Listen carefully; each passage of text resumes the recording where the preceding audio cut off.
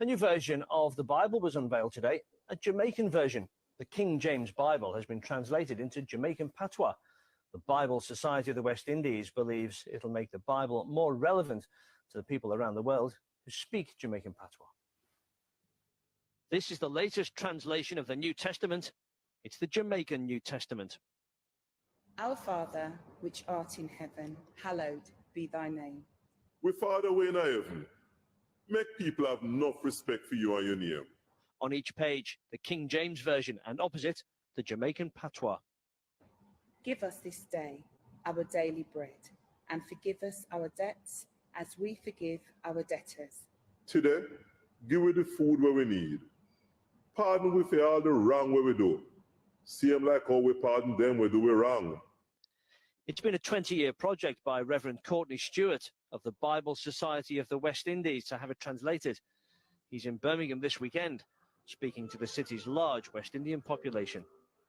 It's critical that we translate the Bible into our native language, Jamaican patois, Jamaican Creole, because the scriptures make their greatest impact on people when they have it in their mother tongue. Sometimes what I have to do is look at the English and then look at the written pattern, and then I go, oh, that's how you pronounce it. It's not the easiest thing in the world to read, and there's a good reason for that. You see, it's an oral language and has been.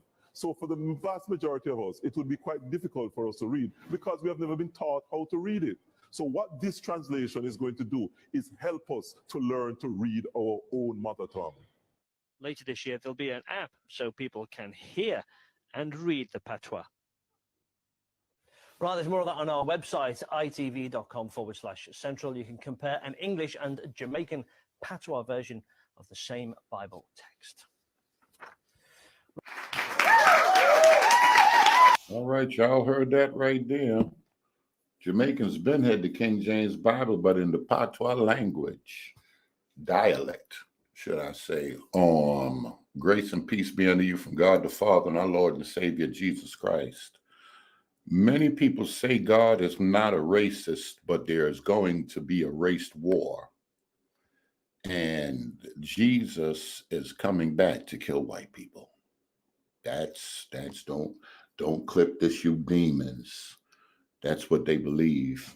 I'll play a few clips of a couple of different police departments, body cam footage. We're hearing strange things. We know, well, we can't even say it's strange things, but there's a lot of racial identity, racial hate, and you can't hardly discuss the Bible without discussing race. And y'all remember Charles Manson. I know a bunch of y'all in here are young, but there's a few people might remember a guy named Charles Manson. And this guy wanted to actually start a race war, take murders and all of this stuff in California. I think he died, but he was doing a couple of life sentences in the penitentiary because of his actions, cult leader, religion and all this other manipulation to control people's minds. But there's a lot of people that are out here talking about God is I heard Gorilla Hebrew say God a big angry black man. They say God a black man sitting on the throne. God ain't playing with you white people, and they believe things of that nature. He didn't say that part. I'm throwing that in there, that people are out here preaching that. But helter skelter, come on, Brown. Thank you. Y'all, matter of fact, I might pull some of that up for the younger people just to keep them on, just to bring them up to breast on a lot of what's been going on and how it's connected to back in the days. But listen to this, and y'all tell me what your thoughts are. We're hearing stuff like this right here. Hey, what color Jesus? Black. I have no idea. I'm Muslim. Okay, now watch this. Other guy said, I have no idea. I'm Muslim. Remember that for later on. I'm gonna play a few clips of some stuff. Is it bad to feel we the people? Y'all all said black now, right? You said all? Yeah. You said he black, right? Yeah. So now, okay, now watch this. In the black church, what color Jesus on the damn wall? White. Ain't that an issue? In the black church, Jesus is white on the walls. In the black church, Jesus is white on the walls. I do construction. I'm down in the city right now. I told y'all yesterday my baby wasn't feeling good, so I said, let me slide down here to make sure everything is everything. But I had a lot of time reading coming down on my travel up here. Y'all know we're not driving at this present moment, so I had a lot of time to read and go through some emails and stuff. I have been working for the Black church. I do construction. I started in 1983. We built New Testament Church of God across the street from Tompkins Projects in Brooklyn. That's the heart of Bedford-Stuyvesant. And the pastor was a contractor. After that, I've remodeled everything from restaurants to supermarkets and turned them into churches. We do everything from negotiating and working it out with the carpet to ordering pews. Right? We were installing pews before y'all had these chairs. Y'all got chairs right now with cushion on them, and you can put the back. A lot of people don't know about that. Y'all just run y'all mouth, but y'all not church people for real. But I've been involved in building and remodeling churches. In the 90s and early 2000s, a lot of people started getting buildings because the Catholics were falling off. So a lot of white neighborhoods all over Brooklyn, Manhattan, a lot of neighborhoods were white and they became black, and they built Catholic churches with white images. Later on, other denominations would buy the buildings from the Catholic people. Buildings would be 100, 150 years old. And a lot of them would have stained glass. And then another church would come in and buy it. Later on, we started remodeling supermarkets and bodegas and different things and turning them into churches. But clearly, because there's an agenda out here that every church has a white Jesus in it, clearly these folk don't know what they're talking about, but they're pushing a narrative, and there's an end to it. There's an end to it. The end is all these people believe and push the doctrine of a race war. Now, I know the Bible says nations shall rise against nations, but I want to ask you, is that true, or is that part of a satanic agenda? Now, I'm not asking y'all. Trust me, I think I'm very thorough on the history of whitewashing, and I'm going to bring some other stuff. Nobody don't start hitting me about that other dude video. I see y'all sending me videos and they live. I'm on the Amtrak and I'm looking, but I'm gonna tell y'all something right there. If you ain't telling me timestamps, I can't do it unless it's a 10-minute video. I'm not getting ready to do it and be out here carrying on with y'all playing these long lives. I'll be on here all this time. And this is part of the agenda. When you got people out here in all the black churches, that's how come we saying the stereotyping and its agenda. When you see the camps and they out there marching and carrying on and all the showmanship, that's what they out there showing. They out there showing off. They doing a lot of stuff and they showing off, but there's an agenda, and the end goal is to lead people into a race war. Believe that God is coming back here to kill an ethnic group of people and spare another group of people. And it's very dangerous. I'm going to let this play. Man, let me just keep going with this and I'll get to this other thing. Yeah, it is. Y'all think that's an issue? Look, he say, "Fuck yeah, it is." Y'all think that's an issue, right? Why do they have him as a white man?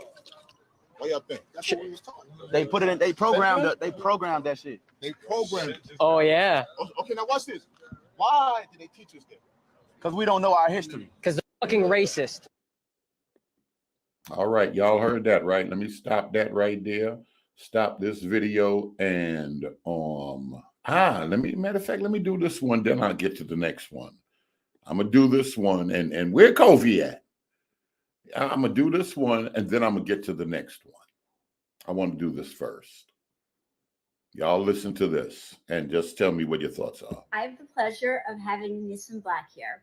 He's an American Israeli Jewish singer and songwriter.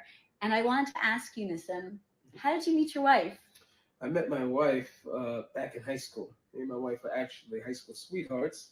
And we started dating because a friend introduced me to her. And as my side of the story goes, she couldn't stop thinking about me afterwards. And later on, I asked my friend for her number because she couldn't stop thinking about me. And we started talking, and then eventually we started dating. I want to say was in the 11th grade when we started dating. And we went on a long, beautiful journey where we converted to Orthodox Judaism together. And now we have 7 kids and live in Israel. It's amazing. So you guys were not Jewish when you first met? We were not Jewish when we first met. No, we were not. We were actually trying to figure ourselves out. We did a lot of soul searching and going through different things, reading the Bible, obviously, and falling in love with the Jewish story and falling in love with Torah. And that's what prompted us to convert to Judaism. Okay, they were not Jewish originally, and they converted to Judaism. 7 kids, yeah, he's 7 kids. He was not Jewish originally, Professor Covey, and he converted to the religion, to the belief, to the system. Here we go. Listen to some of this, y'all. Black power. Black power. I wasn't gonna give it to you, but I was told, you really need to share the word blessed. All this supremacy, and this is all leading us to the coming of the great race war. This is as loud as this thing goes, hopefully.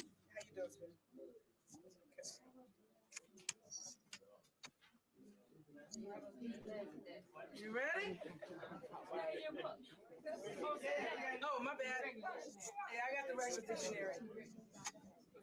All right. She's telling them to go to the dictionary. She's going to talk about spells. In the regular dictionary, the word bless means to consecrate. Now, that's the word we're going to look up in a hot minute. But see, in the brackets, it's from Middle English, blessin. From Old English, bletsion. Bledsion. To consecrate originally means with blood. It does mean to bleed a thing. And my people are blessing one another all day long, and my brothers are bleeding to death in the streets. What did I say? When you have melanin, what are you doing to reality? You're creating it and destroying it. Melanated Europeans create nothing except the images. When you have melanin, this is the melanin doctrine. When you have melanin, now remember she said Europeans created nothing. Who invented? I can't talk about it because y'all gonna get mad. But that's the doctrine that's being taught out here. Europeans created nothing. So you have to tear down one group of people. They've been the vultures of the planet, and they need to be eliminated. Before that thing jumped off with Hitler, it was propaganda. It's always propaganda. We gonna keep going. Black power. They program them into your mental computer, and you, as the melanated superconductor, transmute and transmogrify their images and their. You're a superconductor. Your brains are. Let me just stop. I need to find some. Let me let the video play. Their program, their plan, goals, and you make them reality. You have the power to create reality, and you have the power to destroy reality.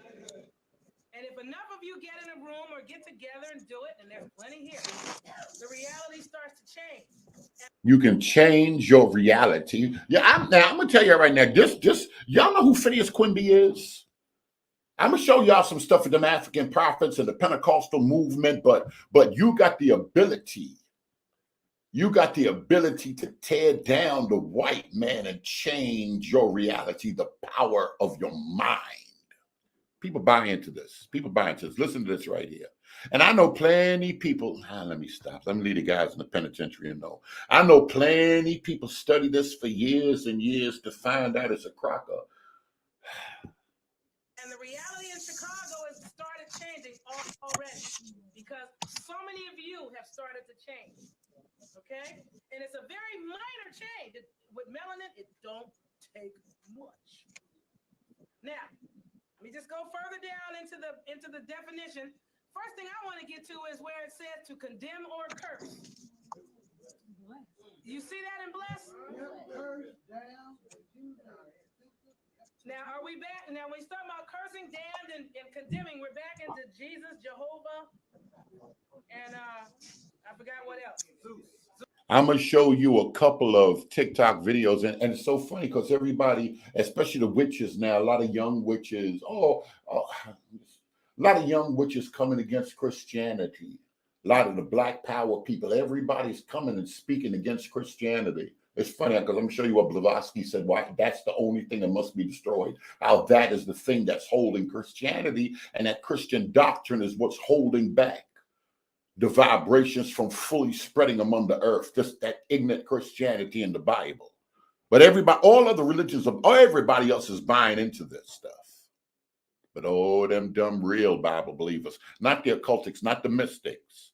Because we see now Yana Van Zant, where the mystics and the occultists are attempting to take over Christianity. They've been in there moving, but they're getting more bold with it. Deuce and deuce. Go ahead and pray to the ancestors. Open your third eye. That is the Holy Ghost. The devil. And who does more blessing than anybody you know? What people do the most blessing? But no.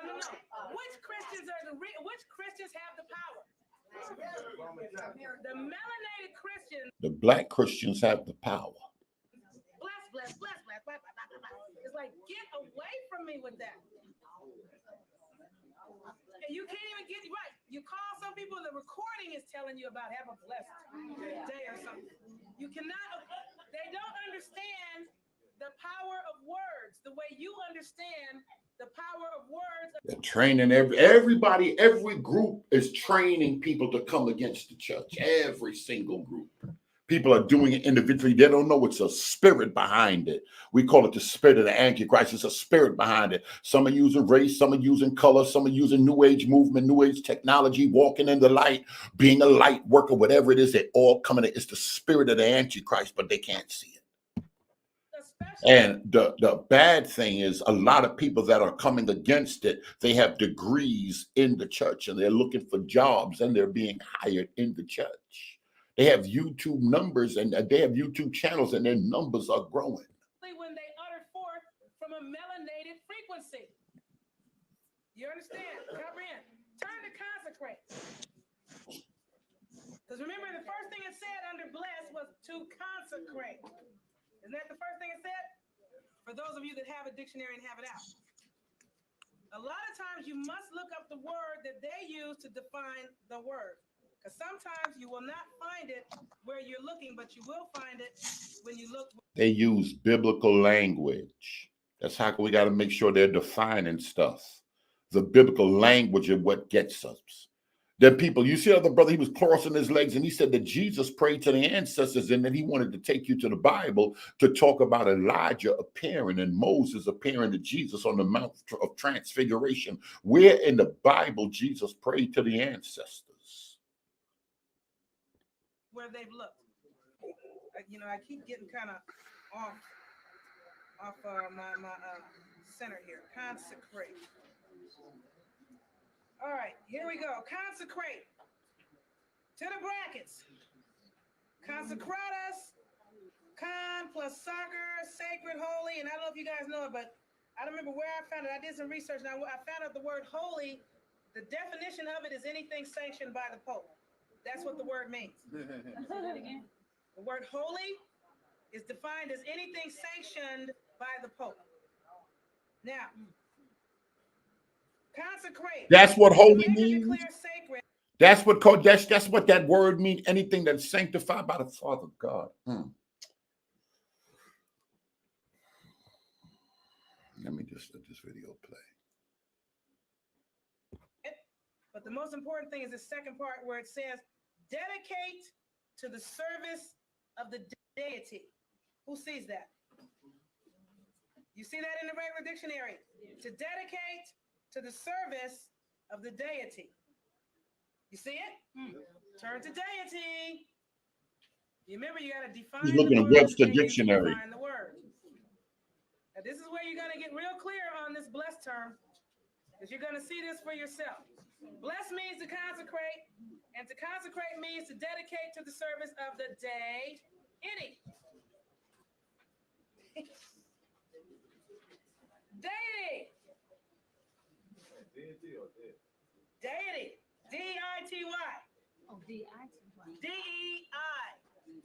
D-E-I-T-Y. Yes, sir. Oh. How many of you are there?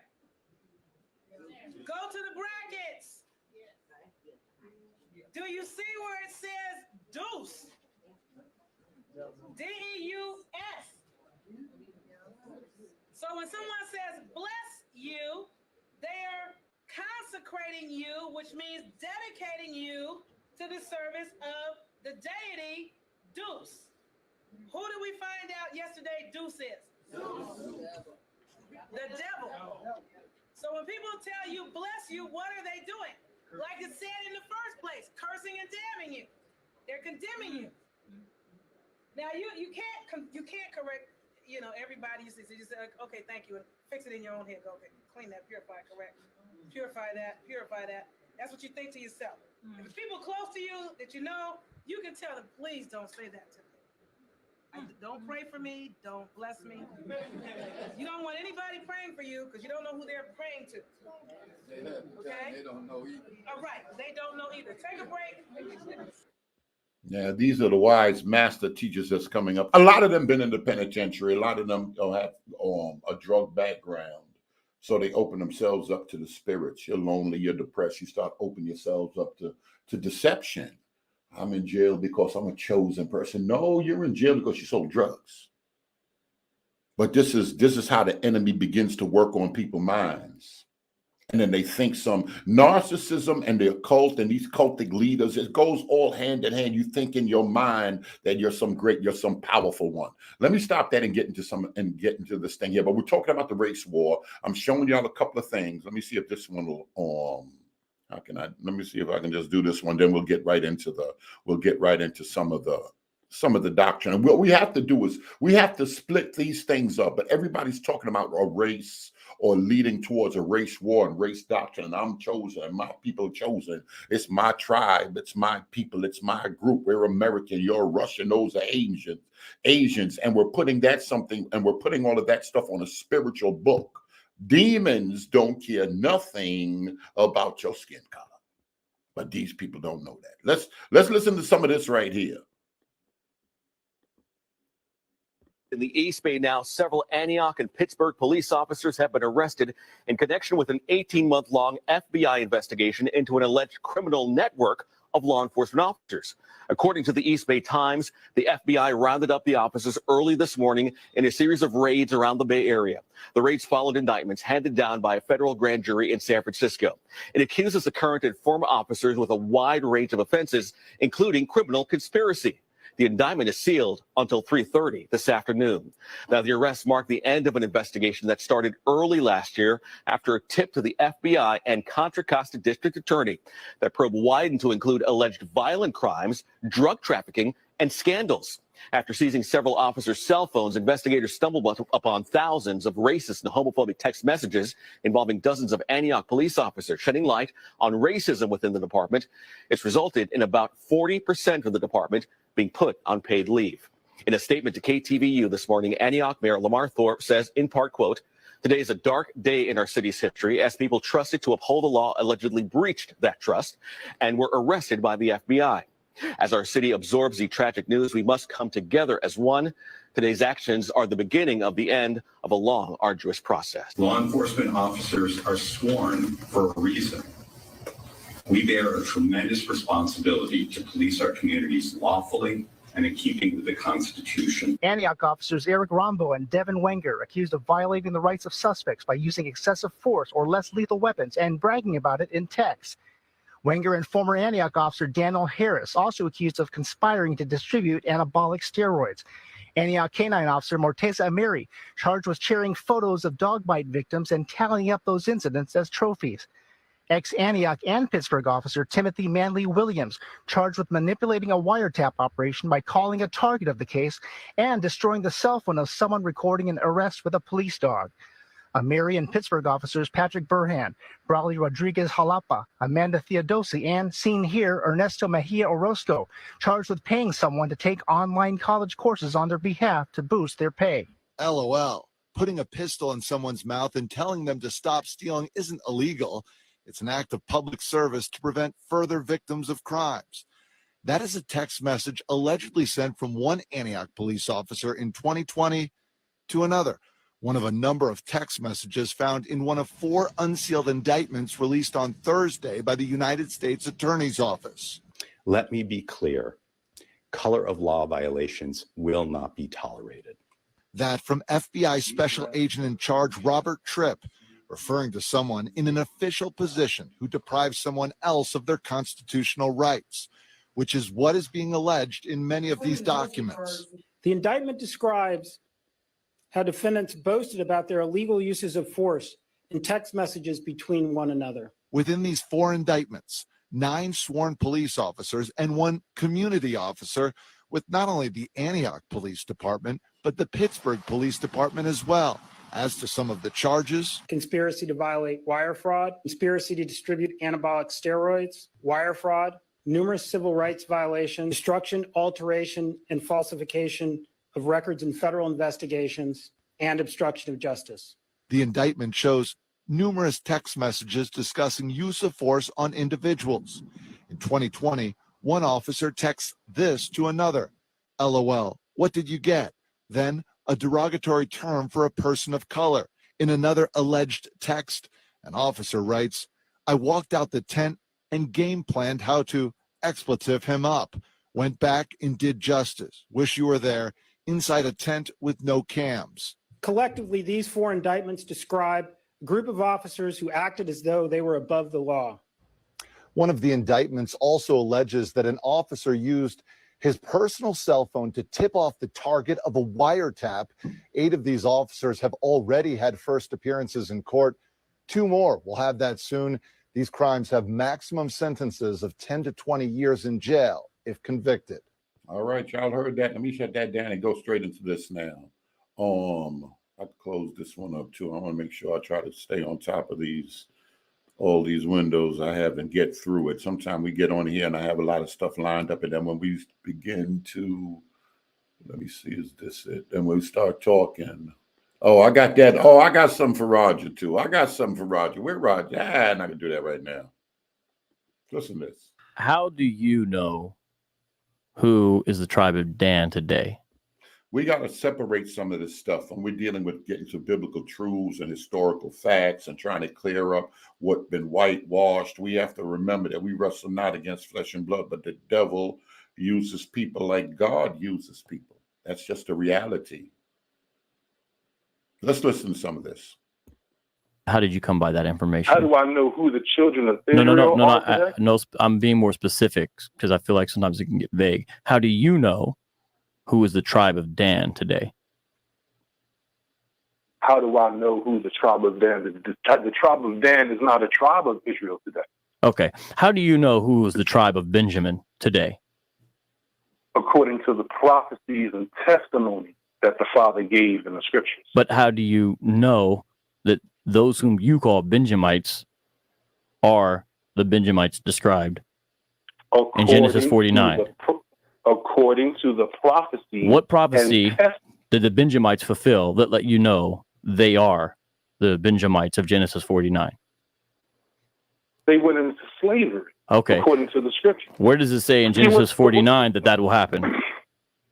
In Deuteronomy 28 and Genesis 49. Y'all do know who these 2 people are, right? Let's know the blessings and the demeanor according to what the Father told Jacob. So, and also all the other prophets. Well, Deuteronomy 28 says they'll go into slavery into Egypt again. Right. And okay. America is our Egypt. Okay, what's the hold on. What's the precept? There's a line of questioning here, and it's helpful. What's your precept that says America equals Egypt of Deuteronomy 28:68? What's your precept for that? Sure. And this is where what's the precept for that? Yeah. Exodus 15. You know, that's not too hard.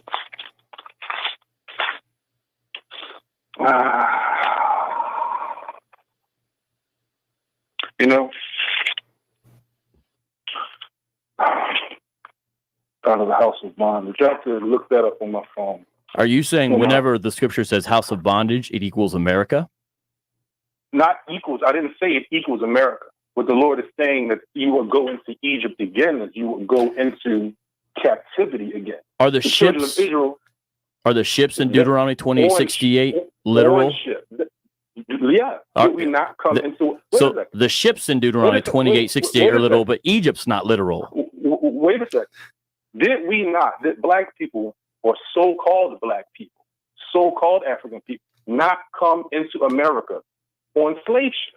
Yeah. Yes or So no? see, do you see how you right in the same literally sentence you have literal ships and not literal Egypt, but Egypt is mentioned 3 times in Deuteronomy 28. Each time it mentions something about Egypt, it means actual place, Egypt. So I'm asking you, what's your precept to say Deuteronomy 28:68 equals America? America is our second Egypt. That's why it says you shall go into Egypt. Give me the precept. Again. What's the precept? See, this is wait. Because I understand the precept upon precept there.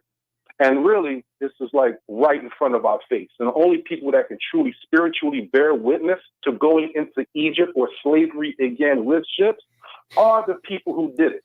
For an outsider to say that that does not apply to us, because the scripture says they would put a yoke of iron upon our neck until they have destroyed us.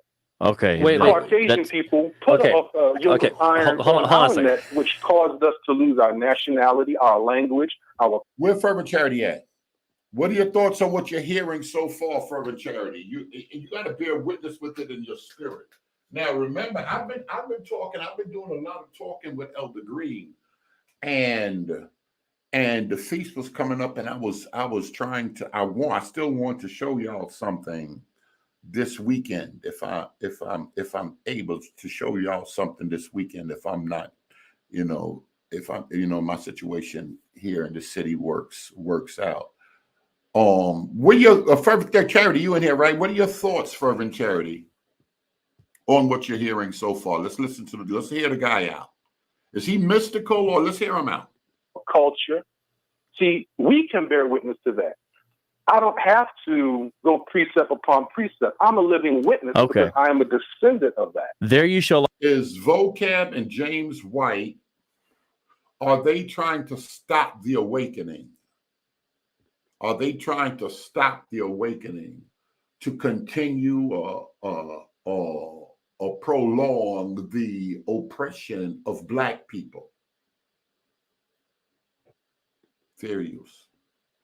Offer yourselves for sale to your enemies as male and female slaves, but there will be no buyer. 2 questions. It doesn't say offer yourself. It doesn't say offer yourself. It says you shall be sold unto your enemy. Was there no buyer in the slave market?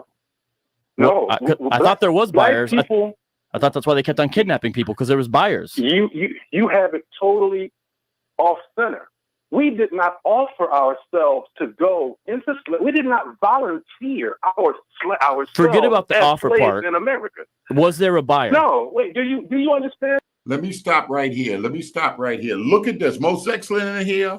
The question by Vocab are fear, but Vocab has no explanation for the plight of Black people matching prophecy of Bible. Can anyone?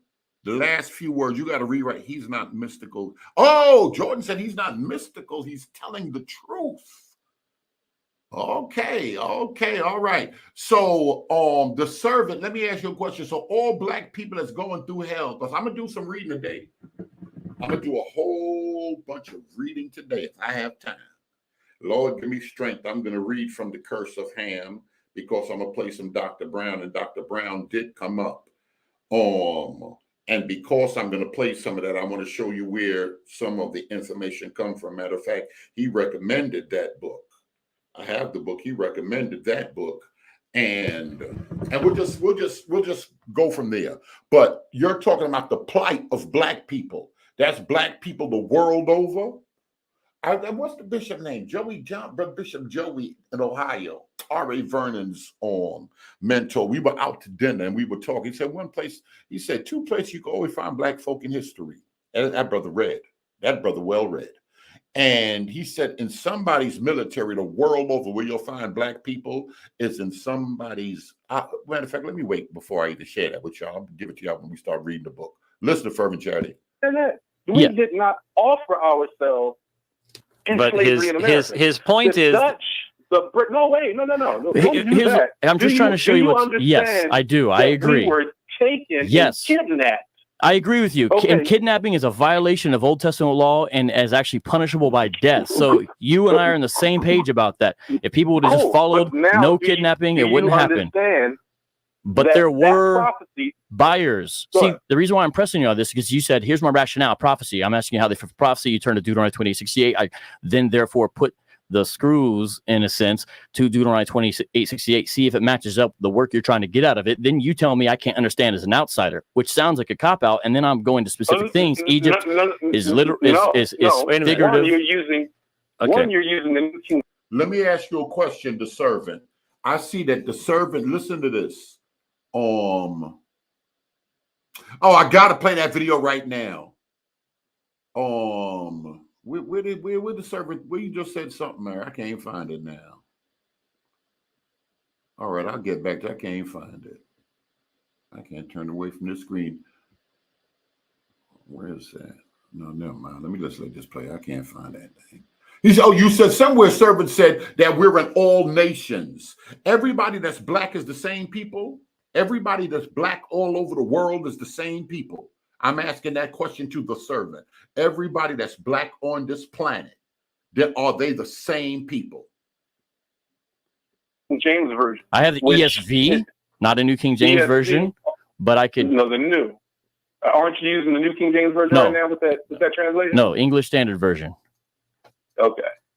So in that interpretation, it's saying that, or it's trying to imply that the children of Israel would offer themselves to be slaves in a nation or in a place that they will go into slavery with in ships. And according to what happened to the translation in the scriptures and what happened to us, that's not true. We didn't offer ourselves. KJV. We were sold into Egypt on slavery. KJV says, no man shall buy you. No man will redeem us. Wait, you just told me to go to the KJV, and the KJV says, no man shall buy you. And why are you using the word redeem now? Where'd that come from? The word buy, in Hebrew law, when a man is sold into slavery, that man can be bought or redeemed from the slave master and set free. So I go to America, in America, we were sold as slaves in this country in 1865. Okay. They just let us go. Okay, wait. Well, hold on. Come on. This is getting way out there. There's a simple point here. I'd like to see. No, we are, but you're not hearing what's being said to you. Let me just see if we can wrap this up. The Hebrews.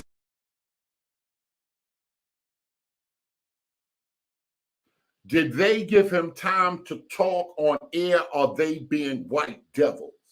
Did they give him time? Like when the guy got on Dr. Brown talking his talk, did they give him time to speak? Because I want y'all to notice a few people on these channels. Did they give him time to speak? There you go. Says the Hebrew says wa'en koneh,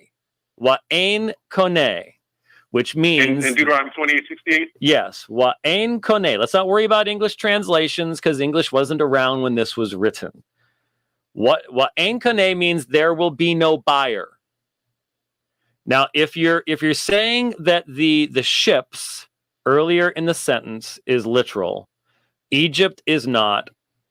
I think what Vocab is asking you is, how can you say this is a fulfillment of prophecy when the text specifically says, wa'en koneh? There is no buyer. And from my perspective, what I want to ask is, my forefathers were sold into slavery as well. Here we go. Oh, you shouldn't. What do you like?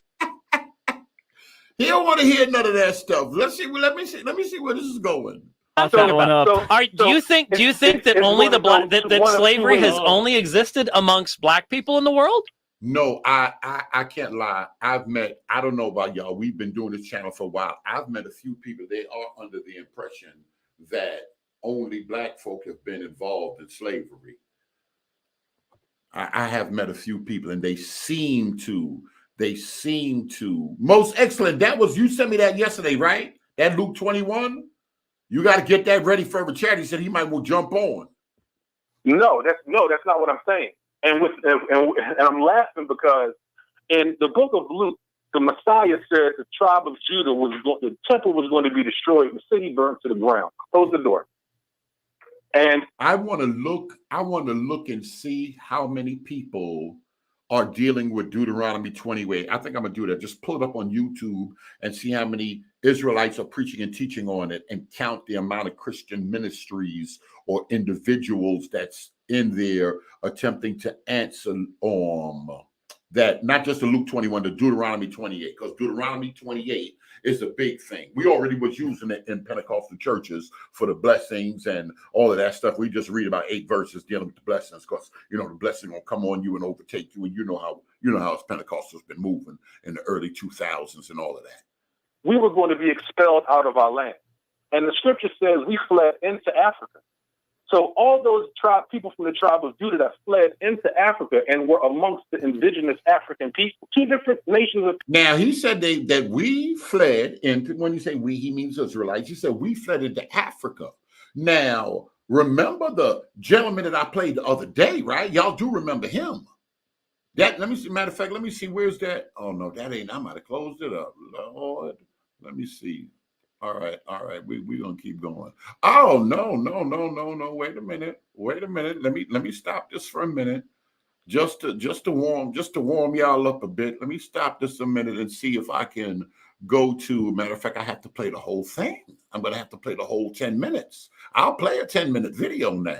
And that included Black Jews, which have always made up a large segment of the Jewish world. But to say that the tribe of Judah miraculously became the West, and that included Black Jews, which have always made up a large segment of the Jewish world. But to say that the tribe of Judah miraculously became the West Africans believed Jesus was the Messiah and he knew that they fled into Africa. Let me go back to that. I'm gonna stop that. I'm gonna play that. That's only 10 minutes. I'm gonna play a little bit of that. But let's just hear the brother out and see if we can get a clear understanding of what he's saying right here.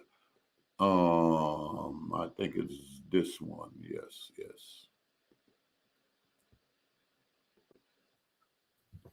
But in the 1600s, Judah, according to the prophecy, was sold into slavery. Or there you in the 1600s for bondmen and bondwomen, and no man shall buy you, meaning as a slave, to be purchased back or redeemed from the captivity that they're in. France didn't free us to say, "Hey, go back home." Spain didn't free us to say, "Hey, get these slaves out of America and take them back home." See, the thing is you're interpreting the scripture because you're misinterpreting the scripture because you're not the recipient of the person. How did Esau, hold on, this is a relevant question. How did Esau know who to snatch? How did they know how to get only Israelites off the Ivory Coast? Because during the papal bull of Pope Alexander VI of Rome, Dum Diveris, and all the subsequent bulls after that, they understood where the tribe of Judah was being. And remember the Negro land thing? How many people, I'll look to see how many people have dealt with that subject, Negro land. The recipients of the Roman Empire. So Esau, then the slave traders, they knew exactly who to snatch. Why would Esau want to fulfill prophecy? But no. It's not about what. Let me say 2 things. One, when America went into Iraq, did they not go get Saddam Hussein? And did they not know who he is? So how are you going to sit here and say now that the Roman Empire, who ruled from the whatever river all the way to the east, did not know in their historical records where the dispersed of the tribe of Judah was? And once you understand the hatred of the children of Esau toward the children of Judah, do you not understand that hatred and envy is so in depth in them that they create doctrines to sit here and say, now you're not the children of Israel? Why would you put a people in captivity and take the knowledge of who they are and where they come from? Look, we've gone way over time. The problem I've got here is what you're telling me is none of these texts made any sense until America was founded. I mean, that's what you're telling me. The scripture says until the times of the Gentiles be fulfilled.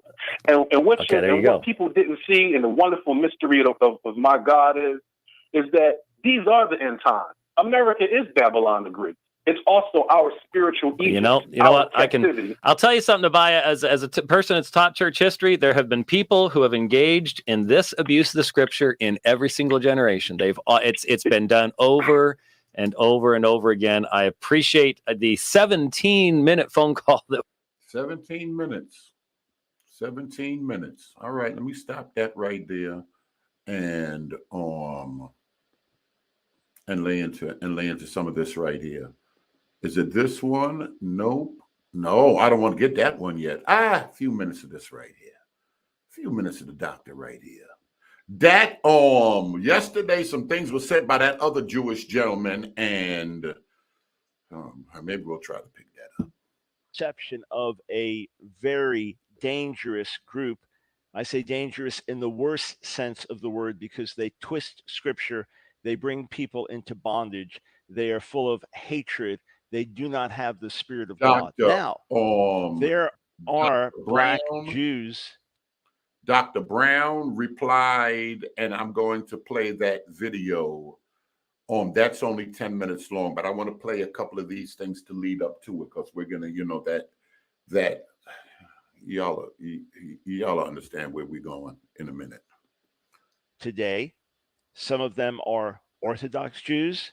Some of them are more secular Jews. Some of them are Orthodox, like the guy in the scene that was with the lady and said he has 7 children. And some of them, like my friend Sarah Masia, who's been on the broadcast a couple of times, is a Messianic Jew, a black Messianic Jew. All right. I am a white Messianic Jew. He is a black Messianic Jew. Is that possible? He said he is a white Messianic Jew and he's a black Messianic Jew. The guy that I played earlier in the TikTok with the Jewish lady, he said he wasn't originally a Jew. Nassim the rapper, he said he wasn't originally a Jew, but they started studying the Bible and then they converted to Judaism. Were you originally a Jew, Professor Covey, and you converted? Disputing here that there are black Jews, not arguing here that there are some tribes or groups in Africa that can claim legitimate Israelite descent, not arguing that. And to me, ultimately, it's not an issue whether Moses looked African or whether Moses looked Indian or whether Moses looked Chinese or whether Moses looked Caucasian. The same with Jesus. All of us spiritually that relate to God as our Father. Wait a minute. And Jesus is our Savior. Let me stop that right there. He said, now we got a couple of problems. Look at what Just Saved said. He said Dr. Brown and James White will rip that Deuteronomy 28 to shreds. A few years back, I'm going to play them dudes' videos. He said Dr. Brown and James White will rip that Deuteronomy 28 to shreds. One of the barriers, one of the problems we had is because they're both white people. James White and Dr. Brown are 2 white people. And a lot of people will not receive anything from white folk because of some sins of the past. Let's just put it that way. So if anybody's going to deal with it, it can't be them, because there's certain people that can't receive it from them. And even when you get black people that goes against a certain view and share something on Deuteronomy 28, it is so controlled on social media that people say you're cooning for the white man because you don't believe that Deuteronomy 28 has to deal with black people and slavery. All of us have to recognize our primary identification is spiritual. What does a woman do with the fact that Jesus is male? Can she not relate to him fully because he's male? And because he was not all of the above. In other words, he was not Native American. He was not Chinese. He was not Nigerian. He was not American. In other words, he was not all different ethnicities and all different skin colors at the same time. That everybody has to relate to him a certain way that's different. Are the majority of people in the Bible people of color? I don't care, Bin Laden, or black and a brown people, Bin Laden, Saddam Hussein, looking like a Reverend Dr. Martin Luther King, or Minister Louis Farrakhan. Don't let no demon cut this up and get to running amok, you demons. You demons deep into religion. Are the majority of the COVID most excellent, or the majority of people in the Bible are black and brown people? That's the question for you, Tony Osborne. You can help them out with that. I'm not talking to nobody else. I'm talking to y'all. Okay. I mean, we understand that. So our identification with the Messiah is not based primarily on skin color or ethnicity. It is based on a spiritual connection. So again, if Jesus was a black man, a white man, a Native American man, if he was an Asian man, if he was a Caucasian man, none of that is an issue. When we emphasize his Jewishness, it has to do with his spiritual heritage and his connection back to Abraham, back to David. Is it a problem when people think of Jewishness today, they automatically think of European people? Is that a problem? Is that a problem, Roger? Fair use. That's what's important in that respect. Does he connect in that way to a group of people today who are still called Jews? Yes, he does in that way. And therefore, that group of people must welcome him back to Jerusalem. Oh, wait a minute. Oh, wait a minute. Covey said, that's Covey, y'all, Professor Covey right here, second class citizen. He said, I say brown, yes. I believe they all look like Bin Laden folk. He said he believed they all looked like Bin Laden folk. Why so many people making it sound like Bin Laden and them are Middle Easterners and Middle Eastern? The name Middle East wasn't there, so people that look like that didn't exist back then. Everything is black and white. 4 people sent me a video from Dante's an hour long. Nobody gave me a timestamp. And of course, it wasn't Jay Jackson. Jay Jack almost always would give a timestamp. Let's listen to the doctor. That group of people is living in Israel today and known as Jews. You say, well, what's with these Hebrew Israelites or these black Hebrew Israelites? For decades, I would see them on street corners in New York City. Oh, was it mid 90s or early 90s? I confronted them with some of their lies and deception and said, you're preaching a religion of hate. Jesus preached a religion of love. What I didn't calculate. And I said, look, one day we're going to need. Did Jesus preach a religion of love? Mega Jam 2, that's for you. Red Letter, did Jesus preach a religion of love? A lot of times we tell the Israelites, we say, y'all preaching another gospel. Paul said, if our gospel be hit to them that are lost, in whom the God of this world, 2 Corinthians 4:4. Remember, the disciples asked Jesus, they said that, will you at this time restore again? They were looking for something. Never mind, for Pastor Mike and them jump on here and start bothering my flow right now. Let's hear you. Eat each other. We're going to be on the bottom of the barrel, blacks and Jews, and we're going to need each other rather than spurring hatred. You should spur love. What I failed to calculate was that not only was I a white man speaking to these black gentlemen who had the loudspeakers and the microphones, but I was the only crowd which began to chant "Death to America, death to the white man." Hold on. Do y'all believe that all these Israelites want is to? Where the hell is Keith at? Do y'all believe that these Israelites just want Dr. Brown and those people to say the original Jews looked more like me and not like you?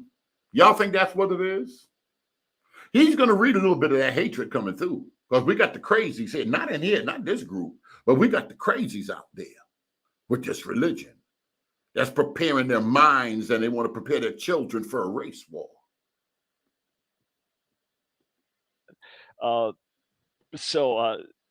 But over the years, here and there, someone's called the show. I'd welcome calls today. In fact, God willing, next Thursday, if you're listening as a black Hebrew Israelite and you want to call me and challenge me on anything I said, great. and hopefully we can set up some formal debates with some of their leaders. It's got to be with a leader. It's got to be with someone who's recognized in their circles. It's got to be someone who has the respect of their peers. Otherwise, what's the use of doing the debate? Why would you debate someone on the other side that can't rightly represent their position? In any case, you want to be fair to the sides, right? But all that to say this: Black Hebrew Israelites claim that they are the original tribes of Israel. They claim that they are the original tribes of Israel, and one of the great proofs is they alone fulfill the curses in Deuteronomy 28, which, by the way, there's not a worse place they could go than the last verse of Deuteronomy 28 to prove that they cannot be the original Israelites. Not a worse place. It is the. He said that's the worst place to go to now. I don't know what's wrong with Roger, y'all. I'm asking the same question y'all asking. What we think their color is doesn't matter. Tell us what matters, Roger. Tell us what matters. Failures. Worst possible scripture for them to quote. It completely undoes their entire position. Yet you'll find websites offering you all these, it's money if you can prove that they aren't the ones of Deuteronomy 28. And we'll get into that theology a little bit deeper in a moment. But understand this. Not only are they saying that they are the original Israelites, that would not concern me so much. If they were not preaching false things about so he's not worried that y'all are saying y'all are the original Israelites. That's not the concern. Not so much. Jesus is, and there are different groups with different levels of doctrine. If they were not preaching a dangerous legalism, which many of them do, if they were not coming up with all kinds of falsehoods about history, and if they were not attacking Jewish people today with such lies and such venom, many would say that the white man is the manifestation of Satan. The Jews today are imposters. And this is where it gets ugly in many, many ways. In fact, when I interviewed Rabbi Harry Rosenberg, whom I had just met in Israel, about the 10 lost tribes, we posted that interview, a month or so ago. And so we are both Jews. We are both Ashkenazi Jews. It can be demonstrated genetically that we are not descendants of the Khazars, this alleged conversion of the Khazar people. And that's where modern now, what did the other Jewish guy say? We gotta let these folk talk from the horse's mouth. From today are modern Ashkenazi Jews. That's been debunked historically. That's been debunked linguistically. That's been debunked. It don't sound like the other gentleman from yesterday agreed with that. He's Jewish also. Genetically, over and again. It's just a myth. It's just a lie. Now, my concern is that some people I'm speaking to don't care about facts, don't care about truth. And if you're going to convince me that you care about facts and truth, then you're going to have to look at sources that make clear arguments and think them through and then respond, as opposed to just reject facts from geneticists and historians. Listen to what Kobe's saying, y'all. What does color matter if converts are viewed as one born in the land? Did Fervent Charity come back? Did he drop his son off yet? That's a question for Fervent Charity. And things like that. But Black Hebrew Israelites. And those 144,000. There's a promise, because Fervent Charity was the one who gave us that thing the other day. I was trying to explain to Ella that whole, if I'm adopted and that child, we took a DNA test, and that was Fervent Charity 2-3 days ago. We claim that someone like me, you see, you're white skin, you're this white skin devil, and so on. All right. And you're false converts. You go back to the Khazars and other ugly things like that. Again, there is zero historical or genetic support for that. Zero. All right. And any geneticist who's argued for it has been soundly debunked by others. All right. There's really no debate to be. The servant, you 2 minutes out of getting out of darkness. You 2 minutes, you finna get out of darkness. We had here. But they will argue that. And historically, what most geneticists agree with is that there was a smallish group. It could have come down to 20,000 people that was in Europe, and that has clear genetic descent going back to the Middle East, going back to the people of Israel. And that those people then in Europe through intermarriage with other Europeans, other white-skinned or Caucasian Europeans. They then converted into Judaism like Ruth did. To the people of Israel. They then converted into that. Can you And then convert that's into Judaism? Is that Bible? Can you convert into Judaism like Ruth did? Did Ruth convert into Judaism, or is he lying? That's not biblically correct. why you have so many Caucasian Jews. But going back to the origins and to the fathers in these families and to others, there is a clear Israelite descent. In any case, I just want to read to you a tiny, tiny sampling. No, yes, this is 5 years ago, but there was one a few 18 hours ago. There was one. I'll play that one too. Tiny sampling of the venom and ugliness that's come our way Listen in to our this. discussion about 10 lost tribes, acknowledging Black Israelites strongly as part, or Black Jews, acknowledging that. So, God bless. In fact, y'all hear what Covey is saying, not Covey, y'all hear what Leo is saying, Dr. Brown, because I brought that up yesterday, that the elder that somebody, people speaking on, listen, did Dr. Brown, was he speaking on this now because Dante and them pressing him? Or do we have footage of Dr. Brown already acknowledging Black Jews? The state of Israel didn't acknowledge Black Jews. That's Operation Solomon, Operation Moses, airlifting them back to Africa. Don't tell me no garbage about how people being treated over there. They acknowledged they were Black Jews. What's the guy, Rabbi? What's the other young Harry? Rabbi Harry. Them folk over there looking and discussing things with them limber folk.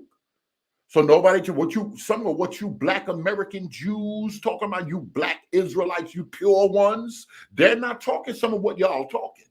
Because y'all remember, y'all moving with the grand conspiracy that they moved to hide Psalms 83. They moved to hide who we were. They want you to think they all white. It's stolen identity. Y'all pushing that in Black America. And even when we go back to Saunders and Crowley, where they teaching that doctrine.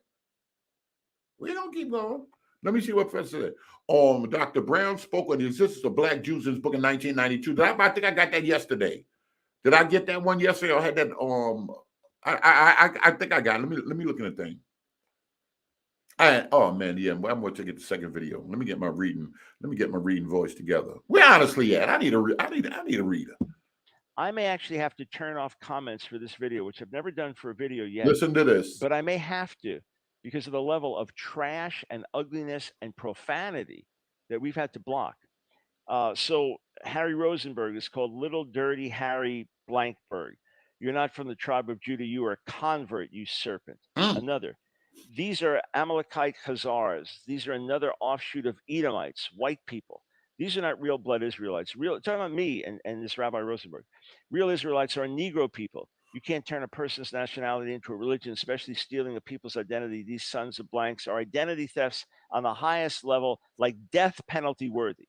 This is the kind of junk and garbage that's out there. That's how come a lot of these white folk got to shut their channel. They got to shut their comment section down, messing with y'all folk. They ain't in y'all comment section, but y'all in their comment section, just like y'all go to Christian comment sections and talk y'all talk, because y'all want to promote that race war. Y'all want to promote that race doctrine. Now, listen to this one. Berean TV, we know what's going on in Ethiopia, but let me ask you a question, Dark Gable. Berean TV, but they are practicing skin doctrine against the Ethiopian Jews. That's in the news. That's all they're doing to those people. Let me ask you a question. How long that skin thing been around? How long that skin thing been around? When's the first time we see it? Did it exist? Did the Arabs introduce it? Did it exist in the Roman Empire in the 1st century? Was it birthed with the Roman Catholic Church? Where did skin doctrine come from? I'm going to read 40 pages today. I got most of it highlighted. I'm going to skip, but I'm going to do more reading than I have ever done on this channel. It's ugly. It's ugly. And this hatred must be overcome with love. And these lies, this venom must be overcome with truth. Never knew of 613 commandments till the real Jew. Afro-Americans brought it out. These fake red blanks make me sick. Can't wait till God comes back. Where is your Bible, devil? This is all BS, BS. These people are not the child of the Most High. These people are identity thieves. You don't know what the blank he's talking about. This video is BS.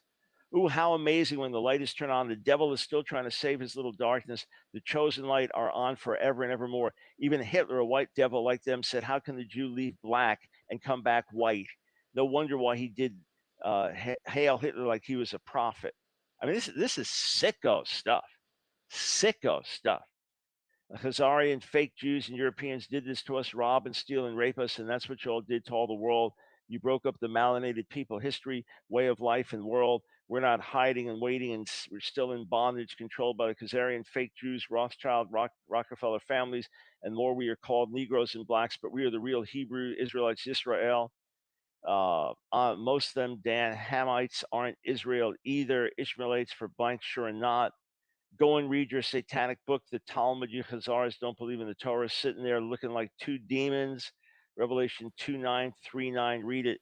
You say you're Jews, but you're a synagogue of Satan. I'm telling y'all right now. Dr. Brown just I'm got telling his y'all right right now, this is a mess. Let me stop that right there. I'm telling y'all right now, this is a mess. And then somebody hit me. Now, we had a few discussions, but because is Fervent Charity back in there yet? Because of what some things that was said, people feel some type of way.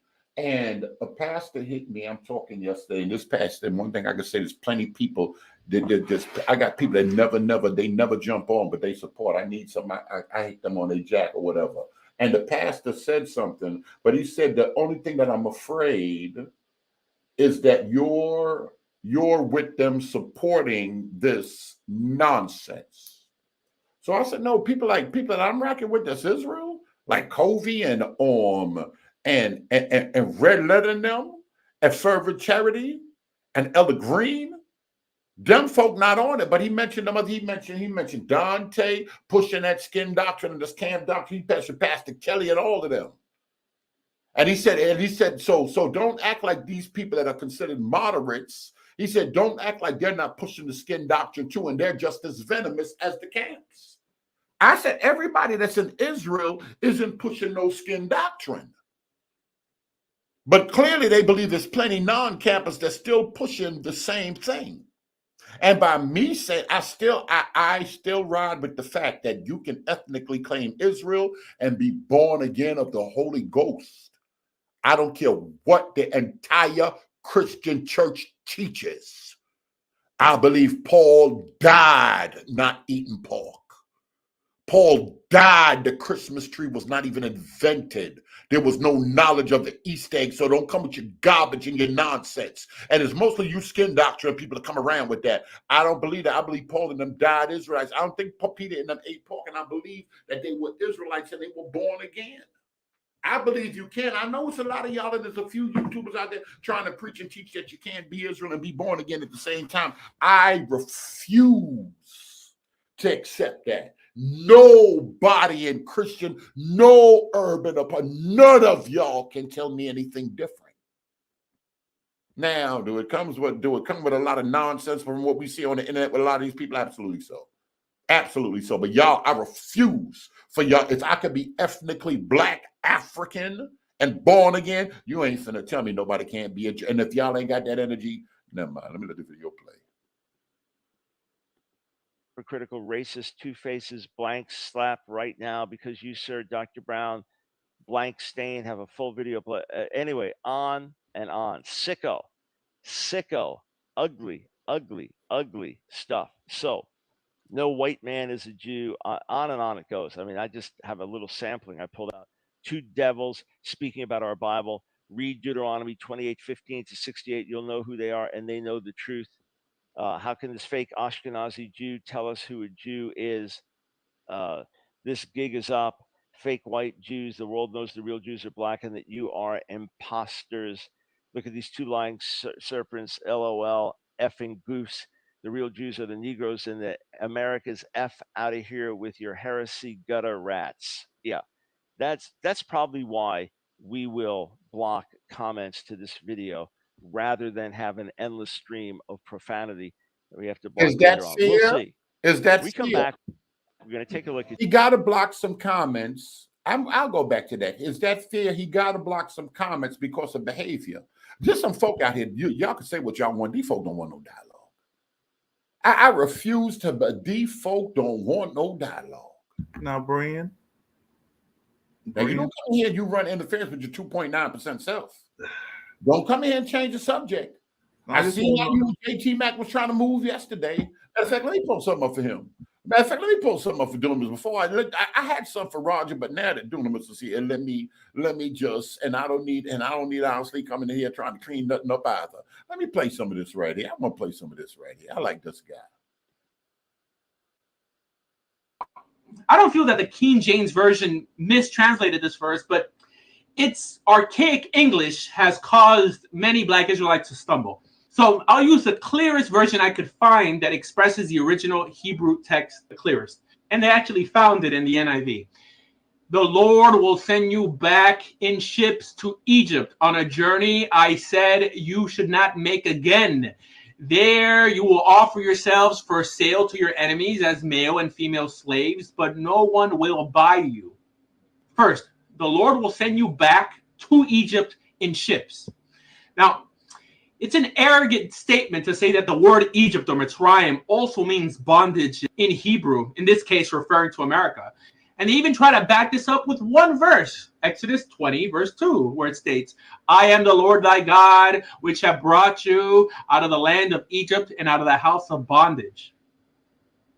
That's it. It's ridiculous, huh?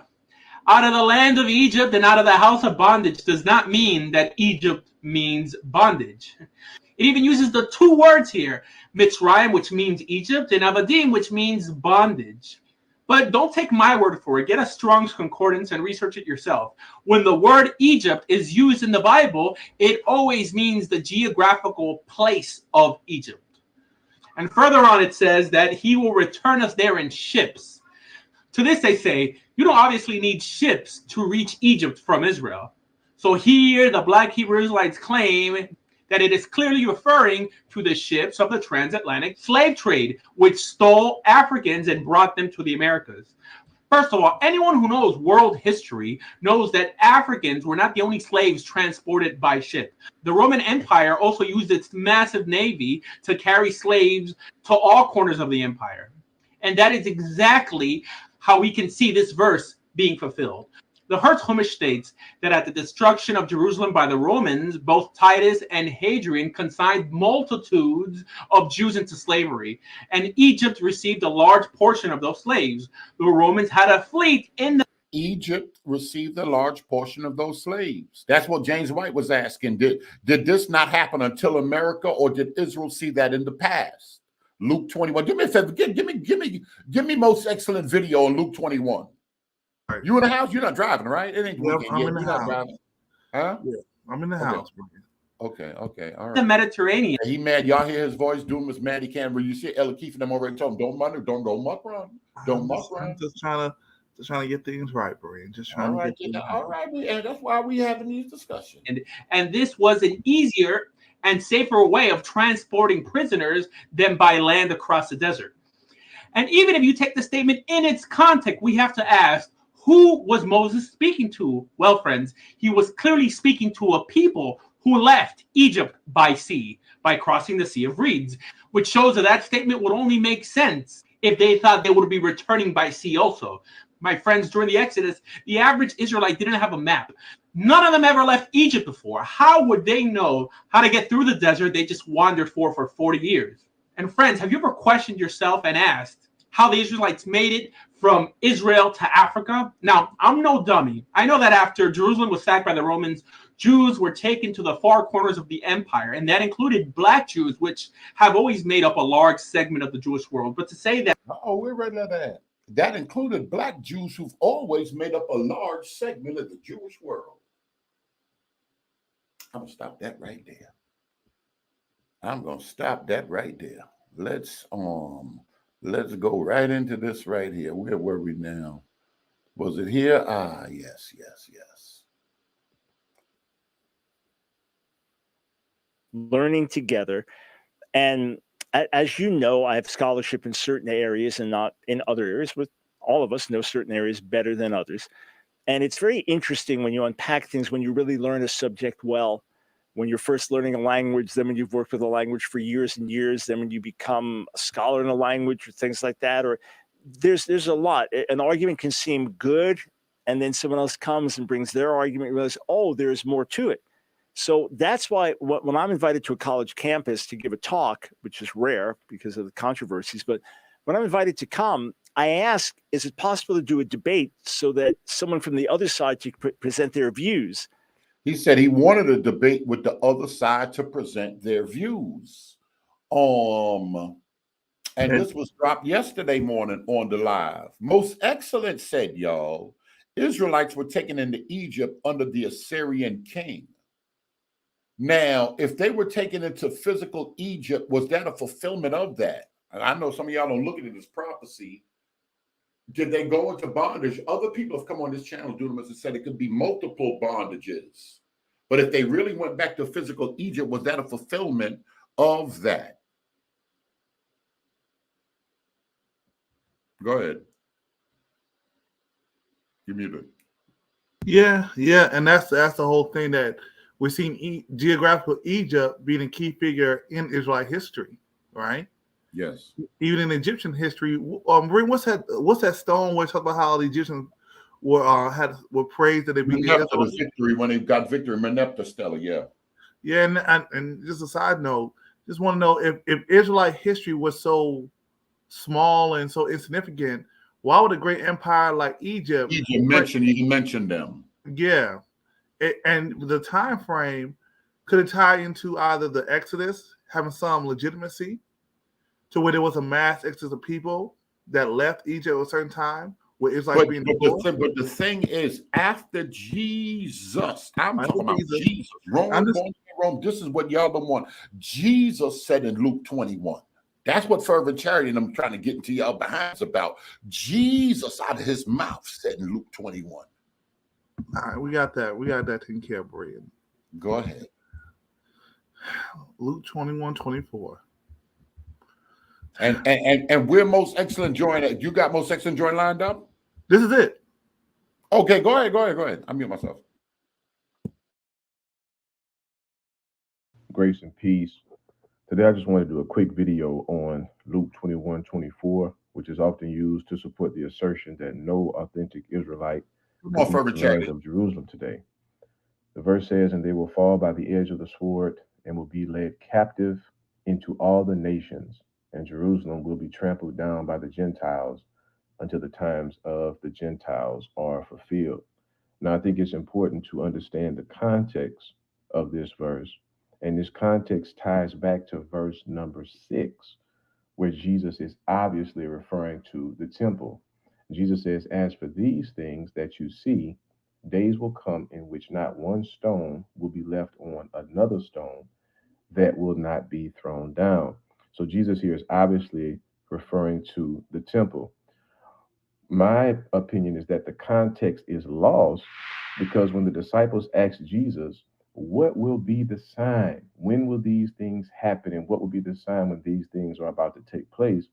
Jesus goes into the events surrounding his second coming. And so oftentimes the context is lost because if you read those things, Jesus gets into a brief homily about his second coming before he gets back into verse number 12, where he begins to address the events specific to the destruction of the temple. Verse 12 says, "But before all these things, they will lay their hands on you." So this means that verses 12 through 24 are chronologically prior to verses 7 through 11. Verses 7 through 11 would be referring specifically to the second coming.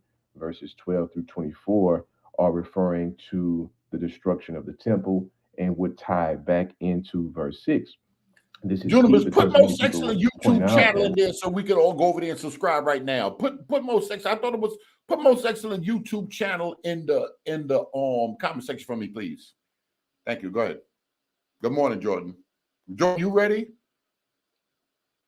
Because when the bishop and then when them folk get to talking and I'm trying to defend y'all, it ain't but a few of y'all, and I agree with what he's saying, but let's just keep going. And they said, "You got the nerve to make him." He said that one fervent charity. He's so wishy-washy. The bishop goes, wishy-washy. Oh man, yo, I can't make this up, y'all. I can't make this up. Do me a favor. Y'all think Jordan is wishy-washy? Tell the truth. And I'm telling you, these people be listening. But I ain't wishy-washy. I just don't choose a side. You all right, y'all heard that. I don't know. What Roger just sent me? That's it's hold on. From charity, is your last name Jordan or Jefferson? No, it's Jordan. What I mean by because you moving on up in the world and you ain't picking no sides. Sound like George Jefferson. He said he ain't picking no side. We'll see. If it'd be hard to tell because 1 minute he go hard for. Well, let's play the video. Let me hear what Jordan's thoughts are on Luke 21. Who do y'all think is out here articulating Luke 21? And then I'm going to pull up to show them Deuteronomy 28, how many Israelites are speaking on Deuteronomy 28 and have been teaching YouTube videos on Deuteronomy 28, and we'll count the amount of Christians and ministries that's there refuting that or even giving a deeper explanation for a Bible believer to get a clear understanding. Go ahead, finish video. Well, the second coming obviously has not occurred. Therefore, this verse still remains to be fulfilled. But I think if we have that understanding that Jesus is kind of blending his second coming and the destruction of the temple, he's speaking about two separate things in this passage, then obviously verses 12 through 24 are specifically about the destruction of the temple. And you can see this because when you get into the context leading up to verse number 24, it says, but when you see Jerusalem surrounded by armies, then know that its desolation has come near. Then those in Judea must flee to the mountains, and those inside it must depart, and those in the fields must not enter it, because these are the days of vengeance, so that all the things that are written can be fulfilled. Woe to those who are pregnant and to those who are nursing their babies in those days, for there will be great distress on the earth and wrath against his people. So all of these things support the idea that this is about a conquering of Jerusalem, a military defeat, a military takeover of Jerusalem. And we can see this when we define this word trampled down, or some translations would say downtrodden. And I think it's important to know why we use things like the BDAG. The BDAG is a lexicon. And what lexicons do is they define words in context. Because when you use something like the Strongs will just give you a list of possible definitions. But all words have a semantic range. All words have multiple different definitions that you could use or that they could mean. But when we use words in context, they have one meaning that's intended. The author has one meaning in mind. And for me, it's important to rely on scholars, people who know the language, to define those words. And so this word is defined as the undisciplined swarm. Never mind, he went into it. I just wanted to get a clear definition. I want y'all to hear this definition. Go ahead. Of a victorious army through a conquered city. When we define that word in context, and I think, again, when we look at verse 20, verse 21, 22, and 23, and we see all of this is referring to the conquering, the surrounding by armies, woe to those who are pregnant in those times, it becomes clear that this definition of the word pateo, the undisciplined swarming of a victorious army through a conquered city, is implied. And because that word is implied, we can look to the land of Jerusalem today, and we don't see the undisciplined swarming of a victorious army through a conquered city, right? And I think that's important to know. So lastly, what I would say is that this passage, the context is about the destruction of the temple, right? If we connect verses 12 to 24 to verse number 6, the phrase times of the Gentiles is used nowhere else in scripture. Now, I will admit that there are plenty of Christian scholars, plenty of theological traditions that have their opinion on what exactly the times of the Gentile means. When did they start? Many people connect it back to Daniel and to Babylon and things like that, and when Israel lost its kingship and things of that nature. But I think it's important, because this word is only used once, let's define it in context, in the context in which it's used. And in the context in which it's used, the times of the Gentiles refers to the destruction that will come upon Jerusalem. And then lastly, I would say There are those who may try to connect times of the Gentiles with fullness of the Gentiles in Romans 11:25. But in my opinion, that may be a bit presumptuous, because in Luke, what's being referred to is the destruction of Jerusalem by the Gentiles. And in Romans 11, what's being referred to is the salvation of the Gentiles. So I think there's two completely different contexts there, and a connection being made between those two pericopes is not really certain. And I don't think we should do things like that, because you can come to false conclusions and make false connections. I think it's important to define these words in context. So with that being said, just wanted to share my brief thoughts on this passage. And hopefully I provided some resources. Hopefully I provided some information. And feel free to comment, feel free to like, subscribe. And if you have an objection, leave your objection, and I'll take it into consideration. Until next time, God bless.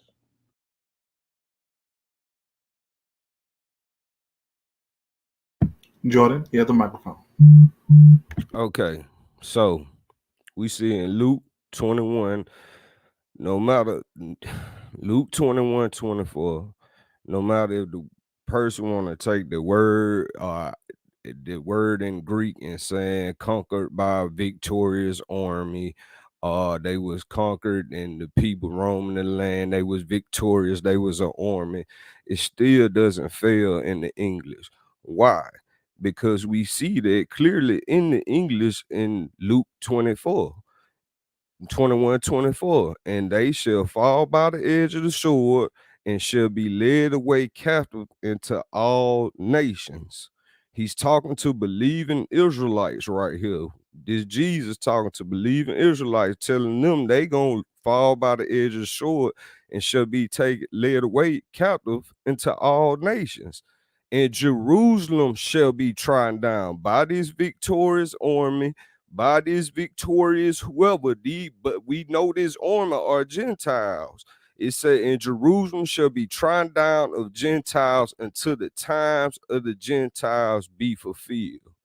Now, if I keep reading from 25, Luke 21:25 on down, for verse 24, we got to both have the understanding that Israel is scattered. Jesus told them they are going to be scattered into all nations. He didn't, nowhere between 24 and the end of this text in Luke 21, we see Israel coming back into the land. Matter of fact, Jesus told them they're going to be scattered, and then they scattered, and they're going to see signs in the sun and in the moon and in the stars and upon the earth, distressing nations with perplexity and waves roaring. Then it comes all the way down here to tell them and then shall they see the Son of Man coming in the cloud with power and great glory. And when these things begin to come to pass, then look up and lift up your heads, for your redemption draweth nigh. Why? Because I still believe Israel is scattered, and I believe Jesus Christ is the one that's going to gather them. And the reason, and most excellent, is right when he said the times of the Gentiles is different from the fullness of the Gentiles. Because why? Because this is where it begins, and in Romans 11:25 is where it ends. That's why I tell you it's a mystery right there. And what's the mystery that Jesus telling believing Gentiles? That Jesus Christ is going to be a time where the Savior is going to come out of Zion, and he's going to forgive Israel of all their sins. This is at the moment of the gathering, when he bringing them back into their own land. If we connect all these things, read the screen for you. Hold on, let me get to the screen. Does that scattering link to Deuteronomy 20 to Deuteronomy? That's for you. Absolutely it does. Why? Because we as believers, we know Jesus is God. Every time Israel rejected God is proof text that that's what happens. They lose their land. They'd have been through how many captivities for their rejection of God. Now let me go to Deuteronomy 28. What's different from them being scattered? Look, This verse 64 in Deuteronomy 28. And the Lord shall scatter thee among all people. Now let me ask you this. Did this happen in each? And we didn't see this on this president level to 70 AD. Throughout the text, we know which captivities Israel had been through. Even if you want to include this right here, he said, I'm going to scatter thee among all people from one end of the earth even unto the other. So we have people that want to argue in Old Testament time that they only speaking of the known world. They only speaking of the known world at that time. They couldn't possibly be talking about America. But God clearly right here said the same thing that Jesus says in Luke 21:24 when he says all nations of the earth. And right here it says from one end of the earth unto the other. And there thou shalt serve other gods which neither thy father nor thy father have known, even wood and stone. Jordan, Jordan, with the expulsion of the Jews from Spain and Portugal, what caused that? Them not keeping the law or them not accepting Jesus?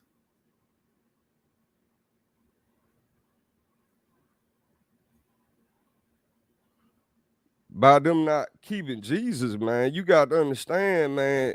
So the insurrection was them. It wasn't never about them not keeping the law. It's about their rejection of God, bro. So it wasn't never about the law. So the insurrection itself, right? The Inquisition, right, was more so came upon the Jews by their own hand by rejecting Jesus. Essentially, yes, by rejecting God. Yes. Okay. So that's why they kicked out, because they didn't accept him. If they had accepted him, then it wouldn't be an issue. No, it wouldn't have been an issue. But see, Jesus knew they was gonna reject him. He already knew that. He was telling them that. He knew what was gonna happen already. That's what I'm saying, man. Jesus is God, and God, if God, and if God's word is always true, it plays out the same. That was the curse. See, you got to understand the laws. When Israelites said the laws weren't done away with, they are correct. But it's not in the fact that we need to go back to keeping the law. It's the fact that we know by the law what sin is, and us as believers, Jesus Christ showed us how to fulfill those laws. You can't fulfill those things carnally. It only can be done spiritually. So if I'm telling you this, if the law was still here in those times, it was set like that, and these people yet still rejected God, God always scattered them. And we can see that clearly all throughout the prophets that he was going to do it. And even among they scattering, he was still telling them he was going to scatter them among the four corners of the earth in these prophecies. But it was going to be a time they were going to be gathered. And that's why I always reference Luke 21:25, because there's a mystery in the New Testament that a lot of people don't want to bring out. We always bring out the mystery about the Gentiles coming in and being partakers of the blessing now that Israel couldn't understand at that time. Even though it's littered all through the Old Testament, they was missing it and they didn't understand it. But it's another mystery in Luke Romans 11:25, telling believing Gentiles the opposite, that it's still gonna be a time that God's gonna come back and do something with these people. So don't be boastful. Don't boast against these natural branches, because if they were broken off, you can be broken off too. Just as well they can be grafted back in. He let them know all that. But a lot of folks still reject it and can't see the connection. If they were scattered in Luke 21:24, and he referenced that as the times of the Gentiles, we see that Israel would be scattered into all nations and the land would be trodden down by Gentiles until the times of the Gentiles be fulfilled. But then we come to Romans 11:25, and we see that fullness of the Gentiles and what's going to take place. He told them, he said, for it was written that a Savior would come out of Zion and turn sin away from these people. And that's still gonna happen. Because if we was to say that wasn't prophecy when Paul quoted why it didn't happen before Jesus' death, burial, and resurrection, Paul quoting these things still after Christ's death, that it was gonna be a time that a savior was gonna come out of Zion and do these things for Israel. And when you go back to Old Testament letter, what we see a scattering and we see a gathering. The only thing about that gathering, my conflation with the people in the land today is it's going to be a gathering of people with a new heart, a new fleshly heart. And we see clearly in the New Testament, God going to write the laws and commandments on these people's heart. And that's fulfilling the law through love. Loving God and loving your neighbor. A lot of people make these things hard. I don't stand on no side because I believe Israelites are wrong. I'm not standing on no side. Maybe that's why I seen wishy-washy. But not to get off subject, yeah, Luke 21:24 definitely has something to do with Deuteronomy, man. It definitely do. Because let me ask you this. How are people, even God told these people, y'all gonna lose y'all inheritance and all these things, a long list of these things, but you got a people that clearly reject Jesus Christ that we as believers know today is God, but yet they still get all the blessings. That's why I ask you, how do you get a people that reject Christ, God, and get the blessings? It don't even make sense. If you a Bible believer, how can that even make sense? Here goes. Well, John, the reigns. Go ahead, Theophilus. But doesn't the scripture say that it rains on the just and the unjust? Go ahead, Theophilus. Yeah, grace and peace, everyone on the panel. Grace and peace to Jordan. Hey man, I got to step away, but I'm still listening, bro. I'm sorry. All right. Yeah, I would add to about like when we say things like how can they get the blessings if they reject God? I mean, that happened during the Babylonian captivity. We can look and see that they were bankers in Babylon. And you can look into the Marashu family. There's like 880 clay tablets that were found. They were wealthy in Babylon. They had money. They were, buying and selling jewelry. And even when they went back into the land under Ezra, a lot of that money came from Jews. So they experienced parts of the blessings and the curses at the same time. But I was just jumping on to kind of clarify the whole point of my video with Luke 21:24. I'm not saying that there's not Israelites who are still scattered. That wasn't the point that I was addressing. The point that I was addressing was the idea that Luke 21:24 proves that no ethnic Israelite could occupy the land of Jerusalem. What I'm saying is that is not true based on Luke 21:24. There could be genuine Israelites who occupy the land of Israel, and Luke 21:24 doesn't prove that downtrodden by the Gentiles means that only Gentiles could live in Jerusalem. But I'm not saying that there's not Israelites who are still scattered.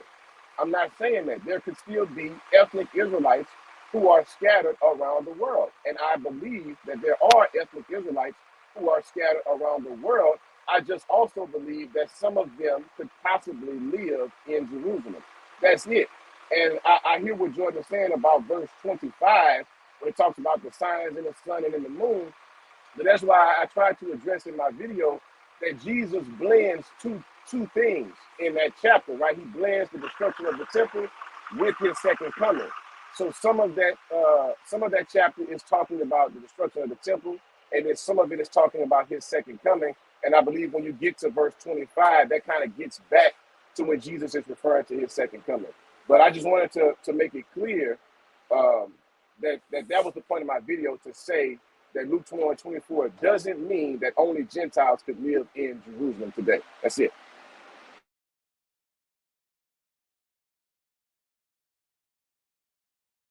And Kobe, I see you jumped on. Cause join me back soon. Hey, I gotta jump off because I'm at work, bro, and my battery died when I'm on StreamYard, man, and I use my phone for work. But if I go ahead, brother. Go ahead. I will. All right. See you in the comment section.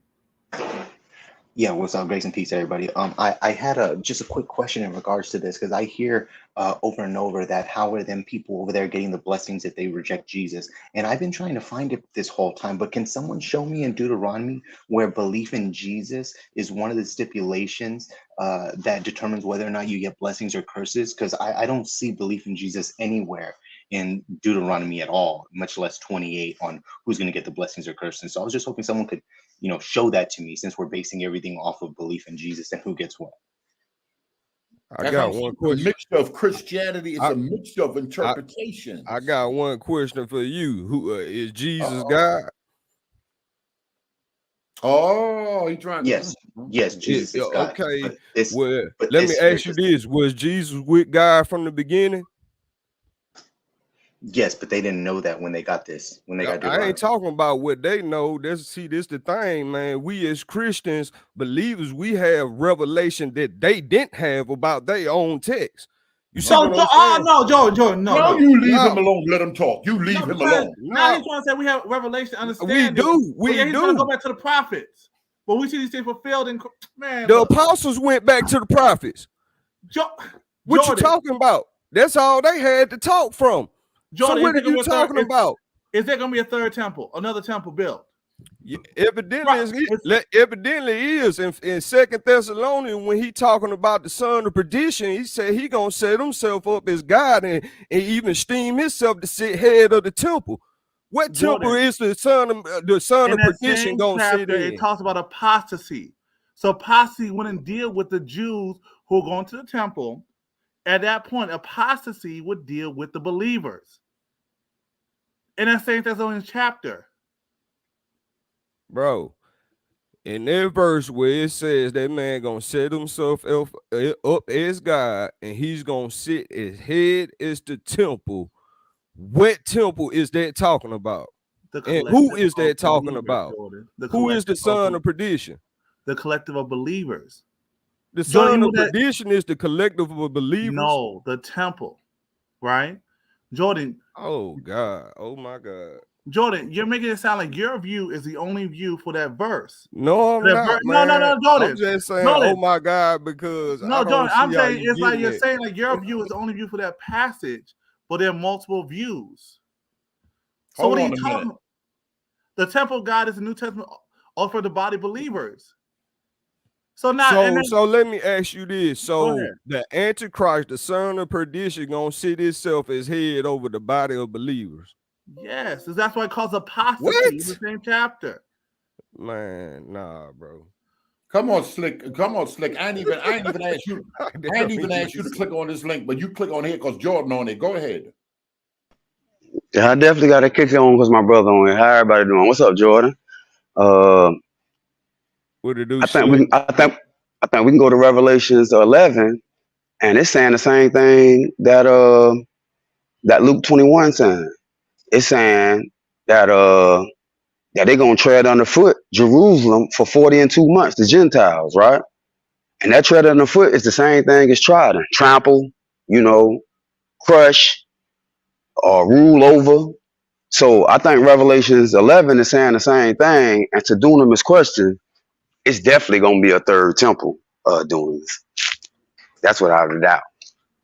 So nobody real Israel in the land right now. What about the Ethiopians? They not original. They converts. They're fake. They're Gentiles.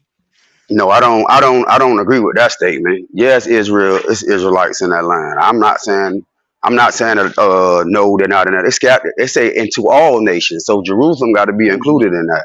Okay. You feel me? Okay, no, that's okay. Go ahead. I know. Go ahead, Kofi.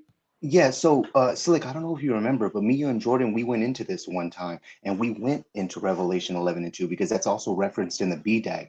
But in the same time, the point was proven that it wasn't just people walking around in Revelation 11 and 2. It was an how do you say, like an army that was trampling down this holy city, right? They were causing it to be ruined.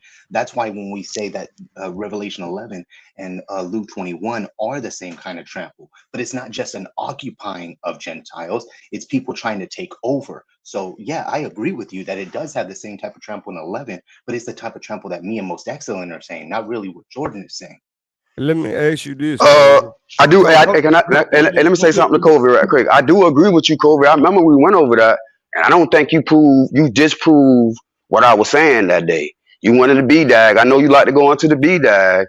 You went into the BDAG, and it's like you said. It said it's an army, so that's proven that somebody gonna be in that land that don't belong in there, oppressing the land. and the people. You agree with that, Kobe? So I'm not arguing with that. I don't forget nothing. I remember the conversation we had that day. I got one question, Kobe. If I remember a conversation we had. I don't remember if Schlick was on here, but I remember when this was first coming out and you first read the definition in your reading.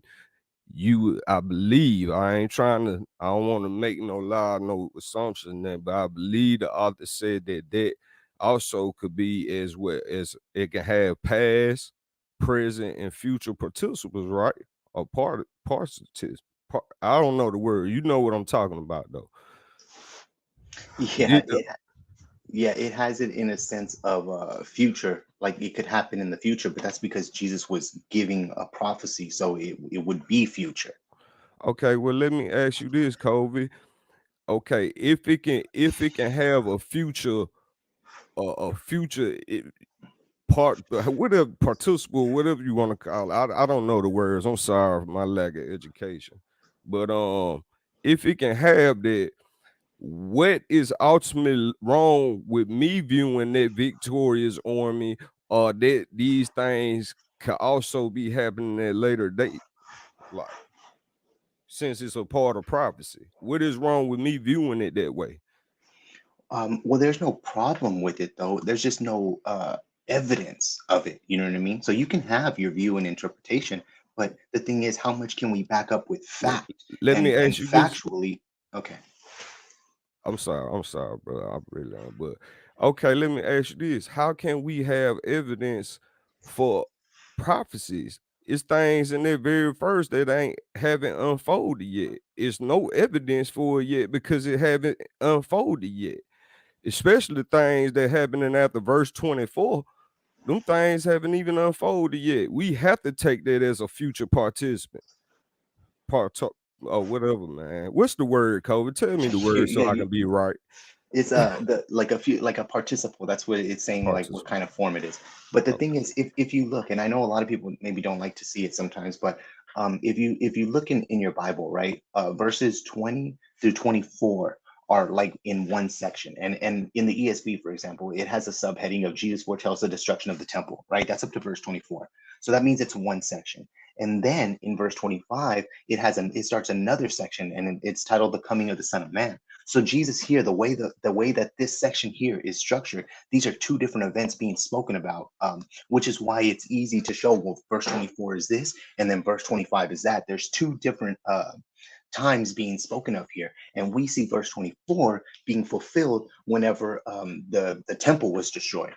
So that's why it's a little bit different. You know what I mean? Yeah, but see, I understand that it is two different times, and I see that happening. But the thing is, yet that it's two different times, there's still a connection. Why?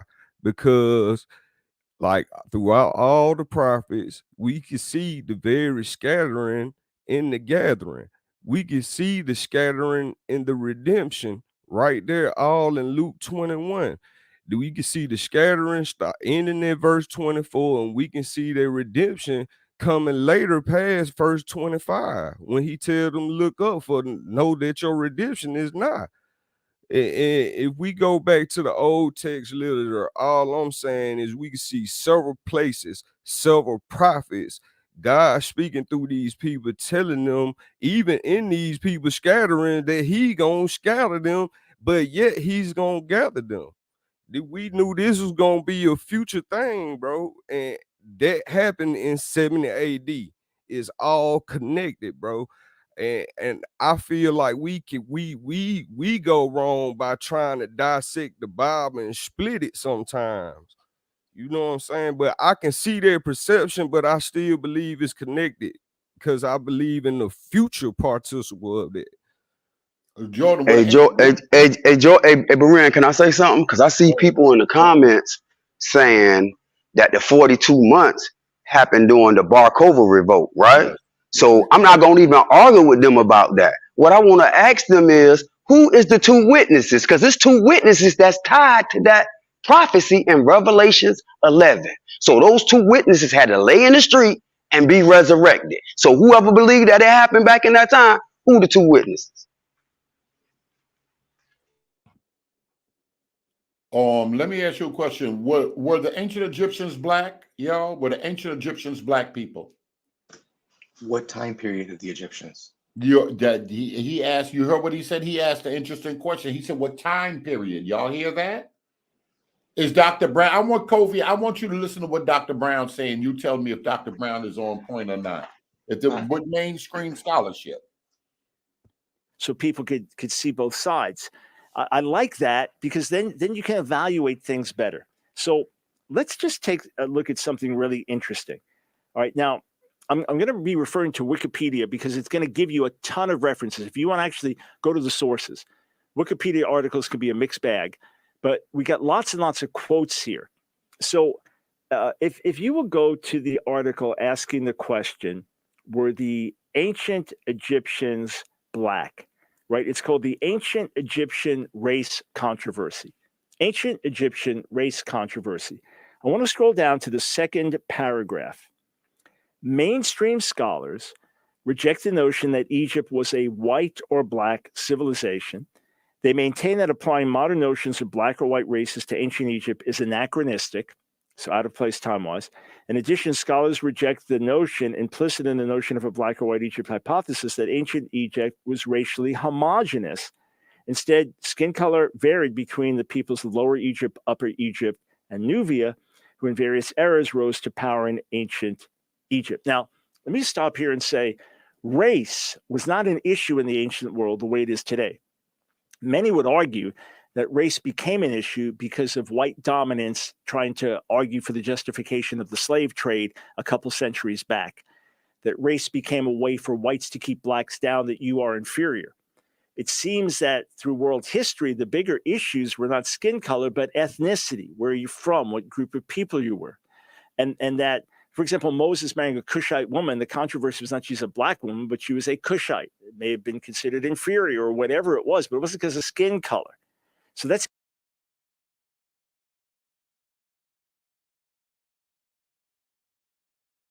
Was Moses black, or did Moses look like a Middle Easterner, Bin Laden, Saddam Hussein, or was Moses white? Most of the time people ask, they want him to be black or white, and that's what we argue, black or white. Nobody want to make him a Middle Easterner. Or are the people from Middle Eastern black, the Middle Eastern people black? it's a modern construct that we're putting on things. So I'm just going to read through, scrolling down the article. I'll start. These are all Egyptologists and Egyptian scholars and things like that. Barbara Mertz wrote in 2011, Egyptian civilization was not Mediterranean or African, Semitic or Hamitic, black or white, but all of them. It was, in short, Egyptian. Catherine Bard wrote in 2014, Egyptians were the indigenous farmers of the Lower Nile Valley, neither black nor white, as races are conceived of today. Federico Poggival and Albert Connerl wrote in 2017, there are defenders of the theory that the pharaohs were black, and there are those who maintain that they had Caucasian origins. Neither theory is provable. Nikki Nelson wrote in 2020, ancient Egypt was neither black nor white, and the repeated attempts by advocates of either ideology to seize the ownership of ancient Egypt simply perpetuates the old tradition, one of removing agency and control of their heritage from the modern population living along the banks of the Nile, and on and on. Now you say, but I can show you quotes from scholars who say they're black. Yeah, the issue is that people have devoted a lifetime to studying this, studying skeletal remains, DNA evidence, looking at the iconography, the pictures and linguistic descriptions and everything else are divided. That's all I want you to understand, that top scholars who have devoted a lifetime to this, who can read Egyptian hieroglyphic, who understand the cultural background and things like that, who are experts on Northern African and civilizations and Middle Eastern civilizations and on, they differ over this, but many say that Egypt was not homogeneous color-wise, and that many would say it looked in ancient times the way it looks today, which is multiple different peoples of multiple different colors. So there's a useful article on just a convenient blog. It's not by a scholar, but it's just a convenient blog about tales of times forgotten that asks about how ancient Egyptians looked, and it's called Were the Ancient Egyptians Black? So what I'm going to do is I'm going to make my way through a number of texts here. Let me just grab my notes here. I'm just going to make my way through this, and here we have an illustration of Mahepri from his copy of the Book of the Dead, showing him with black skin. So here's an ancient Egyptian who's clearly depicted as black, right? No question about that. Now let's go to another one. This is a picture. It's somewhere between a picture of ancient statues, somewhere between 2649 and 2609, depicting Prince Rahotep and his wife Nofret. So he is light brown skin and she's white skin. Now, this is ancient Egypt, okay? I just want you to see this, some of the diversity. And notice also that generally men are painted. Is she a white woman? Is that a white woman because he said she's white skinned?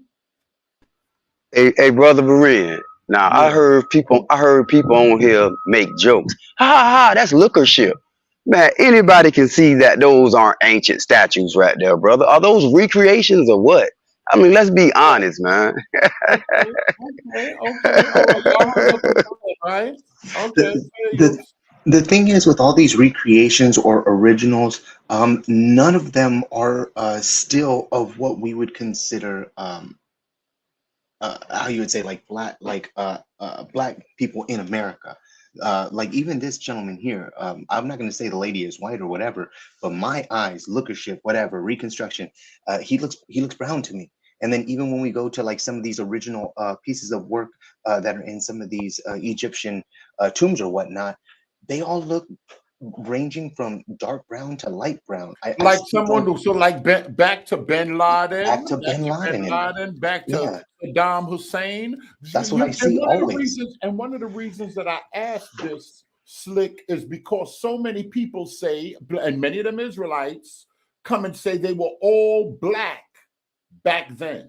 What do y'all mean? Some of y'all listening here right now, y'all say they were all black back then. So I asked, brother Berean,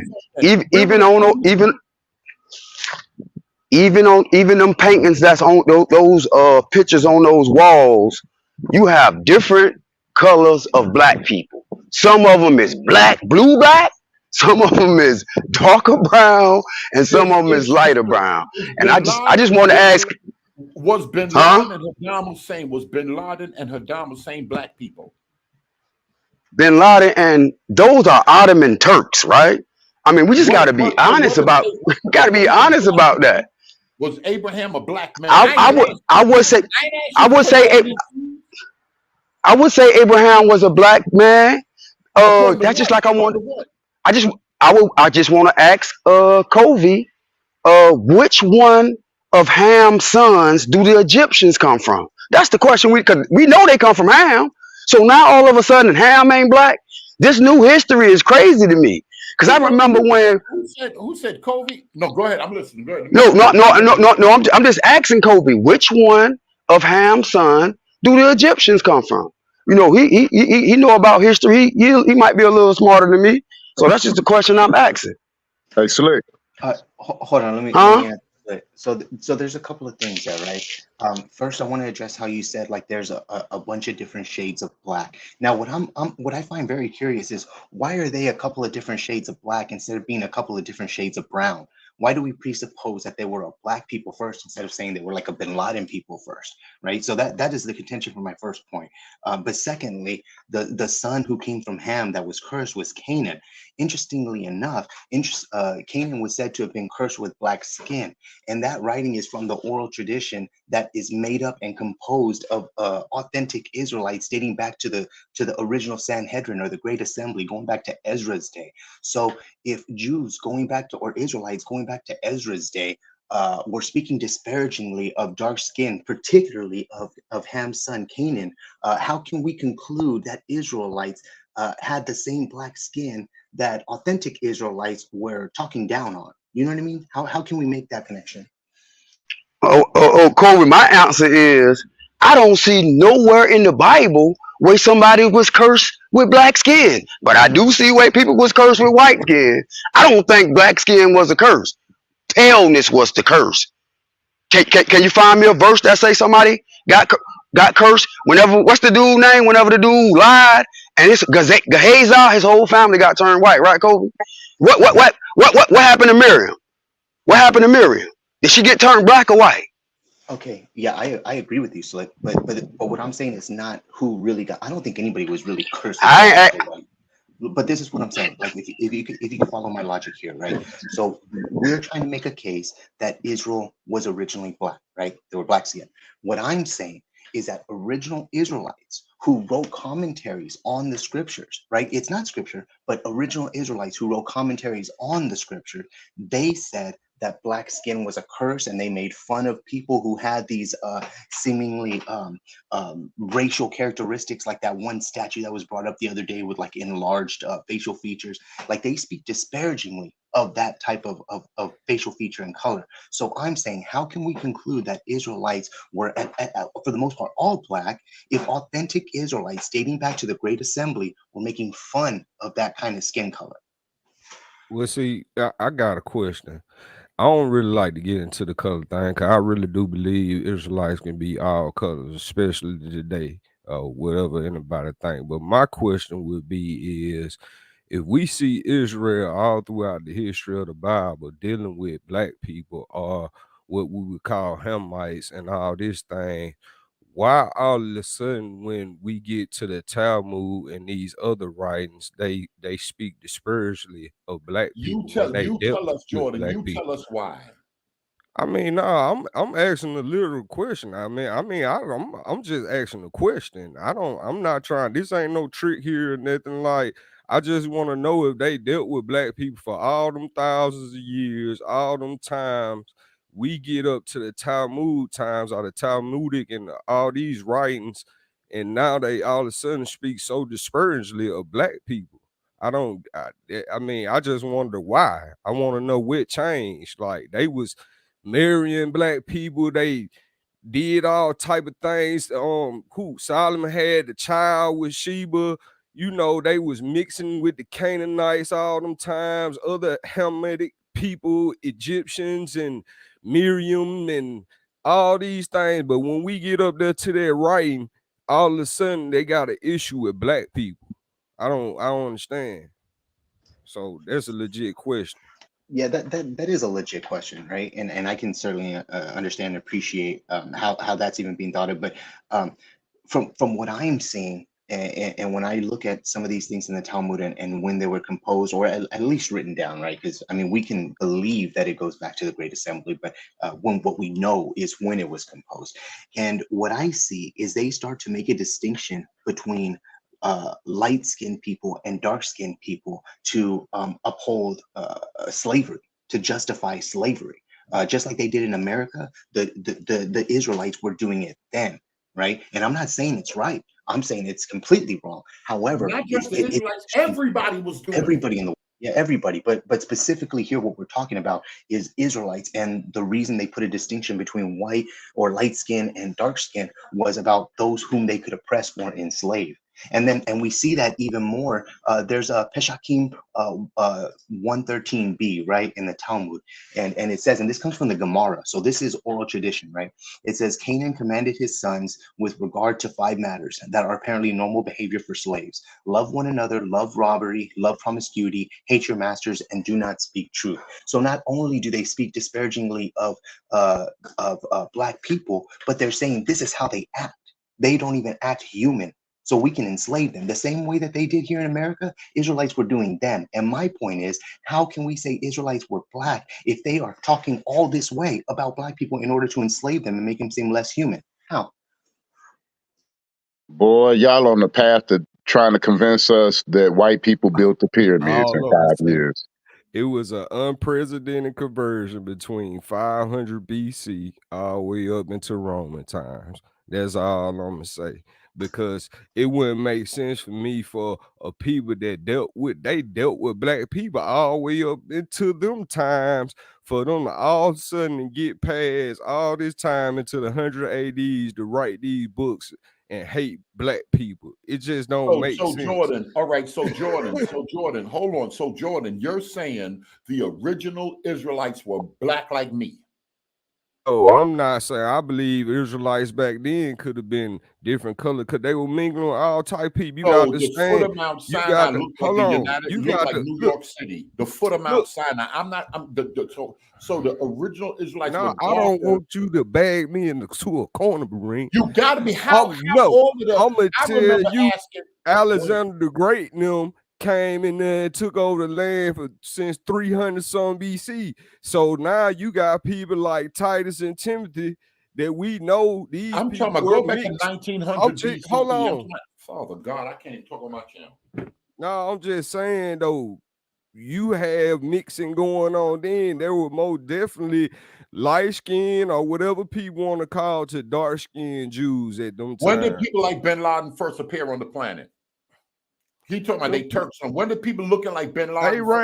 Arabs always existed. We could see the Nabetians pushing Edom up into the southern borders of Judea. Arabs always existed. Now, far as people like Saddam bin Laden and all the Bin Laden them being Ottoman Turks, I don't know nothing about that. But Arabs always existed, bro. But as far as the color thing, I don't know. I know when you go back to old picture, it could have been from dark skin and light skin Arabs. They were mixing with Hamites and things. So why we? How did the Egyptians pick that picture of themselves? Dark like me, or they distinguish themselves from the Nubians? Nah, at them times they were dark. They went from dark to light skin black, how black people are today. And then by the time of Jesus, like I said, the Greeks then took over everything and the Romans. So them people were mixed up and all that by that time. But prior to that time, them people in that land was dark too, man. Okay, they went from dark to light skin too. Okay, listen to this. Hold on a minute. Come on. What you gotta say, Keys? What you gotta say?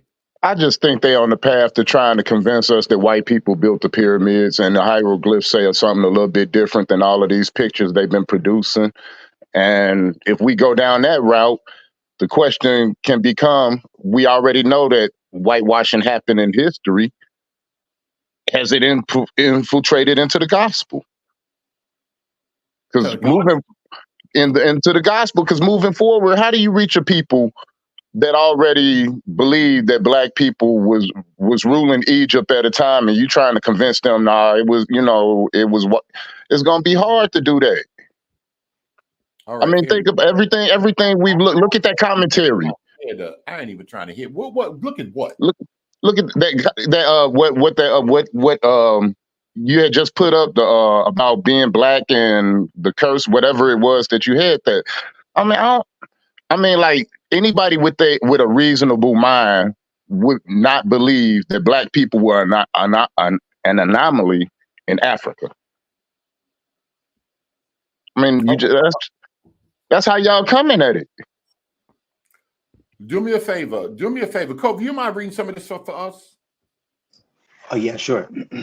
I'm at work right now, so my boss comes, I'm gonna have to jump off. But it says, introduction, blackness and slavery. The sons of Noah who went forth from the ark were Shem, Ham, and Japheth. Ham was the father of Canaan. These three were the sons of Noah. And from these, the whole earth was people. Noah was the first tiller of the soil. He planted a vineyard. Okay. Hey, Bareen Slick said he got kicked out. Can you drop him the link again? All right, hold on a minute. Oh, go ahead.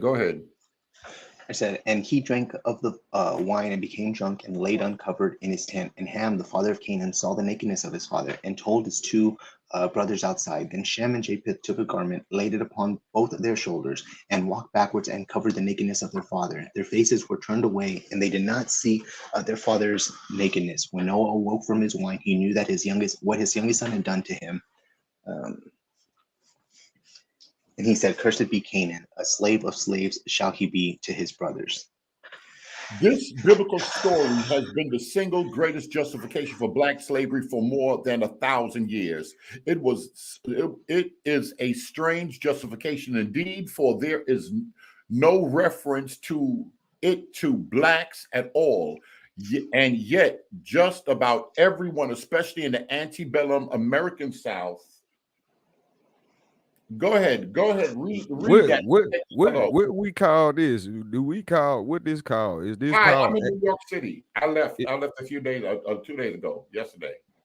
Is this called anti-Negroism or something? I don't know. Yeah, I don't know. Berean, you're not muted, Berean. Oh, I'm sorry. Yeah. I want to know what this called. Is this called anti-Negroism? Oh, I don't know. I've not heard that term, but it's just I'm trying to see if we have people that believe this today. Why and they believe this about black people, and it's written or whatever. Why is it that when a black person see himself as a Jew in America, it's called anti-Semitism, but yet they got things like this that's published and believed? I don't understand it. What is Jordan talking about? I don't think it's the fact that black people in America considers themselves Jewish to be anti-Semitic. It's what they say about other people who call themselves Jewish that's considered anti-Semitic. But why are they feelings all hurt and they panties in a bunch when they believe things like this? See, that's what I don't that's a understand. good point. Yeah, that's a good point too. That's a good point too. But that still doesn't erase the distinction that's being made from before Jesus's day. But the whole distinction, we can't say this before Jesus' day, though, because it wasn't written to after Jesus' day. A lot of people say a lot of things were taught and said and all that, but we don't know that. So they're speaking from silence. All we know is about the things that's written. And all these things were written after Jesus' time. And these people dealt with black people all the time before that. Why all of a sudden we get to this issue here where they have an issue and feel like black people are meant for slavery? Why? Let me go back to this right here. I just put it out there honestly.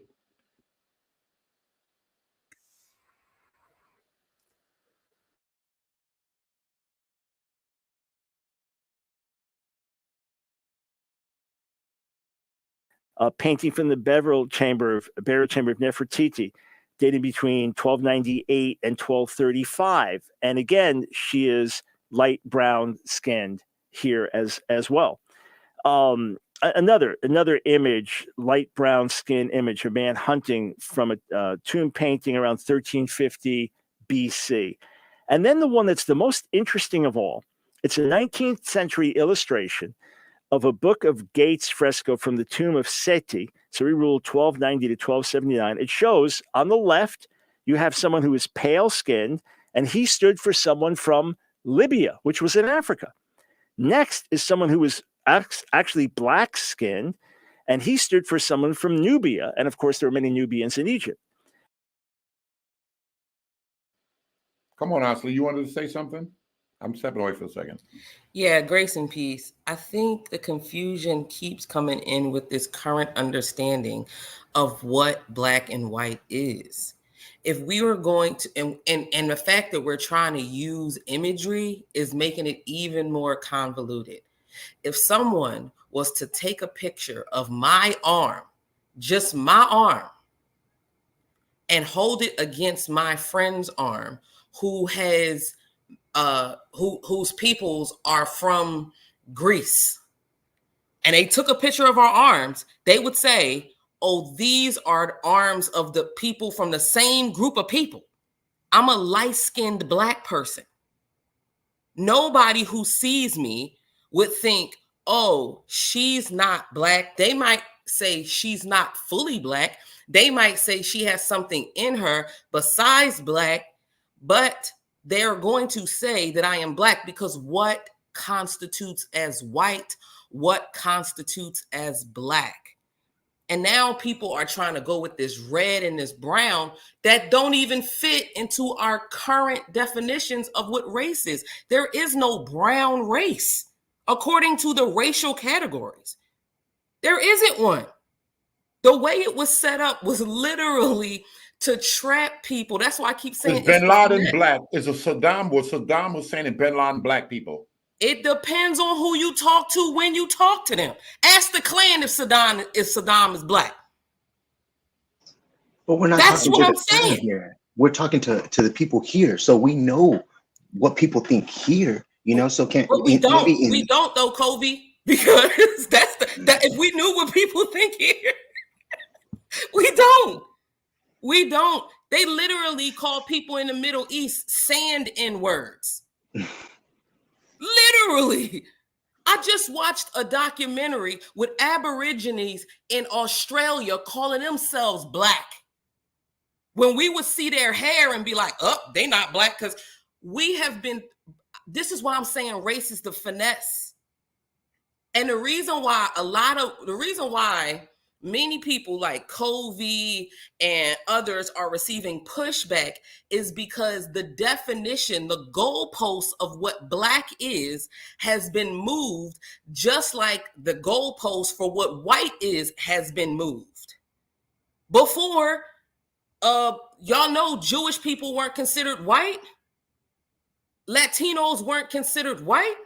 Heck, depending on who you standing in front of, half of my family is Puerto Rican. And half of the Puerto Ricans in my family call themselves white. When they stand in front of my blonde-haired, blue-eyed friend, they dare never call themselves white. They will never do it. They only call themselves white to other Puerto Ricans. Amazing. Because it's created to be this hierarchical structure that's meant to have us arguing over stupid stuff like this. No shade. But it's meant to, I didn't see that. It said we should reject the what? I'm sorry. What did it say? We should reject that definition. Yes, we should reject that Western definition of race and speak truth, though. Correct. But what is truth? This is why people are going to start going back to, this is why somebody started saying we're going to go back to nation or whatever, or just talk about color. If you talk about color, you'll have a better conversation. Like this is the finesse is about moving the goalpost. Before I want to hear, this is a few minutes. I want you to hear this, and I want to get your opinions on this right here. Okay, I'm gonna listen. The next is a pale Southwest Asian, pale skin. And then the last one is a light brown skinned Egyptian. Isn't that interesting? So the Egyptian is different than the Nubian and is different than the Libyan and the Asian. It's just very interesting. And then the famous Beni Hassan tomb painting, which shows Semites who are coming into Egypt, and the Semites are light brown skinned and the Egyptians are dark brown skinned. And when you look at pictures of Egypt from 200-300 years after the time of Jesus, and you've got these portraits and things like that, and there's one after another back on that article I mentioned, Tales of Times Forgotten, you got the whole diversity. You got people who look white, people who look black, people who look Middle Eastern, people wide ranging, the features, the skin color, wide ranging. That's the reality. That's the reality. The idea that the Israelites had to be black to fit in there is a misreading of history. It's misreading of history. And it's called Kemet because it was black soil by the Nile. So in any case, there are two sides to every story. And if the ancient Israelites were brown skin, white skin, green skin, blue skin, black skin is utterly immaterial to me. That's not the issue of anything. If Jesus was a black man, a white man, a red man, yellow man, that's utterly immaterial in terms of salvation and in terms of our own origins. We all come from different parts of the world. Ashkenazi Jews just means Jews from Germany that lived in Germany, because Germany was called Ashkenaz beginning around the 1100s by the rabbis and Jewish scholars. They called it Ashkenaz. So if you live there, you're an Ashkenazi Jew, like I'm an American Jew, right? That's all it means. It's all it means. For us to fight over this or divide over this or make skin color the issue, it's not the issue. Now, if you feel a heritage has been robbed, well, let's go back and study and see what we can learn and see what can be recovered, because there's a rich Black Jewish history that must be recovered. And some of my colleagues are working on that, and what they keep learning and discovering is beautiful and wonderful. Let's find out about all the lost tribes, etc., by all means. But to make it all about race, to be dogmatic about some of these things with ancient history, it's a mistake. It's a big mistake. Let's put our energies elsewhere. The biggest thing is, are you in Jesus? Are you in Yeshua? Jew or Gentile, secondary. Do you know the Lord? That's the bigger issue. Hey, friends, I hope you enjoyed that video. If you did, click on one of the boxes on the screen, check out another one of our videos, and be sure to subscribe and hit that notification bell so that you don't miss a single video. You know, we discovered that about 60% of you that are watching our videos aren't subscribers. So subscribe today. Doesn't cost you a dime. And if you want to support our work, Line of Fire, and all the things that we do, follow one of the links on the screen below. All right. What are your thoughts on what you just heard right there? I agree with his overall synopsis that it was a multitude of colors, and that yeah, to the four corners, like it. I think that I also think that it is erroneous to say that people fit into Egypt because they were of darker skin, when Egypt was like the modern day New York or wherever. So you got people of all shade and complexion there. And the reason why I also think that that's ridiculous is because Egyptians were colorist. They were.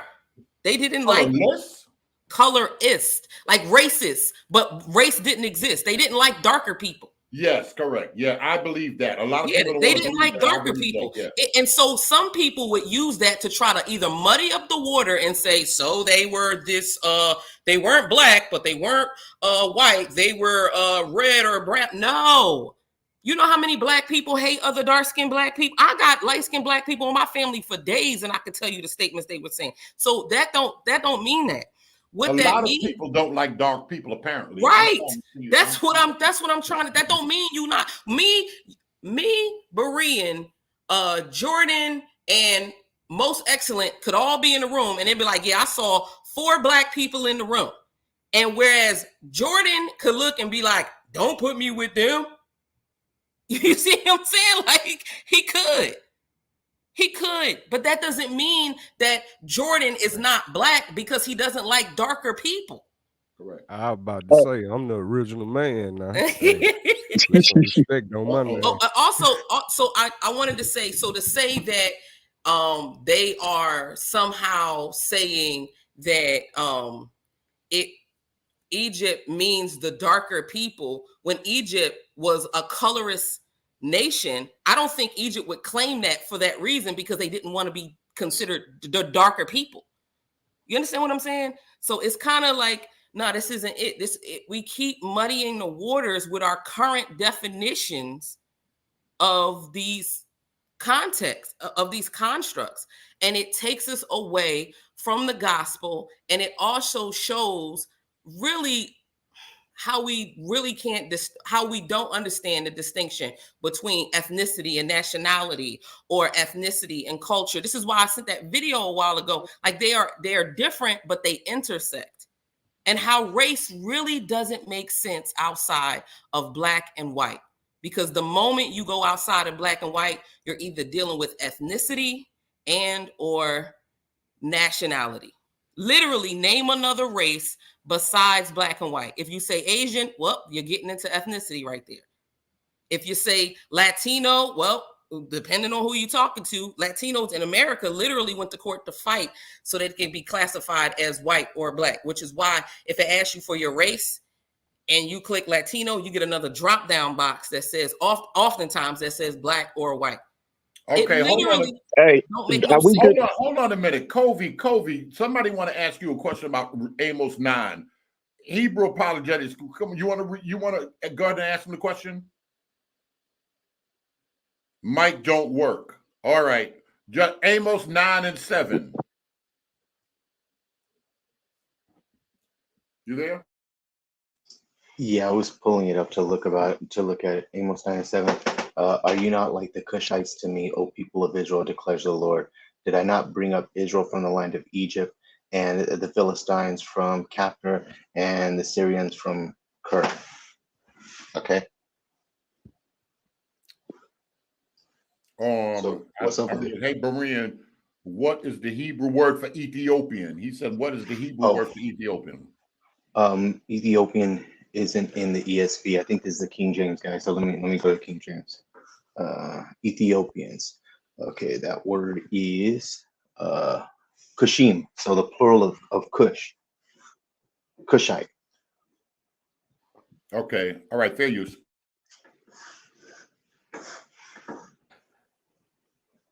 Civilizations and Middle Eastern civilizations and on, they differ over this, but many say that Egypt was not homogeneous color-wise, and that many would say it looked in ancient times the way it looks today, which is multiple different peoples of multiple different colors.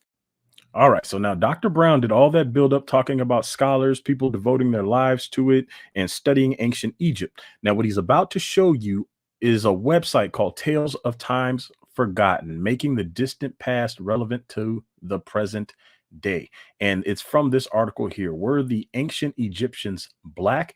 And it's written by this woman here, Spencer McDaniel. Now, the reason I point out that buildup is because it is intentionally misleading. So this is according to Spencer McDaniel out of her own mouth. This is from her bio. You can also find links to her bio down here. This is her website, Spencer McDaniel. You can read all of this stuff here. All right, so I'm gonna read it just a little bit. And remember, he built up this whole thing about Egypt, people studying Egypt and devoting their lives to it. And it says Spencer McDaniel is an aspiring scholar of ancient Greek culture and social history. She graduated with high distinction from Indiana University, Bloomington in May 2022. So last year, about a year and a half ago. But he said something about people devoting their whole lives to this. Okay, so she graduated a year and a half ago. Cool. With a BA in history and classical studies, ancient Greek and Latin languages with departmental honors in history. She is currently a student in the MA program in ancient Greek and Roman studies. So she's not an Egyptologist. That's not her thing. I believe that's the point he's getting at. And Dr. Brown said people take their times studying their whole life on studying something. At Brandeis University. Some of her main historical interests include ancient religion, mythology, and folklore, gender and sexuality, ethnicity, and interactions between Greeks and foreign cultures. Interesting, she should say that. Greeks and foreign cultures.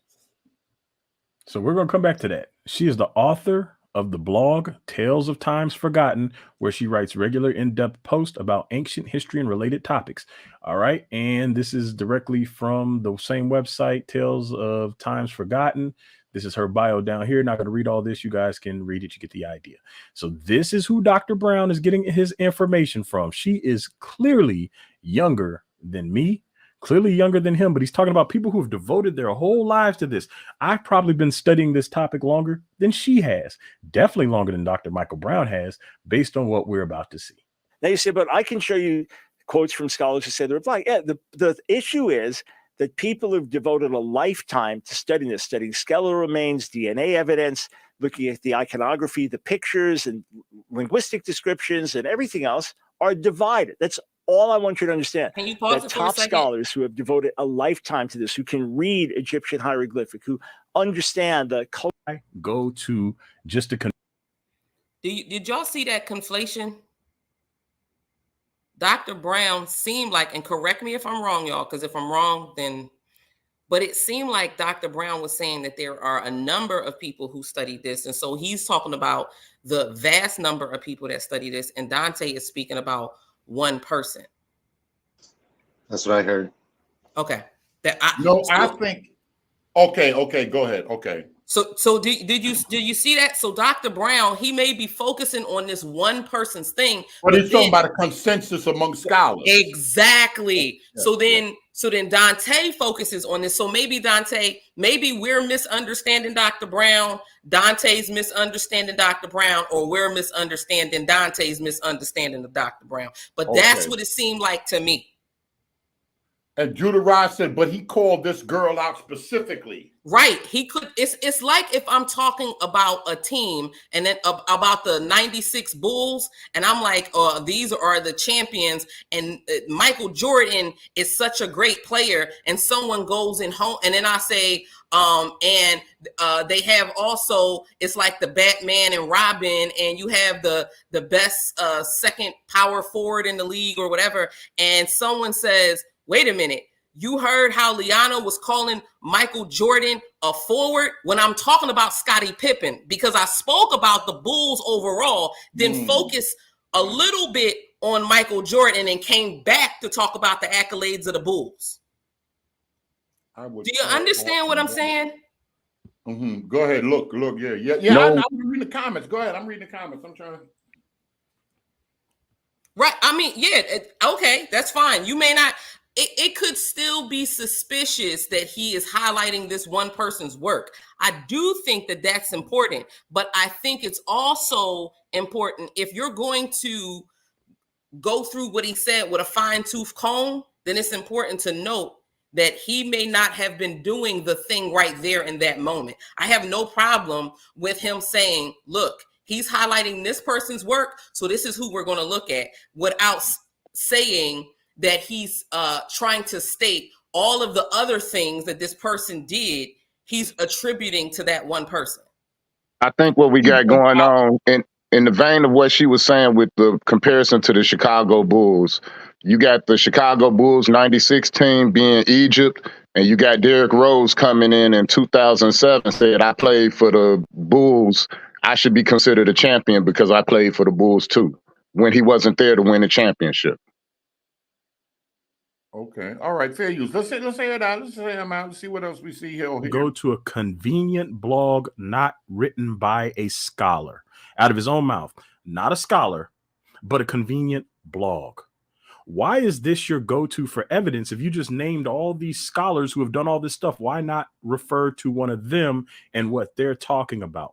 Why go to just a convenient blog? And he did not fact check anything from this blog. And I'm going to show you guys, not one thing did he fact check. Not only, again, did he show fake images, or is he going to show fake images? He's also going to reference something that has not been found by archaeologists yet, and he's going to completely misrepresent history. There's no way around it. So there's a useful article on just a convenient blog. It's not by a scholar, but it's just a convenient blog about Tales of Times Forgotten that asks about how ancient Egyptians looked, and it's called Were the Ancient Egyptians You just Black? said it's not a scholar. So what I'm going to do is I'm going to make my way through a number of texts here. Let me just grab my notes here. I'm just going to make my way through this, and here we have an illustration of Mahepri from his copy of the Book of the Dead, showing him with black skin. So here's an ancient Egyptian who's clearly depicted as black. All right, no question about that. Now let's go to another one. This is a picture. It's somewhere between a picture of ancient statues, somewhere between 2649 and 2609, depicting Prince Rahotep and his wife Nofret. So he is light brown skin and she's white skin. Now, this is ancient Egypt, okay? I just want you to see this, some of the diversity. And notice also that generally men are painted with a little darker skin than women because the women were inside more. So it's fascinating to look at. He's got light brown skin. She's got white skin. All right, it just started raining in my background, so hopefully the power doesn't go out. But you just heard him mention Rahotep and his queen Nofret. Now, what's interesting is if you just briefly do some surface level research on this image, you can see that it is basically a how do you put it? It's not a recreation. They have touched it up and they have altered the colors. And we can prove this because there are older pictures that exist. I don't know why these people don't fact check these things before they put them out as if they are absolutely fact. Now, he said that this is his white-skinned wife. He said she's white. So now, if you read right here, it says the statues were discovered in the Mastaba tomb. It's going to be the tomb of Rahotep. Now, I'm going to show you guys some images from the same area, other tombs in the same area of Mastaba. But again, this is the image he showed. This is Rahotep, and this is Nofret. And the face is it looks like it's slightly been altered. This mustache has been filled in a lot. The color has been changed a little bit. and she has definitely been lightened. So I'm going to show you guys this. Look at this. Where's this from? The University of Tennessee, Knoxville. Interesting. Interesting. His mustache doesn't look the same as that other picture. He looks much darker in this picture. And this is from the University of Tennessee. This isn't some random website. Now, I think they play a lot of games with the skin tone thing. They act like black people don't come in a wide range of colors. You can see she's lighter skinned, but she's definitely not white. And they play this game as if black people don't come in various shades and skin tones. So I'm going to show you guys this one more time real quick. Let me see. Right here. Here's another one. Let me see if I can zoom in again. Had to do it over here. All right. Here's another image right here. You can clearly see that they are much darker than the version that Dr. Brown is drawing from, which is this image here. The same image is also on the convenient blog that he is pulling from. Real quick, he pulled this image right here. I didn't have anything to say about that. But as we scroll down,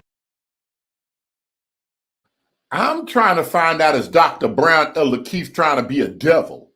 Is he trying to give you a white image, or he just grabbing anything like Dunamis and them did other than just grab the thing that's coming up? Is it, y'all tell me what's happening here. Listen to the points that's being made. No other channel. No other channel. Fair use. Now we'll see right here. This is the image he's using from the convenient blog above from Wikimedia Commons of a set of painted limestone statues dating between 2649, 2609 BC, depicting Prince Rahotep and his wife Nofret. All these links will be in the description. Notice that Rahotep, the man, is portrayed with brown skin, and Nofret, the woman, is portrayed with white skin. Now, again, look how light brown this guy is here. And then right here, same picture. And then we. Well, I hope y'all heard me. What are you saying? Kobe said, what's wrong with Dr. Brown saying Jews started off brown if these people are brown but are considered black? Okay. Yeah. I mentioned it yesterday, right? When they were like, when did Dr. Brown ever admit blah blah blah? Or it was the other day or something. And you said in his book, yes. Yeah. But no, Dr. Brown said he said verbatim, yeah, we know that the Jews didn't start off white. We believe they were brown. But then some other people were like, no, he's got to say black. He's got to say Jews were black and they came from. But what I'm saying is, what is and it? that's what the elder said. Elder said that that's what Israelites want. They want the Jews to confess. But they the want thing is, to confess. Did Professor Henry Abramson knew they wasn't white? Dr. Brown said they wasn't white. We're trying to find out who's, because y'all say that they stole the history. Not saying Dante saying that, but the majority of Israelites that I've met say that they stole our history. We're fighting charity at. They stole our history. They stole our identity, and they're the ones. Not that there's every color. We black, we original, they fake.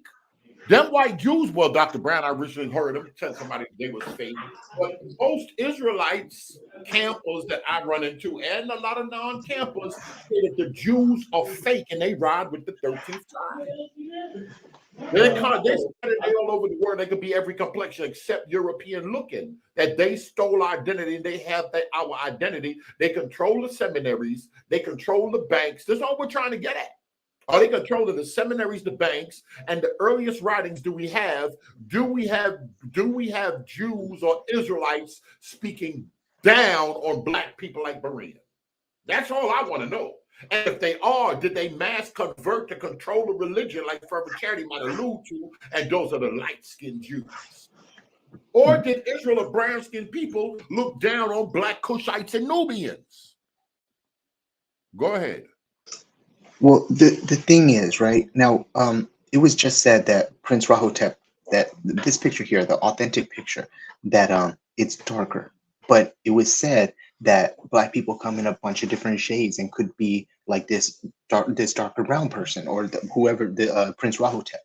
But the thing is that I keep trying to, I don't understand if this person is to the eyes brown but considered black. When Dr. Brown says that Jews started off brown, why is that an issue when it could have been just like this person? Which is what I'm saying, because that's like the Bin Laden color to me. That's what I believe, right? Yeah. But the thing is, as far as this mass Jewish conversion, I don't see it. Like I said, I put in the back chat, a few weeks back, of the entire lineage of all the rabbis from 20 BC with Rabbi Hillel, like Hillel and Shammai, all the way down to Gamaliel the 6th to 425 CE. You know what I mean? And all of them then were authentic Israelites. And we have the lineage for all of them, tracing it all back. So there is no historical evidence of any kind of takeover as far as the Sanhedrin or the temple by anybody else. They could not. You had to prove your lineage to be able to work in the temple. Not only that, you couldn't even have some defects like different color skins to work in the temple. You had to be like a poster child of Israel. You know what I mean? I'm a little confused. Honestly saying, it's brown a race? Read Judarize and tell me read Judarize. Kobe. Because he's being deceptive and saying brown. I wonder how Judarize knows that. And two, honestly, he said is brown a race, but no one's talking about a race. We're talking about color here. That's what I'm saying. We often conflate terms within ourselves. So let's just set the standard. Are we going to talk about race right now, or are we going to talk about color? Because all I hear is color. Because black is not a race, right? We keep saying black. So black is a race. Black is race. Black is race. See, that's the thing. This is the thing. The way it was set up, I've watched Dr. Brown on this for a long time, and he has a saying that sounded cute, but as somebody who's a light-skinned black person, I was just like, he missed me with it. He said he believes that the original Israelites, this black guy called in, and he was like, I'm black. And he was like, I believe that they were darker than me, but lighter than you. Yeah, and a lot of people, yes. Darker than me, so but what lighter is that? than you. So what that says to me, what that says to me is when we think of black, there is a specific color, there's specific phenotypes that we have in mind, where if you study the history of how black was evolved, and it really is in proximity to whiteness, it really was not just based on color, but also phenotype, i.e. I just talked about, there are Greeks with complexions that are darker than me. There are Indians with complexions that are darker than me, but because of our current understanding of race, we would not call those Indians black. Whereas if you go back to the 80s, you're going to call them black. That's what I'm saying. So brown is not a race. Literally, this is why I keep saying race is the finesse and it's demonic. It literally, race doesn't make sense outside of black or white. The moment you do, that's why there is no other race but black and white. You list something else, you're getting to nationality, ethnicity. Automatically, name a race, put it in the chat. If it ain't black or white, you're going to name ethnicity or nationality. Read Judarize. Because that's the setup of it. Read Judarize. Brown signifies Middle Eastern people. I agree with that. These Israelites don't want no daggone brown Middle Eastern people. They want to understand this thing in light of their little mother. Go finish. And I'm going to say they don't want the brown Middle Easterners even on the planet. They want to say that. But this is just what it is. They want this to between black and white, between black Jews and white Jews, and the dumb fools that's in the church that don't want to lean to the side of the blackness. That's what it seems like all of this is. Let's keep. I want y'all to hear some more of this. Get to the older pictures, and suddenly everybody is darker. Now, let's talk about the skin tone. Now, they act like black people don't come in different varying skin tones. As you can see, these would all be classified as black women. They have various skin tones. So ask yourself, if they were being depicted on the walls in Egypt, how would you depict this lighter skinned woman versus this darker skinned woman? Would you assume that they are different races? No, but we all understand what we mean when we say black, and they like to play these games. Again, we consider all these to be black men of various shades, including the albino black man in the back. How would you depict an albino on an Egyptian wall? I'm just asking the question. How would you depict an albino versus this darker skinned man right here? Would you assume that this is a European if you saw him depicted on an Egyptian wall? Or would you assume this is a person of a whole different race? No, we still consider, well, you might if you see it on the Egyptian wall, but in real life, we consider all these black people regardless of the skin color. We understand exactly what we mean when we say black. And again, you have the same examples over here, an albino woman and a very, very dark man and a couple of very dark women in the back. If you were to depict these people in ancient Egypt, they would have varying skin tones, but we would still recognize them all face to face as black people. So once again, we have the older images right here, and we have this one right here. So clearly something is going on with these images to where when we start pulling up older images, they appear much darker than the modern examples that we are given. Here we have a relief of Rahotep seated before offerings. Notice the brown feet. That's faded a little bit. You can still see traces of brown over here, but notice the hairstyle. Notice the hairstyle. This is not European hairstyles. And again, notice the brown feet. They are darker brown, but faded. It almost seems as if somebody is scrubbing parts of these walls clean. And I'm saying that for a reason. I'm going to show you guys something in a second. Now we have this.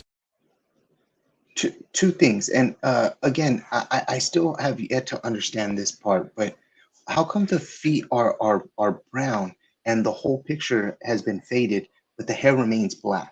I don't understand that.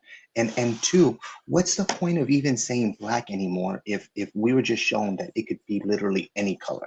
Why even bring it up when it has no real definition anymore? Like, what's the point? Go ahead, anybody? Because the people who created and thrive, because the people who created and thrive off the creation of this construct need for black to be a permanent underclass. Shouldn't we drop it then? What'd you say? Shouldn't we drop it then? Or else we're just like perpetuating the enslavement mindset that they want? Shouldn't we stop saying it? So yes and no, because there has been a redemptive aspect to it that has happened because people have turned this thing into a pariah, and it has been an offense against the Imago Dei. Even to, and it has always been an offense for people to say, you're dark. Even if we go back to forget our common notion of race. I am black, but calmly, right? So why even have to say that? Why say I'm black, but I'm pretty? Because that obviously means or implies that some people may have thought darker people wasn't that cute.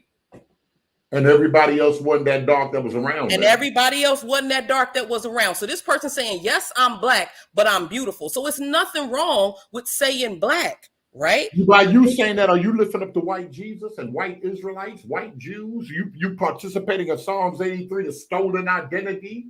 The Christianity got your mind European and colonized that you're, because once you say I'm black but colonized, you're saying the rest of them, I said the rest of them could not have been dark. Are those all black people and uppity light-skinned people, paper bag tests, and they shooting down the blackity black people like me? No, we got to get out of this binary thinking, just like we do with colorism. We all we do it all the time. Black people do it amongst black people. Literally. So you have to ask yourself, what makes a black person? This is why I said from the beginning, what constitutes as black? Like, you will have to define this. It seems that we can't, though, because we're talking about color here, because we know that when we're speaking of Israel, Israel is its own nationality in itself, right? That comes in every color. It comes in every color, yes. Every color, yes. Except white. The white ones are white too. Y'all don't want no white Jews. Y'all don't want no convert. They don't want white folk in this awakening, period. As a Christian, I don't care what they want as a Christian. My God is the God of all people, red and yellow, black and white. They're separating themselves from white folk, and they're separating themselves from Christianity. This is the awakening. This isn't a thing in and of itself. This thing isn't a class by itself. They don't. Most of the leaders want to separate from Christianity, and they want to separate from whiteness. Go ahead. Red and yellow, black and white. They're all That's why. Oh, Jesus It loves is everybody. That John 3:16 white man garbage. The Greeks gave you that. The white man gave you that. God don't love everybody. He coming. This is a race war. He coming to kill these white folk. Go ahead, The race war. And y'all get all of this. And y'all get all of this from what y'all called 3 weeks ago a recreated painting. What? I mean, think about it. Y'all got all this from that recreated painting that y'all just put up about 10 minutes ago. I mean, like, stop asking questions and make the point you're making, because you come to run interference. We're trying to go somewhere.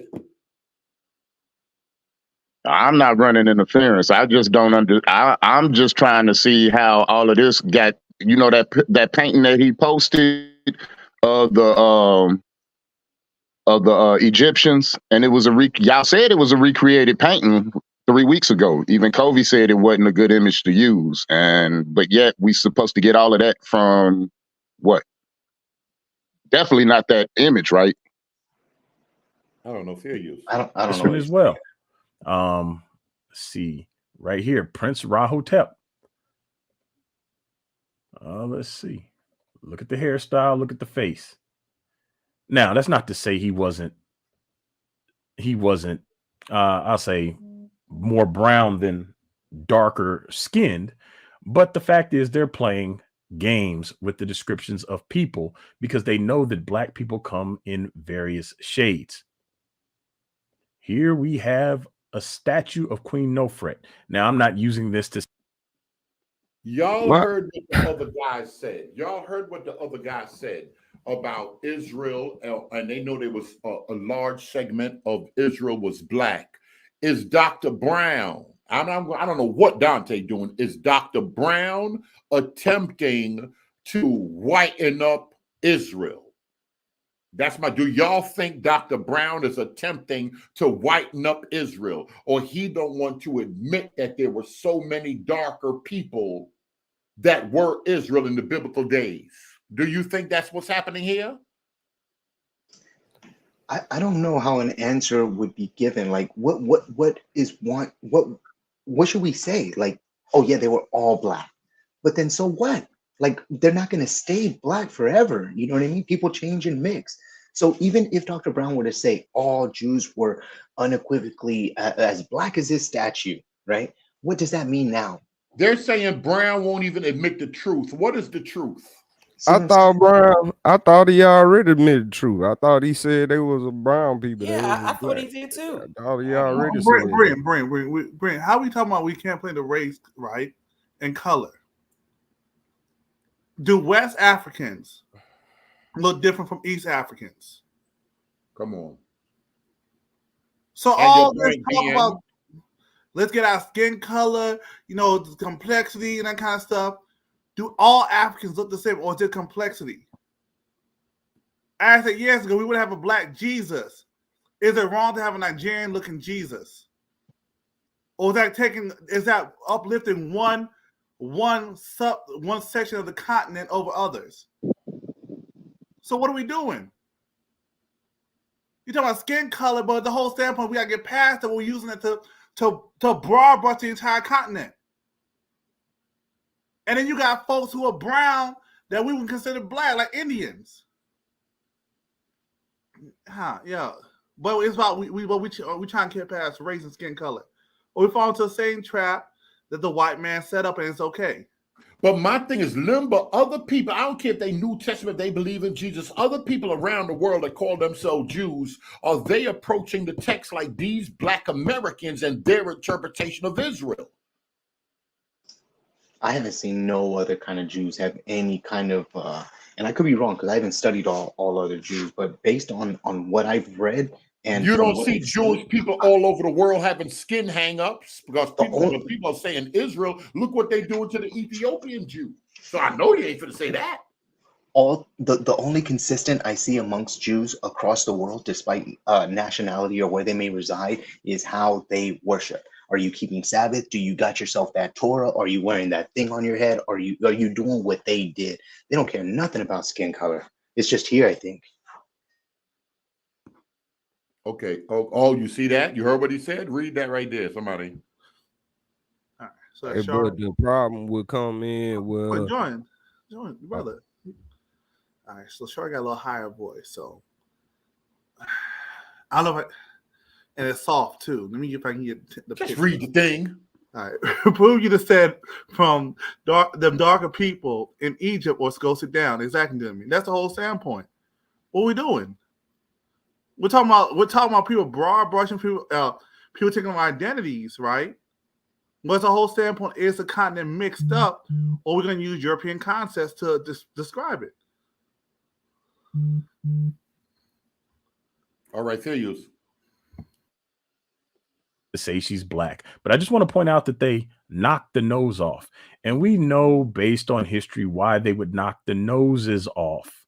Now, again, I'm not going to use this to say she's black because it looks like it's all made out of the same type of stone and it's all black, but we know from the facial features that this was not a European looking woman. This right here is from the area of Mastaba. I mentioned that it was from a Mastaba tomb. Let's see here. Statues were discovered in the Mastaba tomb.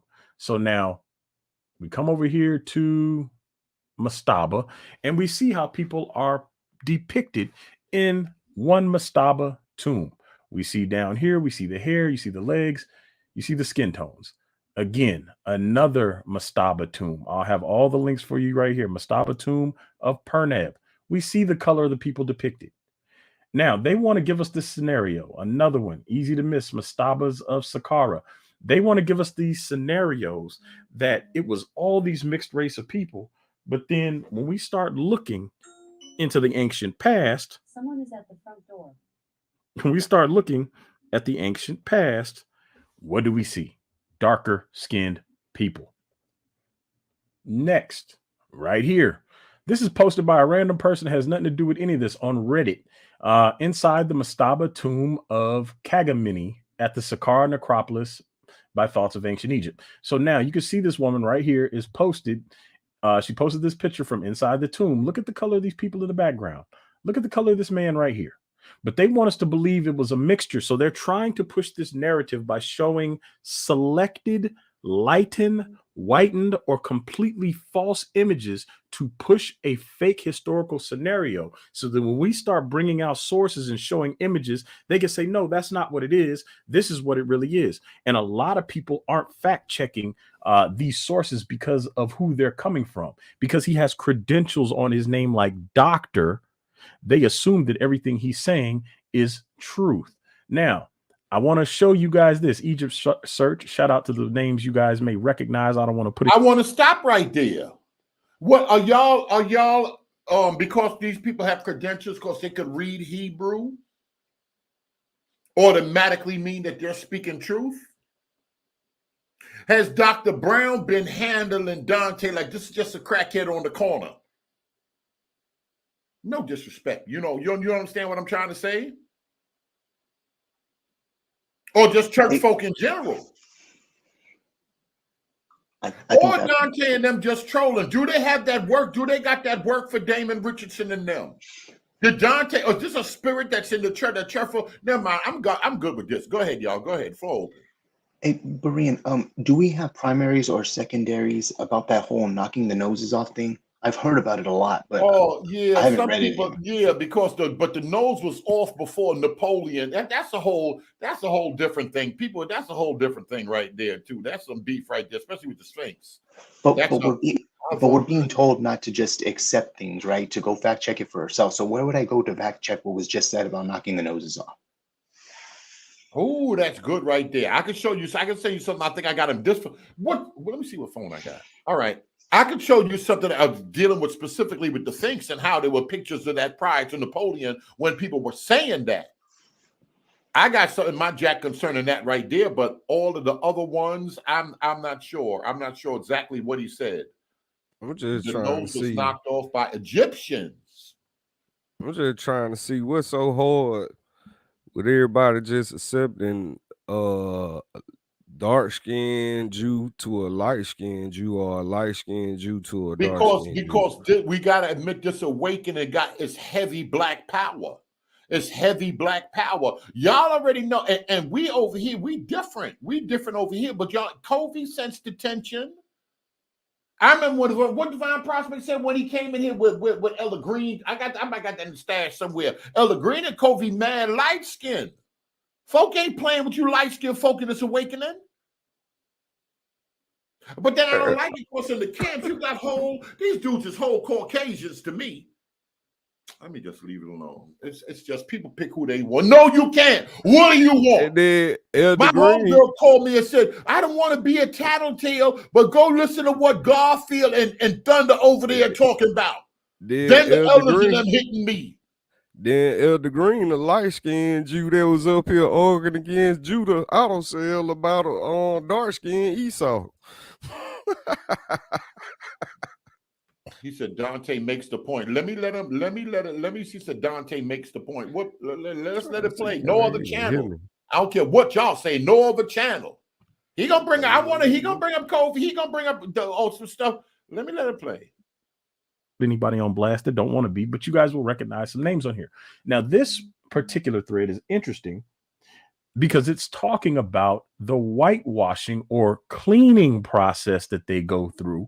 And they're showing statues before and after they go through these cleaning processes.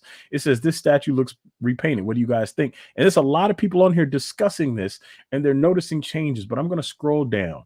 And again, you have this scenario of the brown skin versus the white wife. This isn't the same Rahotep and I can't even think of her name. But yeah, this isn't Rahotep and his wife, but this is another example that they're showing on here, and they're showing the pictures, how they look darker in the images prior to their cleaning. Look how dark it looks here. I'll text Ant right and then now. if you go up, even in the black and whites, you can usually tell very dark skin. This color skin would not appear that dark in a black and white picture. So we have people over here who are watching the whitewashing of Egypt. See? You can see how much lighter the skin looks when it has been whitewashed. This right here was Egypt whitewashed. Can y'all at least admit that in the name of the Lord Jesus, you Christians? Or it wasn't whitewashed? Let me see where y'all at with that. Garfield, what you want? Type of one if y'all can agree with that. Or there ain't no whitewashing, there ain't no nothing, everything fine. These folk ain't never been lying about no history. These folk has always been truth tellers.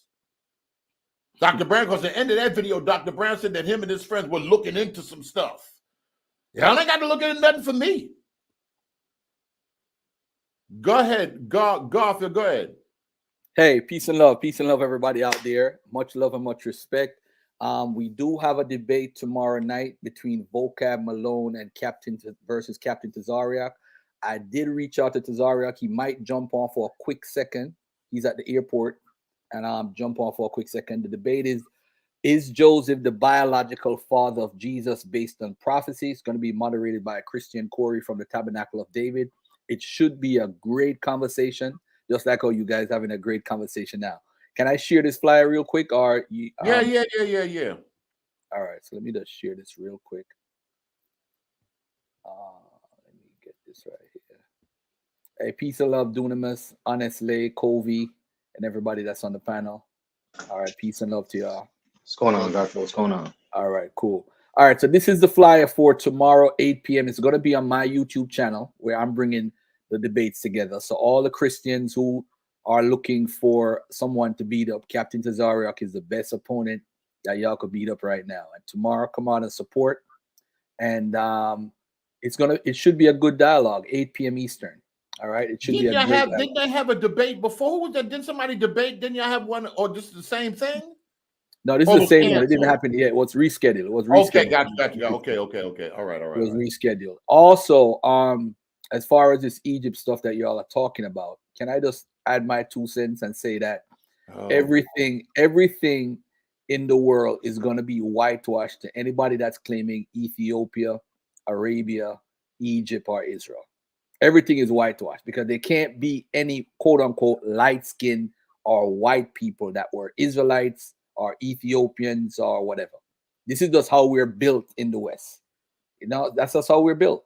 But at the end of the day, you're gonna find people dark as Brother Bereen, light as vocab in every single culture on earth. Whether you're in China, whether you're in Russia, whether you're in Mexico, whether you're in Jamaica. In Jamaica right now, there's a controversy because you got 28 families that control most of the wealth in Jamaica, and most of them look like vocab. So what are you going to do? And they are Jamaicans. They are Jamaicans. They're there. Sephardic. They don't want to be honest, my people in Jamaica don't want to hear that color stuff. I know Jamaican folk, they don't want to hear that black, white stuff. Oh, and another thing too that I gotta add, and I know Sister Shari and Orthodox might be familiar with this. There's a new DNA report that's coming out in October. I reached out to Israel Finkelstein. He's the one doing the presentation October 10th to the 11th.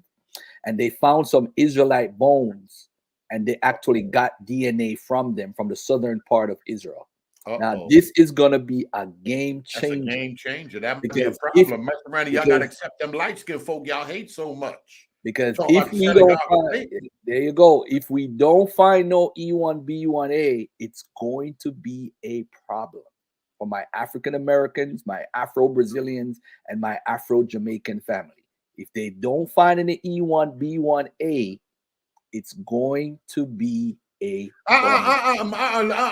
more. We're not. All right, bye, Garfield. Bye. I see more in the back. Y'all ain't finna. Y'all trying to get up off of this. Y'all don't want this. Y'all don't want to talk about. I know. I be watching y'all. Y'all gonna get every bit of this video. Y'all gonna get every bit of this video in Jesus' name.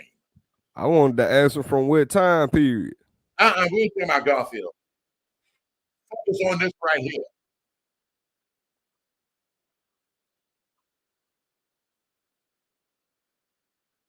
White it out. You can see how much difference there is in skin color from here to here and in various other spots. And notice this, the pedestal it sits on right here. Notice the color. And when you come down to here, look at that. Even the pedestal itself has been whitewashed. I'll show you guys again. So they're very skeptical of this cleaning process, and people are asking questions. Look at the legs. Look how light the legs are now. So when people, Dr. Brown, I haven't seen him use this particular one yet, but when people want to whitewash history, what they do is they go clean the statues. I use that word loosely. So now he goes from a darker brown skin tone around the feet to a lighter brown skin tone. Look at the color of his clothing right here, or whatever this is he's holding. Look at how drastically this has changed right here. It is almost white. They have completely whitewashed this statue, including the pedestal it sits on. So now if we keep going down, I'll leave a link to this so you guys can look at this. People are pointing out all kind of different stuff on here. You can clearly see the color of this woman, her facial features, the hairstyle. You can see the color of this man. Again, this is how they show up in pictures when they're darker. This is a huge example of one right here. Look at this. They pointed out that even the necklace and everything had been scrubbed off. Look how dark he is in these pictures. And look, all the clothing. Look, you can see the V-neck gone from this one. This is what happens during the cleaning process. You can see the hair had color, no color. You can see all of this stuff. They are clearly trying to whitewash history right in front of our faces. And you have people like Dr. Brown out here who are irresponsibly, look at this, irresponsibly pushing a false narrative because it fits the scenario he likes. And I think there's one more I want to show you guys, but it fits the scenario he likes. And so that's the scenario.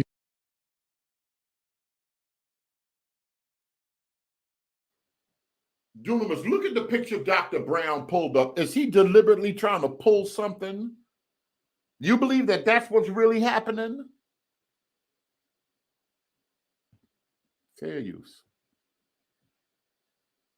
He's going to run with without fact checking anybody. Maybe that was the last one. But you guys can go through here. They point out a bunch of different stuff. I'm not going to read all this. As you guys can see, it's very long. The reconstructions, look at that, how much it's scrubbed and looks very light or almost like it's headed towards white. But yeah, this is an interesting thread. I'll leave the link in there for you guys to check out. So let's get back to Dr. Brown. Now, this is ancient Egypt, okay? I just want you to see this, some of the diversity. And notice also that generally men are painted with a little darker skin than women because the women were inside more. So it's fascinating to look at. He's got light brown skin. She's got white skin. Okay, here's another one. A painting from the burial chamber of Nefertiti, dating between 1298 and 1235. And again, she is light brown skinned here as well. All right, so y'all just heard him say it's from the burial chamber of Nefertiti. Hold on.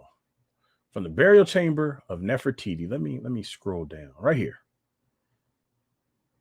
He got this again. He got this from this lady, Spencer McDaniel, above, painting from the burial chamber of Nefertiti, dating between circa 1298 and 1235 BC, depicting Amentet, the goddess of the west, sitting beside the sun god Ra.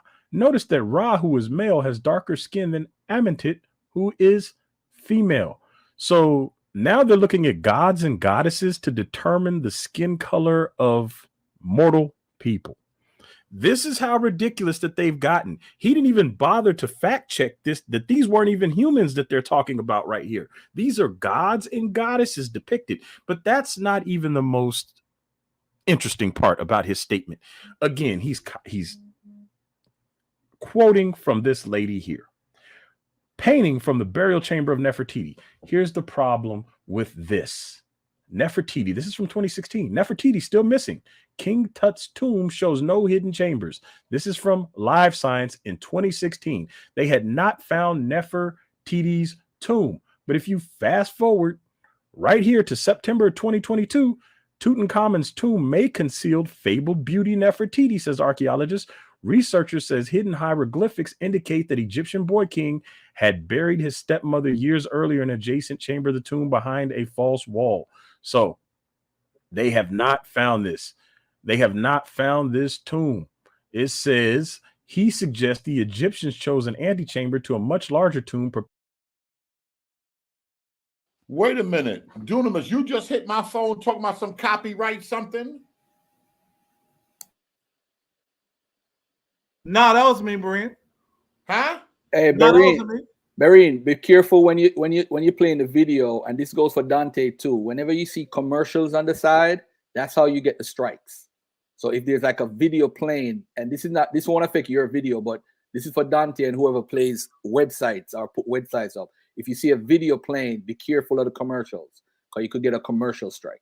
A commercial, okay. Yeah, that would definitely take you down. That would definitely. All right, let's listen to some more of this, and then I'm gonna tell you. Then I ask you, and y'all give y'all thoughts.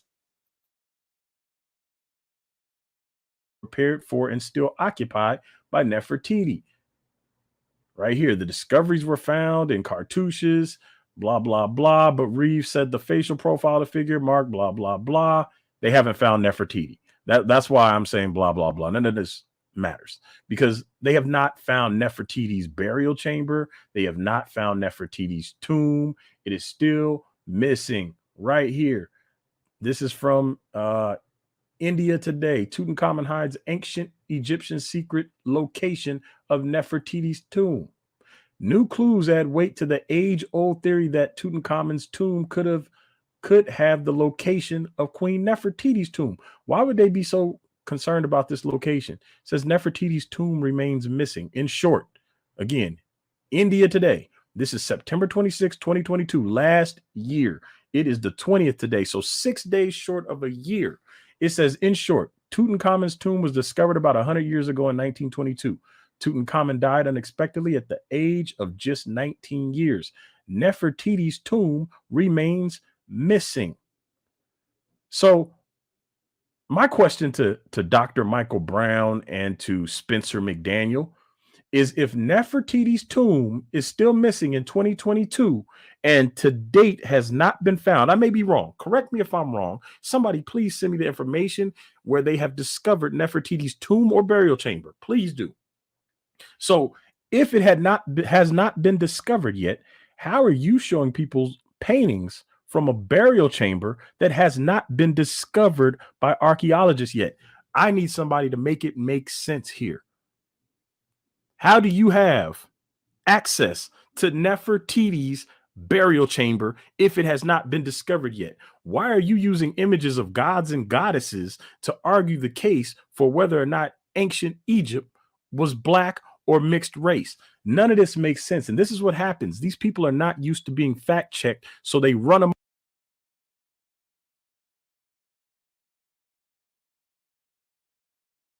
muck with history, and then they accuse everybody else for reinterpreting history.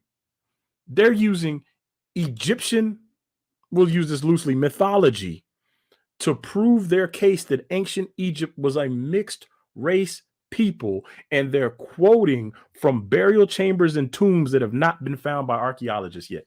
Somebody make this make sense. There is clearly an agenda at play here. All right, so let me read this last paragraph from India Today. It says, archaeologists have been conducting genetic tests since 2007 to find the lost queen and have so far tested 16 royal mummies. Hey, While real they quick, have been Brent, identified Dante as gave an Tut's update on that grandparents, last his bit. parents, and his wife, there is no evidence of his. What happened? So I was saying Dante gave an update on his community post about that last part about Nefertiti. So he posted that they basically both misread the name that was there. There was the tomb of Nefertari, not Nefertiti. Yes. And I see Captain right up there. there. All right, go Cap. What's going on, bro? Cut the microphone. Garfield, he right here. He on. Before Captain speak, man, listen, I'm gonna tell you, it's gonna be disappointing to see you lose the vocab, bro. But I don't know, man. Vocab, I talked to him last night. He sounds confident, and I'm not even trying to pick vocab side in this conversation, but brah, it don't look too good, man. I heard some of the info. I don't know, man. I think vocab, it might take you on this one. This might be your first loss, brother. Might be your first loss. But go ahead, Captain. You're muted. I think he got a signal issue. He's actually at the Or airport. somebody right probably now. trying to call him. Yeah. Let me see. Let me wait to see what happened. Go ahead, Garfield. I'm stepping away for 1 second. Thanks for the update on that more. I think with the name. When we talk about Egypt, people get sensitive because I don't think we really understand Egypt because there's so much controversy, because there was the point where they did say the people were Africans or black originally. I don't think people know this. Originally, when the French, the archaeologists and people found, they said, oh, these are black people, these are Africans. But what happened is the racism started to kick in. Come on. You know what I'm saying? Let me see if Cap, I could hear Cap. You could unmute Cap. Let me see if I could hear you. Yeah, can y'all hear me now? Yeah, I was saying earlier that. Yeah, I heard you.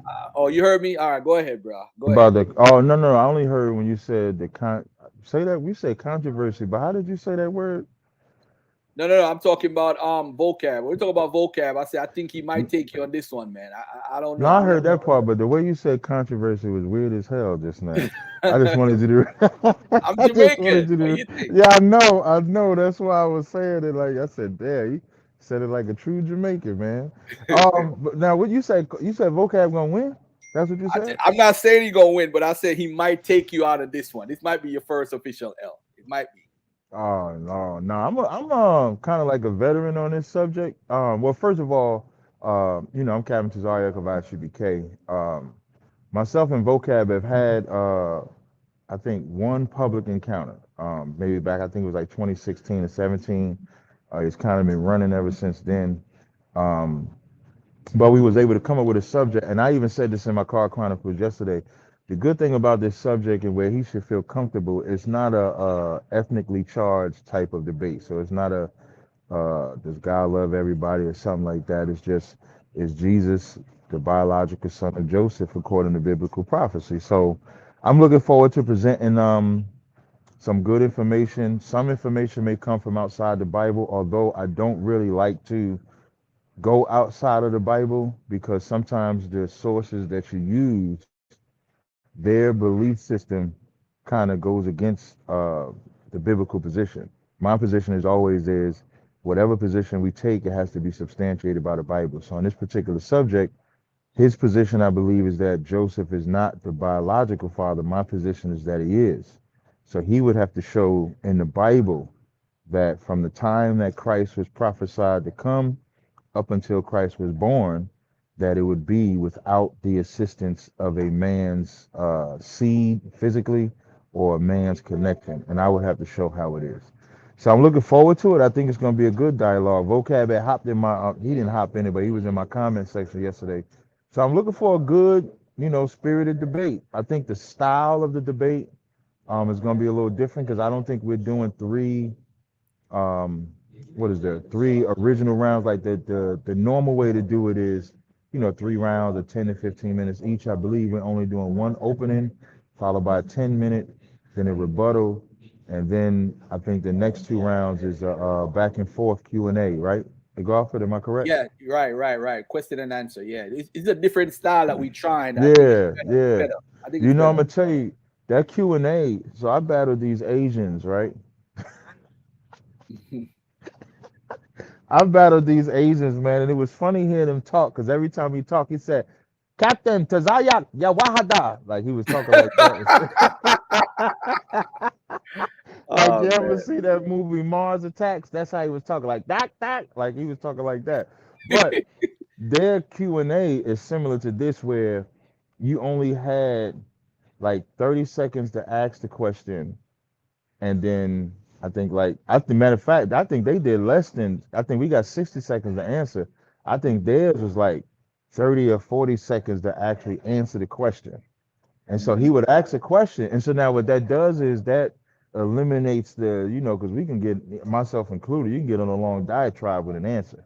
So now this forces us to be more succinct with our words so that we can get right to the point. So I'm looking forward to it. I'm actually traveling to Atlanta.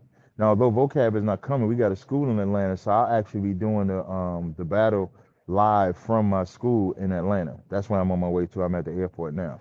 So that's where I'm going to do it from. Appreciate you taking the time. No problem. I'm gonna hit you back. No, anytime, man. All right, cool. All right, peace. Peace. I see Abu in the chat say we got Tazaria, Garfield, and Moore on the same panel. That's history right there. Orthodox Moore. Orthodox Moore got a debate coming up too. Yeah, he got a debate coming up with Brother Joel from the Sons of Thunder about who? Brother Orthodox Moore. He's above you on the screen. They're gonna talk. Okay, what are they debating? Is Jesus of the Quran the same as the Jesus of the Bible? So that's you might be barking up the wrong tree because that Joel, he know that Quran. Boy. Yeah, he know that Orthodox Moore, his name says it all. Orthodox Moore, he's an Israelite. He reading the Circle 7. I mean, no, he's not. He ain't that type of Moore. Not that type of Moore. All right, I'm gonna go, man. All right, I'll talk to you later. But listen, man, I did put $5 on Vocab just to let you know. I did put $5. I'm trying to triple up my money. Yeah, man, $5. I mean, you ain't had that much confidence. $5. To put $5. I'd have been impressed with 100. Yeah, I'd have been impressed if you'd have said $50, $100. I'd have been impressed. You ain't that confident. Oh man. You just put more up in there. Oh man. All right, peace and love. All right, man. Peace, man. Peace to the panel, man. Y'all be safe. All right, cool. Yeah, man. So tomorrow, ladies and gentlemen, at 8 p.m. Eastern, it's gonna be Captain Tazaria versus Vocab Malone. It's gonna be a good dialogue. It's gonna be peaceful. It's gonna be respectable, and it's gonna be good. The Orthodox Moore is on the side that the Quran Jesus is the same as the biblical Jesus, and that should be, I think, October 27th. So that's gonna be on my channel too, and I gotta hit up more too after this so we could talk in private. Look at the screen first. All these are free. The only debate I'm charging for right now is the Black Friday Showdown, where we're having 3 debates in one night with Gorilla versus Rawbon. I'm versus Priest Daniel about if King James is black, and of course Captain Tazaria versus are you guys familiar with Jonathan Sheffield? He debated Bart Ehrman and all these people. He's an Anglican guy. He's an autodidact, but he's debated the best of the best. They might debate on if salvation is for Israel only or for all nations in the New Testament. That's the topic we're trying to get in right now, which is a very good topic. So that's what they're going to do. But that's the only one I'm charging for. But this is free right here. That's free. More debate is free. I'm still going to pay the debaters for coming on my channel. I have to hit them off with something. But at the end of the day, I'm trying to give everybody a good amount of debates for free right now. I got Well, one. that's good. That's good. October 8th. I got the one with Yawasap. He's a One West guy about his Israelite Stepmother tradition as the search continues. So once again, Dr. Brown, Spencer McDaniel, please tell us how you guys have access to this painting from Nefertiti's tomb, which has not been found yet. I'm just curious. Make it make sense for me. Okay, here's another one. A painting from the burial chamber of Nefertiti, dating between 1298 and 1235. And again, she is light brown skinned here as well. Another image, light brown skin image, a man hunting from a tomb painting around 1350 BC. And it's like they're not even trying to make this hard. All right, so right here, this is the painting he shows. It's also depicted down here by Spencer McDaniel, because again, he's just grabbing stuff from her because it fits his narrative, and he's not fact checking any of this. This is a fake image too. The originals are darker. I'm not even going to show all these, but I'm just pointing stuff out. He didn't show these, so I'm not going to go into those right now. I may do a second video on her specifically. But right here, this right here is a fake image. How do we know this is a fake image? Well, if we come back over to here, let me see here. We come back over to here, Tomb of Nebamun right here. If you guys just go down here and read these, a reproduction of a painting that is in the public domain because of its age. It's a reproduction. Once again, we catch them using reproductions. And if we hop over to here, magically he gets darker. Egyptian hunting in the marshes. What is this? World History Encyclopedia. Interesting how it looks like this here on the reproduction, but we jump over to this and suddenly they get darker. Why is it that these people keep using reproductions instead of original images? If these people are teaching the truth, wouldn't it be easier just to teach from the original images? But they're not teaching the truth. What they're doing is lying. They're pushing a scenario because it fits their narrative. Right here, they're claiming that this is the image, and so that these people are lighter skinned because of this image. Again, they're not even trying to make this hard, but let's continue. Another image, light brown skin image, a man hunting from a tomb painting around 1350 BC. And then the one that's the most interesting of all, it's a 19th century illustration of a Book of Gates fresco from the tomb of Seti. So he ruled 1290 to 1279. It shows on the left, you have someone who is pale skinned, and he stood for someone from Libya, which was in Africa. Next is someone who was actually black skinned, and he stood for someone from Nubia. And of course, there are many Nubians in Egypt. The next is a pale Southwest Asian, pale skin. And then the last one is a light brown skinned Egyptian. Isn't that interesting? So the Egyptian is different than the Nubian and is different than the Libyan and the Asian. It's just very interesting. All right. Now, some of you guys may remember 3 weeks ago, right here, 3 weeks ago, I put out this video, the 4 races of man.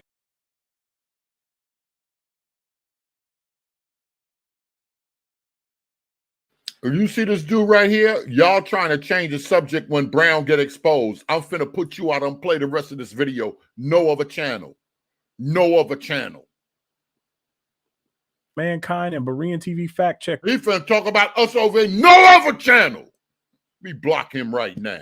So 3 weeks ago, you had people calling themselves fact checking me while they're sitting up there using these fake 4 races of mankind recreation picture. So I'm not going to go over it again. What I'm going to do is I'm going to play a clip from that video where I pointed out that Berean TV, Dunamis, Covey, and the others were using this fake image to try to push a fake narrative of all these mixed people in Egypt. And then I'm going to read the source at the end of this video. But I'm going to show you guys what I had to say about them using it. And now we see Dr. Michael Brown using the same fake image. There is a now he got me lifting up white folk. Unbelievable narrative going on here. There's a reason these people keep pushing the same fake reconstructed images to push their narrative instead of just going to the original. Anybody with the eyes can see that this is a fake or a recreation or a reconstruction. Anybody with eyes can see that this is not the original, and yet they keep choosing these to push the narrative. What is behind that? So let's listen to what I had to say about this image right here. Is the Book of Gates right here. You'll hear Dunamis mention the Book of Gates. You'll see them show this right here. And they show this image right here. You can recognize the wording. This is from Wikipedia. I'm not sure if they said that, but it's from Wikipedia. So this says the 4 races of the world: a Libyan, a Nubian, an Asiatic, and an Egyptian. Now I want you to look at this Egyptian.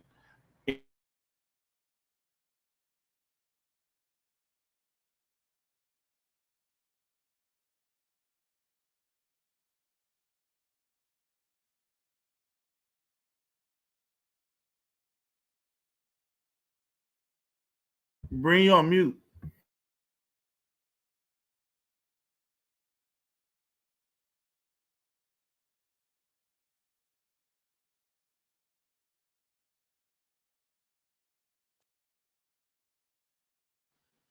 Are y'all seeing this video? All right, now I see it pop up. Were y'all hearing it? I'm thinking they're trying to. Yeah, we're hearing the video when you paused it. Okay, all right. Well, then I ain't here. Okay. When I started to, I did a series called Images of Deception. Hey, And Barry, this is one of the images I actually covered years ago. Stop the video, Barry. And the reason this. Hey, Moore, are you there, Orthodox Moore? This is very important. This is hot off the press. I just got a major email. role was to interpret what God said. Hold on, Barry. Moore, with Orthodox Moore, is he still here? Now, for those who don't know, there is a DNA. I just got an email from Israel Finkelstein, who is one of the #1 top 5 dead or alive archaeologists. He's the one that's going to be presenting the information. And I asked him about the upcoming event regarding the DNA and Iron Age population. And he said he's going to present some individuals from the time period between 750 and 650 BC. And he said, we have an article in English which will be published in the proceedings of this conference. And he said he'll be happy to share it with me on October 11th. Please remind me. So he's going to send me the information directly so I could pass it on to the Yap Gang and everybody else and whoever else want to see it. That's what's up. Much appreciated. All right. So he said we are going to present the DNA results from Kiriath Yearim near Jerusalem, dating to 750 to 650 BC. All right. And these are new samples? I don't know. Okay. Bro. No worries. I appreciate you sending the information you got, fam. All right, cool. All right, back All to right, the program. All right, I'm going to get rid of them 2 right there. I'm going to get rid of them 2 right there. Where were we up on the video? Where were we at to on the video? So he's at the Wikipedia. He's at the Oh, Wikipedia. do me a favor, put it up on your screen.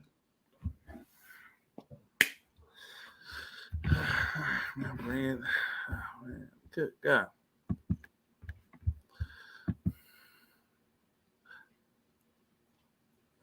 Was it here? I have to find it now, Breen. Wait, hold on. Let me look. Let's see here.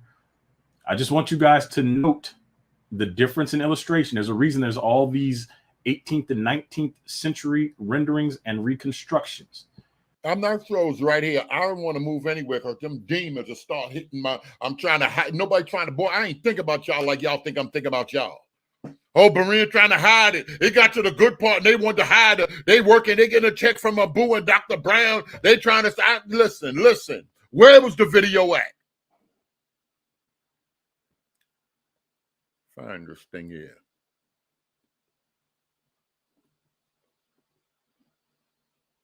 Our thing was about right here. Doing them as well. He looking on.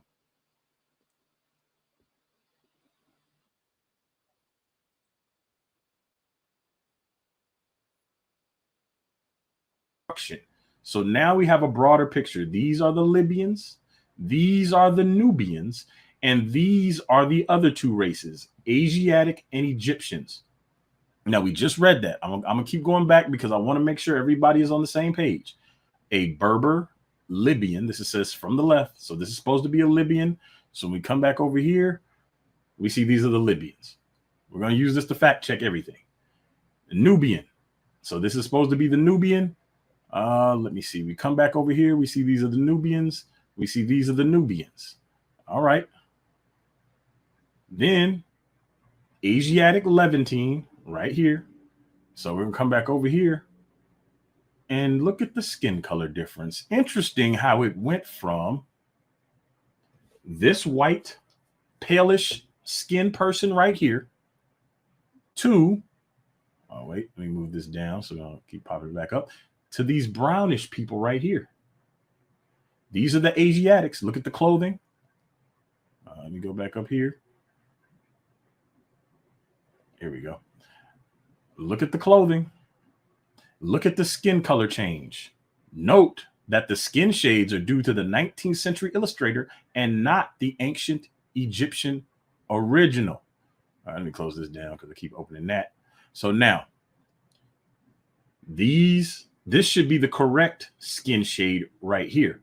Well, not necessarily, but this is a darker skin shade. I'll say that. And again, this is the Project of American Research Center. So who are these guys? That only leaves the Egyptians.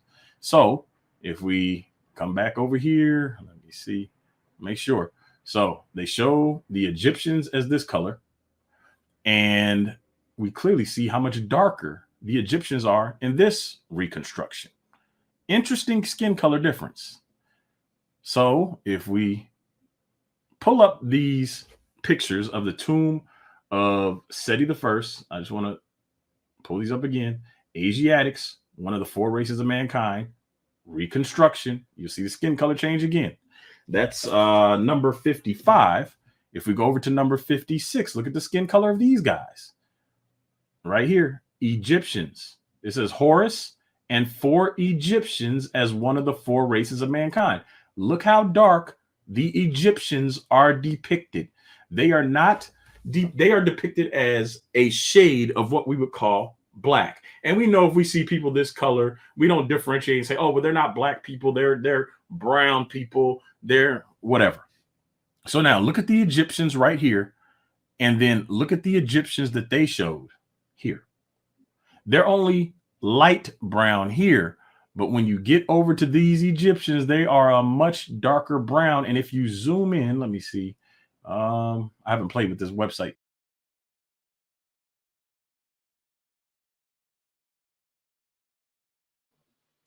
They're saying this wasn't where, that's what y'all saying? Let me see. Let me see. I was on the screen. So who's past all of this y'all are saying? No, because I get down here, it's Professor Henry is. No, this too far. Dunamis, you there? Yeah, I'm here. Yeah, but I've been in and out. Am I past it on the video? Yes or no? I think you might be past it. They're saying I go back a little bit. All right, I got to go back some. You were showing me. You ain't going too far back. What part are you looking for? I don't know. When Garfield was talking, I kind of clicked off when y'all jumped on. Where Dunamis? Where? I want them to say nobody. Where? Go back some. Go back until you see Wikipedia. Okay. That's it. You guys may remember 3 weeks ago, right here, 3 weeks ago, I put out this video, the 4 races of mankind and Berean TV fact checkers. So 3 weeks ago, you had people calling themselves fact checking me while they're sitting up there using these fake 4 races of mankind recreation picture. So I'm not going to go over it again. What I'm going to do is I'm going to play a clip from that video where I pointed out that Berean TV, Dunamis, Covey, and the others were using this fake image to try to push a fake narrative of all these mixed people in Egypt. And then I'm going to read the source at the end of this video. But I'm going to show you guys what I had to say about them using it. And now we see Dr. Michael Brown using the same fake image. There is a narrative going on here. There's a reason these people keep pushing the same fake reconstructed images to push their narrative instead of just going to the original. Anybody with the eyes can see that this is a fake or a recreation or a reconstruction. Anybody with eyes can see that this is not the original. and yet they keep choosing these to push the narrative. What is behind that? So let's listen to what I had to say about this image right here. Is the Book of Gates right here. You'll hear Dunamis mention the Book of Gates. You'll see them show this right here. And they show this image right here. You can recognize the wording. This is from Wikipedia. I'm not sure if they said that, but it's from Wikipedia. So this says the 4 races of the world: a Libyan, a Nubian, an Asiatic, and an Egyptian. Now I want you to look at this Egyptian, and it says an artistic rendering based on a mural from the tomb of Seti I. That should have been the first indication. And then if you scroll down here, you will see another rendering. This is clearly not ancient Egyptian art. And this is what I was saying when I used to be under the mindset that some of this stuff is real until I started researching. And this was one of the earlier things I changed when I had ministerfortson.com. When I started to, I did a series called Images of Deception. And this is one of the images I actually covered years ago. And the reason this needed to be covered, oh, let me turn that off real quick. All right. So the reason I looked into it is because I could tell this is not an original Egyptian painting. It is very obvious. So I pulled it up, but I'm going to click it just in case I haven't pulled up. All right. So it worked. My internet's not messing up. So now if you click the picture, let me go back. For those of you who don't know how to vet these things, if you click the picture on Wikipedia, it will give you more information. If you come down here, see, it says the 4 races of the world: Libyan, Nubian, Asiatic, Egyptian, and artistic rendering based on the mural from Tomb of Seti I. That's important. So now it says unknown, original, Heinrich Menu von Minutoli, 1772 to 1846. So this is clearly not an Egyptian painting. It says cropped from file, races to JPEG. It tells you this. It says the tomb of Pharaoh Seti I. This is 1991. All right. So it says depicting from the left a Berber or Libyan, a Nubian, this guy right here, an Asiatic, Levantine, or the Levant. This is what they're trying to say the Levant people look like. Now pay close attention. It says Asiatic or Levantine, and it says and an Egyptian, and they have them as brown, white, black, and I'm guessing this is white. And it says note that the skin shades are due to the 19th century illustrator, not the ancient Egyptian original. That's what it says on the Wikipedia article that Berean and Dunamis were talking about. And you saw Covey's comment pop up. Later on, Orthodox More gets in, and nobody called this out. And yet you hear them trying to present the case that this represents the skin color, and for people to look at it. And I'll read this one more time. Note that the skin shades are due to the 19th century illustrator, not the ancient Egyptian original. So now, like I said, I opened this up before so you guys can see this. This is all the information if you guys want to go check into this. Now, let's look at the tomb of Seti. Hold on. So he called. Go ahead, pull your video up now. Pull your video up now. I got to run downstairs for a minute. Yeah, I'm going to pull this up. More, do you want to say anything on this? In terms of, I'll say this real quick. This is something that I appreciate about, I appreciate Dante as a skeptic.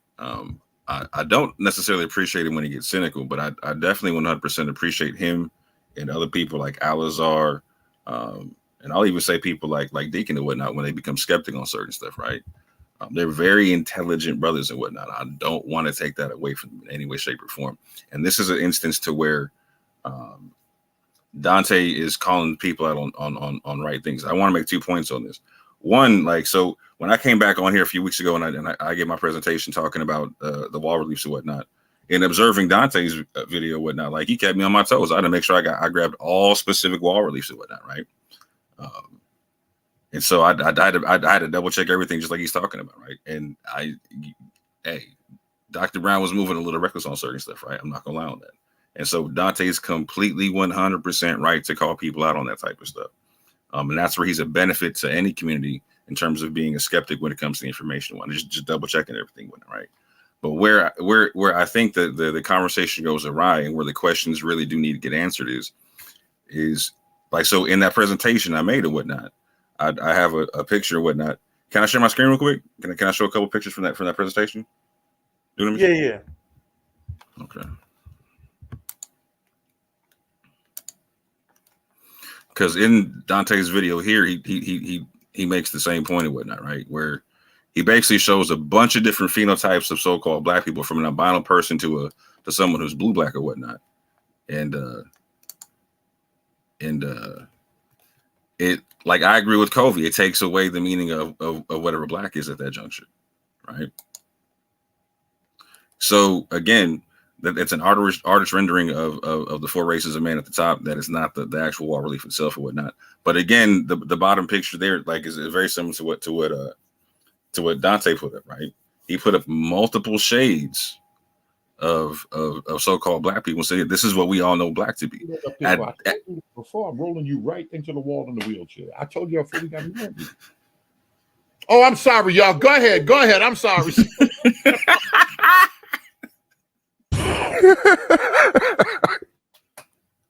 I wasn't ready. Okay. But yeah, like, so Dante showed a very similar picture where you see the different gradation of skin and whatnot, but like this is all phenotypically black. And so again, like Kobe's saying, other people saying, I was saying in the chat, like, this kind of takes away the whatever black is at that juncture, right? Because if I go to the next slide or whatnot, y'all ain't gonna say these people with the same skin tones are black, right?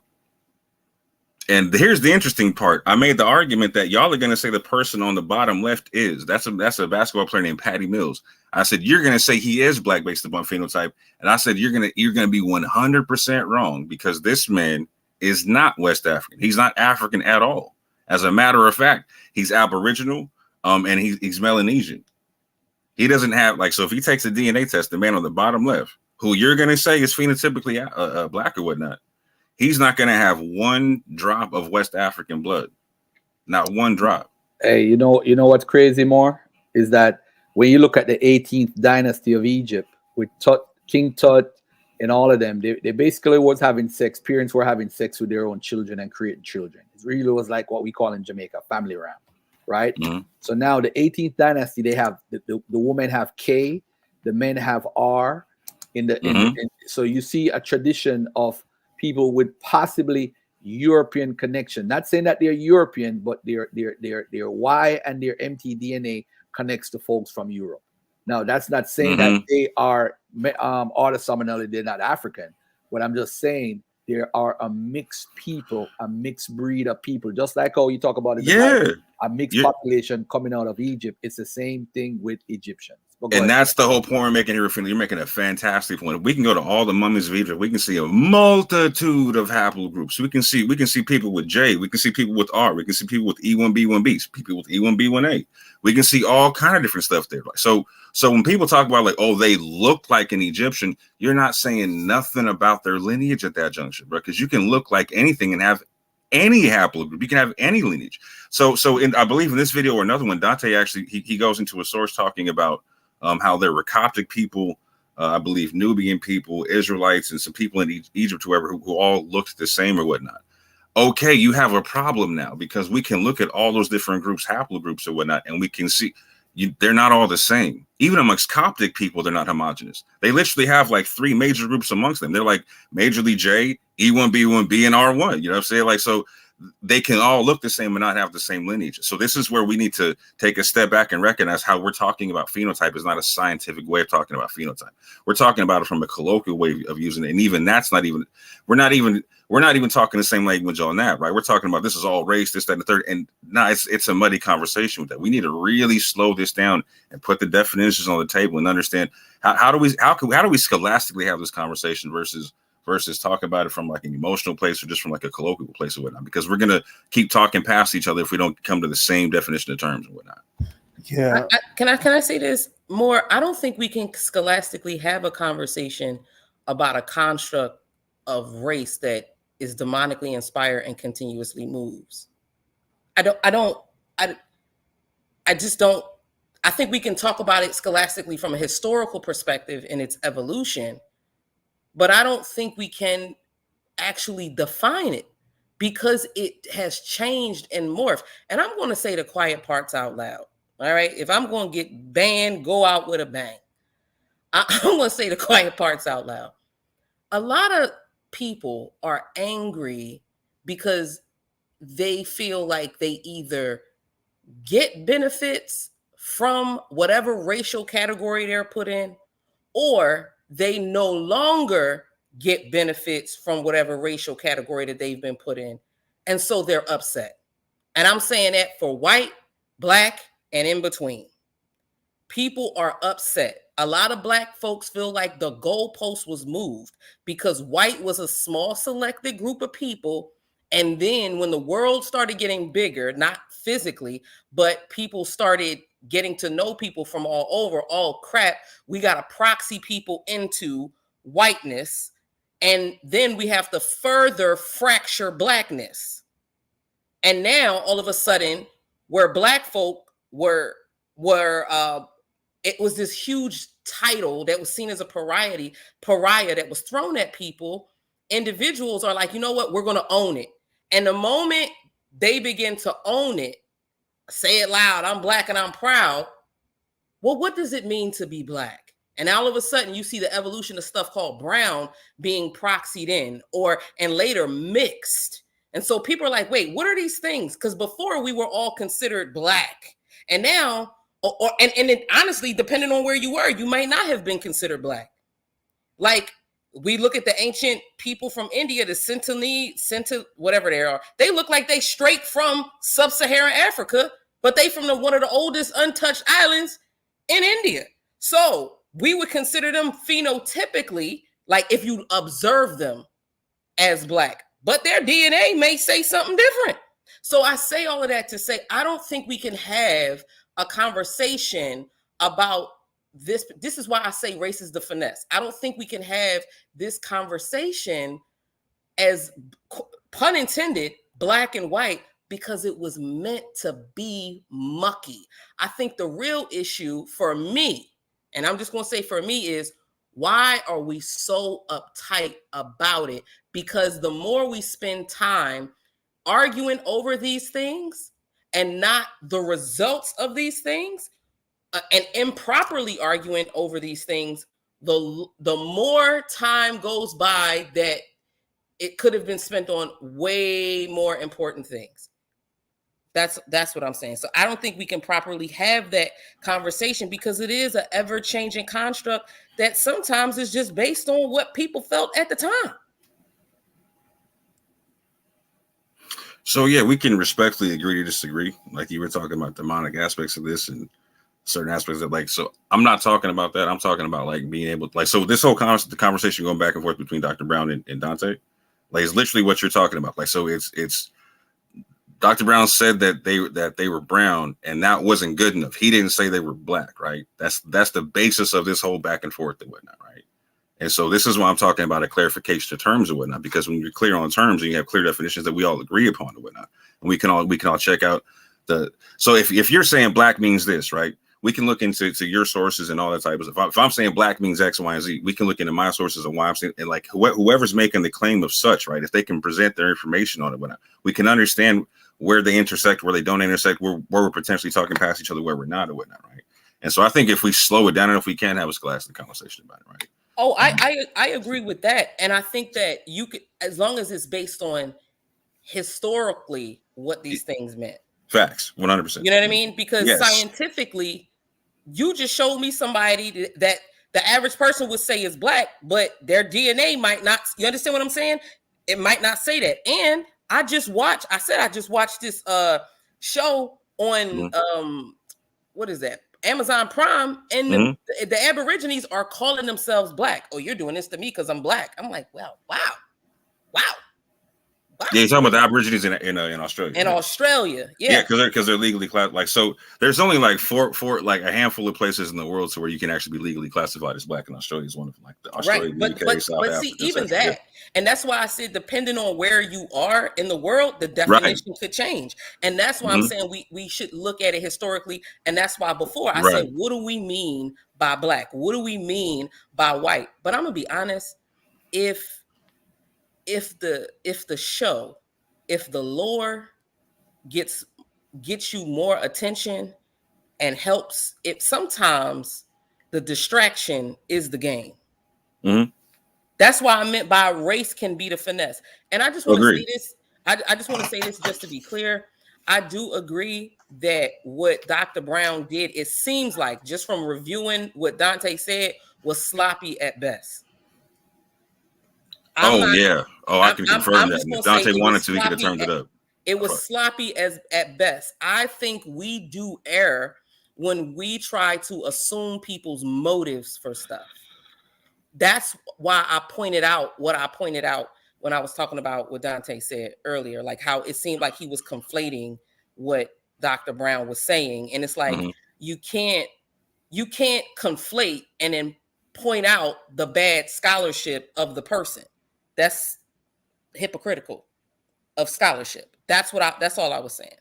Right. So yeah. But I still think it should be acknowledged the point that he was making, right? Even though it was kind of made. Oh yeah. I said that. I said that in the chat. I said point. that in the chat too. I agree.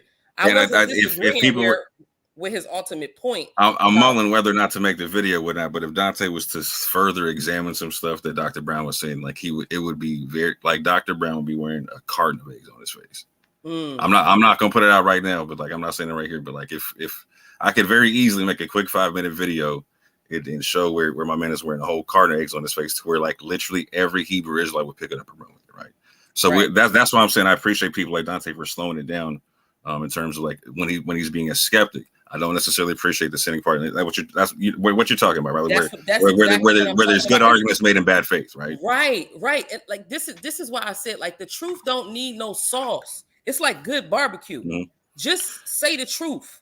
That's part of the reason why the other day when it was that debate, you had people that are used to this comment section like, oh, come on, man. We don't need the ad hominems. We don't need the low key ad hominems, the digs, we don't need all of that. Just say the truth. The truth is going to do what the truth does. So that's the point I was coming from. No, and, facts. Yeah. No, and to recap a previous point, so when I'm talking, so this is why I said we need to come to terms on the scholastic level. I didn't say scientific for a reason. I said scholastic, right? Because some people could be having a political science conversation, right, when they're saying black, right? Some people can be having like an archaeological conversation when they're saying black. Some people can be having like a history conversation when they're talking about black, right? So, and we don't recognize we're saying these terms from different places and whatnot, right? We don't know how they apply in different places and whatnot, right? Something that I appreciate from kicking it with Yap Gang and reading a ton of scientific papers and whatnot that they throw my way, etc. Whatnot is that you see how different people use different terms or whatnot, right? You can see to where, like, if you're not familiar with the terms, how things can be very misconstrued or whatnot. If you're a layman coming into this, if I'm coming into an archaeological paper with a political science understanding of certain terms, I'm going to misunderstand things. Something's going to get lost in translation and whatnot.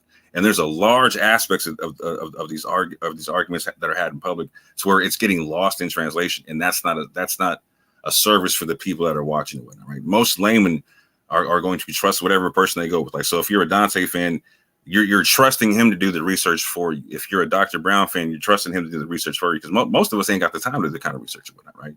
And that's why I keep harping on slowing things down, because if we don't have that time when we're trusting people, we got to at least fact check the people that we're trusting, right?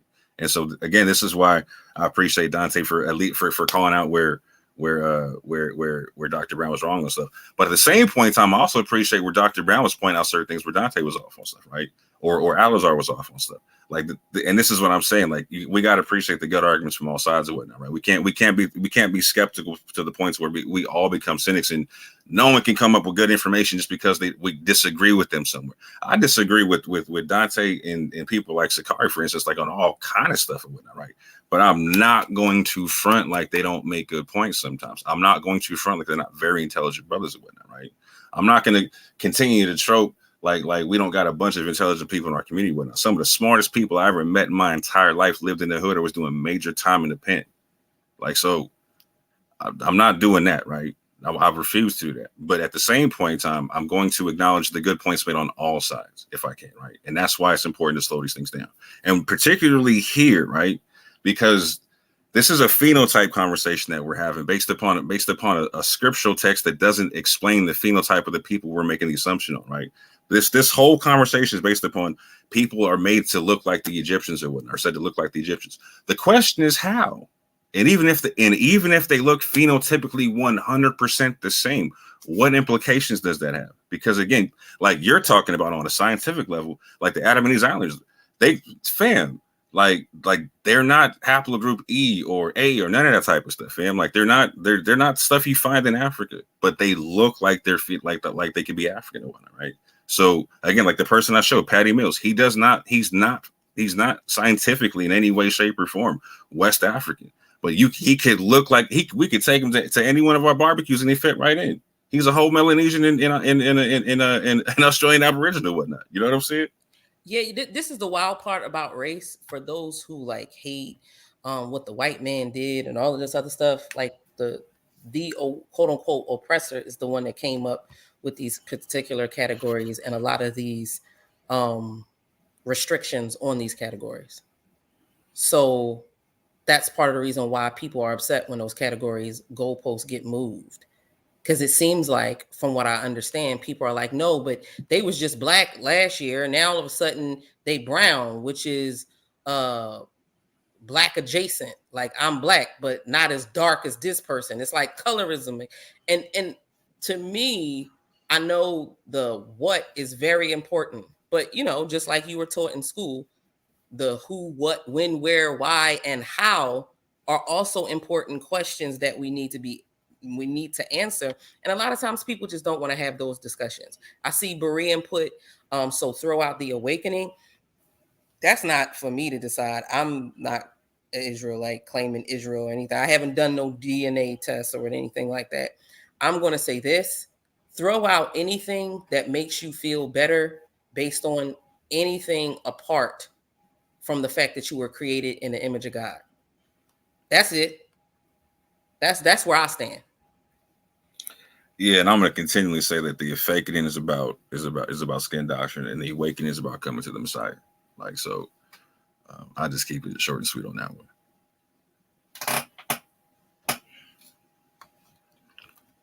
But I see OG Sean Harris is on the panel. What's good? Hey, grace and peace, everybody. Yeah. So I agree with both of you guys. Honestly, was making she was making her statements concerning color and colorism, black, white. And this is why at the Yap Gang we try, especially when we have our discussions, we don't use those terms, right? Because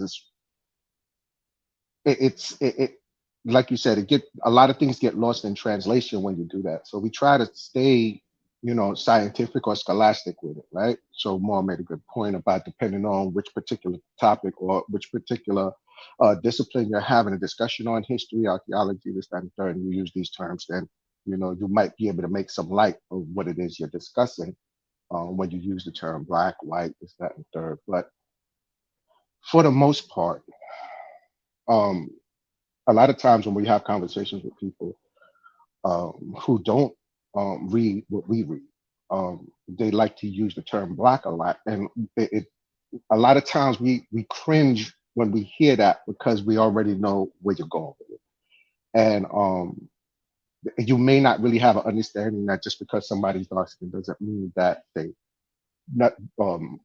belong to you historically or anciently. Like I'm saying, they might come from a whole nother line.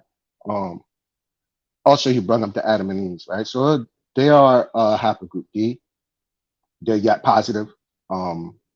They are these ancient brother clade to haplogroup E from the paragroup DE. And yeah, they've been there for a very long time. And you look at them and they look West African, but they're not. These are Asiatic people.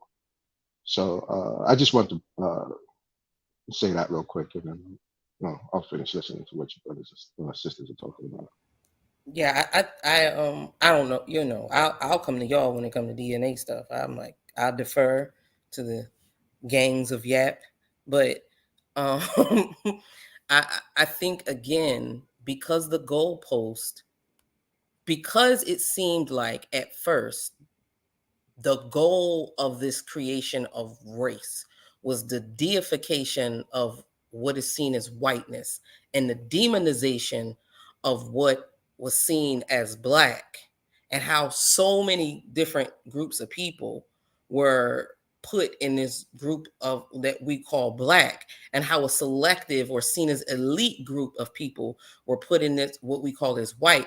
At some point, the tide started to shift, and people who were once called Black as a pariah started to claim it and reclaim it and see it as a collective culture of dignity.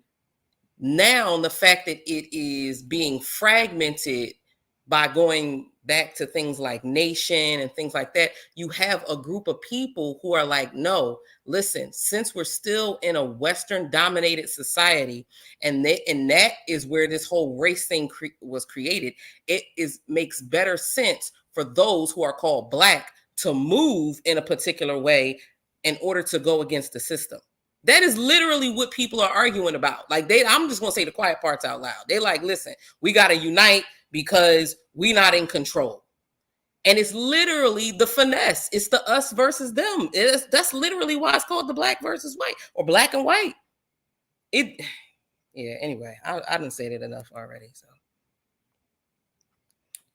and I see Dark Gable said the tide hasn't shifted because the power hasn't shifted. Okay. I'm not even gonna. All right. See, I think that's a whole different conversation than when we're talking about like the lineage of a people from a place, or like the Bible or something like that. I think like this is where we get into a lot of issues, is when we go into the ancient past with modern constructs versus doing it the other way around, like trying to understand how did they see the world and whatnot, right? What was the ancient world's construct of race? Like, so you were talking about like the concept, like when it said like a Black becoming whatnot, right? What does that mean in the ancient construct? What does it mean when the nobles of Israel are called white? Does it mean that they're literally white, or is it a figurative concept, right? What does it mean in their culture at that time period? If we go with the modern construct, we're going to get that all misconstrued. Yeah, I agree. I don't think you said anything I disagree with. So, but anyway, I'm gonna go to the back, y'all. Grace and peace. All right, grace and peace. With that, let's just see how the ancients would understand it. I saw this video line that we played it before, but there's also another one. I don't know if anyone knows who Emmanuel Kulu is, but we're gonna go with this in the other video. We're gonna go into the topic of race in ancient Egypt. Well, real quick, so more, would you say, because one thing we've been talking about recently is a methodology, a standard for research and for criticism, right? Would you say that same standard or metric has been upheld by all sides? Oh no, and I will definitely say this: the side that a lot of people assume that people have better methods this is on all sides. I'll just say it like this, right? Like, so we're just talking about Dr. Brown. Like, I can show you Dr. Brown being super sloppy, like to the points where it's embarrassingly sloppy, right? Like embarrassingly sloppy. Like, there's no way his people should let him go out there and say some certain stuff, right? None. But I can say the same thing on the other side. But but here's the thing. Like, so Dante's not Dr. Dante. So Dante catching Dr. Brown on something, like, nah, that needs to be recognized or whatnot, right? Like, and that's what I'm saying. You can't just take any side at face value. I know we're all trusting these people because we're fans of certain people, etc. But we all have to sit back and double check people, because if not, the blind will get led into the pit. Okay, I think that's one thing we talk on here. There's a certain notion of, even with the standard with titles like doctor, that there are those who say we don't need scholars, just put it down. It's about, and then we can research. But at the same time, when certain sides fit, that's when scholarship comes back up. Out of the utilized scholarship, would say it should be held to a higher standard. Is there a universal standard for researching in general? I think we should all strive for a universal understanding of the research and whatnot, right? Otherwise, when you have multiple layers of standards and whatnot in a public discourse, in a public discourse, that's where things get messy and whatnot. Because I can make a million videos at a lower bar, right? And I can get all kind of traction like that or whatnot. You know what I'm saying? But if I'm held to a high, like if I'm someone like Dr. Brown, I'm held to like a higher standard or whatnot, and I don't get as many views because I do less videos or whatnot. That could be an issue for the public in terms of like what they're consuming and whatnot, right? So even if you're a layman or whatnot, you're an amateur, I think you should strive to use the highest level standards you can find.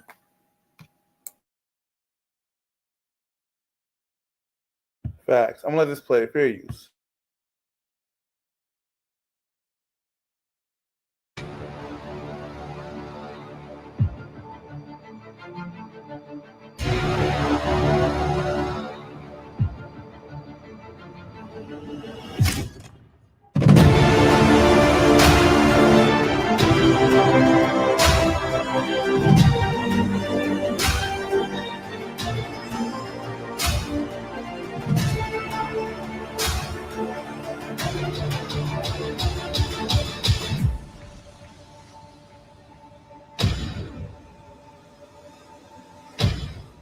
Ladies and gentlemen, thank you so much for checking out the channel today, the study of antiquity and the Middle Ages. As always, I am your host, and I want to welcome you back to Race, Ethnicity, and the Ancient Mediterranean World. Dr. Rebecca Futo-Kennedy, thank you so much for coming back on today. Happy to be here. We've covered racism in the classics. We've covered problems with Western civilization. We've explained Black Athena. We've covered a variety of topics relating to modern theories and the way we view the past today. But now I'm going to approach this part of our series, Race and Ethnicity in Antiquity, but primarily focusing on the ancient Mediterranean. And so I'm going to start. All right, so there's two things called out. Yeah, because one thing Kale's saying PhDs are near era expertise. So I think from what I'm getting from, just because someone. I'm with that. Yes, it's a narrow area of expertise, but you're taught how to do research methodology a certain way. Yeah. Like it doesn't matter. Like you're taught a pretty standard way of doing research or whatnot, right? And so to that point, there was a previous comment of what did my man say? He said, "How about we start with at least being honest to the data?" And that's a fantastic place to start. Don't speak past what your information is saying. A lot of times we're doing research or whatnot, and we're doing confirmation bias. We're not doing actual research, right?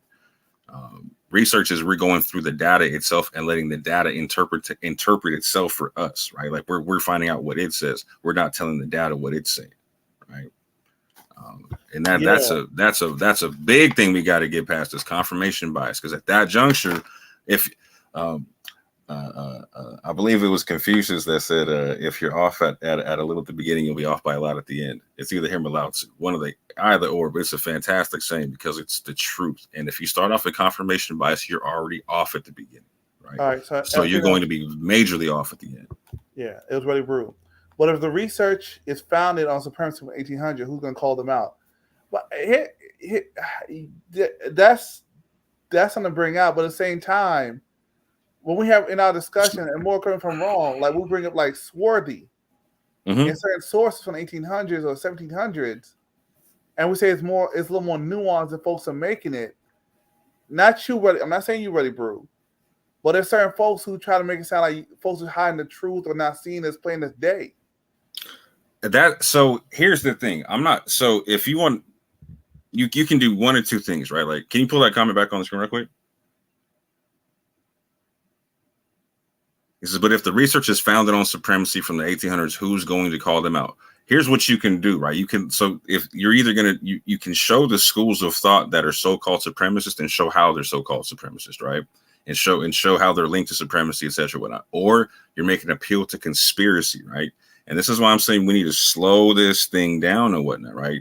Because we're not all necessarily going to agree that all the so you can't say that all the research from the 1800s is based on supremacy. That's not how it's going to work, fam. I promise you, there was at least a couple honest people at that whole century, fam. You understand what I'm saying? Yeah. And so we can't throw the baby out with the bathwater. Like, so if you can show me there was these groups of people that was part of this organization that had this particular operating system that got you, and you can literally do that with a lot of people you're talking about, right? I got no issue. But if you're not going to do that legwork and you're just going to make the claim, please don't expect me to take it serious, fam. Please don't. Because you're pulling the whole Ron Dalton Jr. I am the source. I don't do that, fam. I can't get down like that.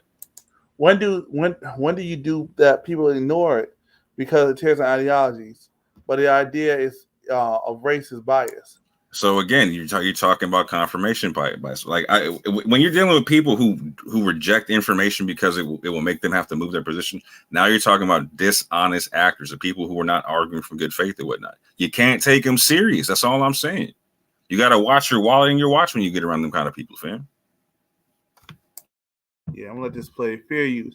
And all I'm trying to do, I got this and another one lined up to just get some clarity so we can see how the ancient world view things. In fact, sometimes these videos aren't vetted, y'all. I'm building this, I'm flying it.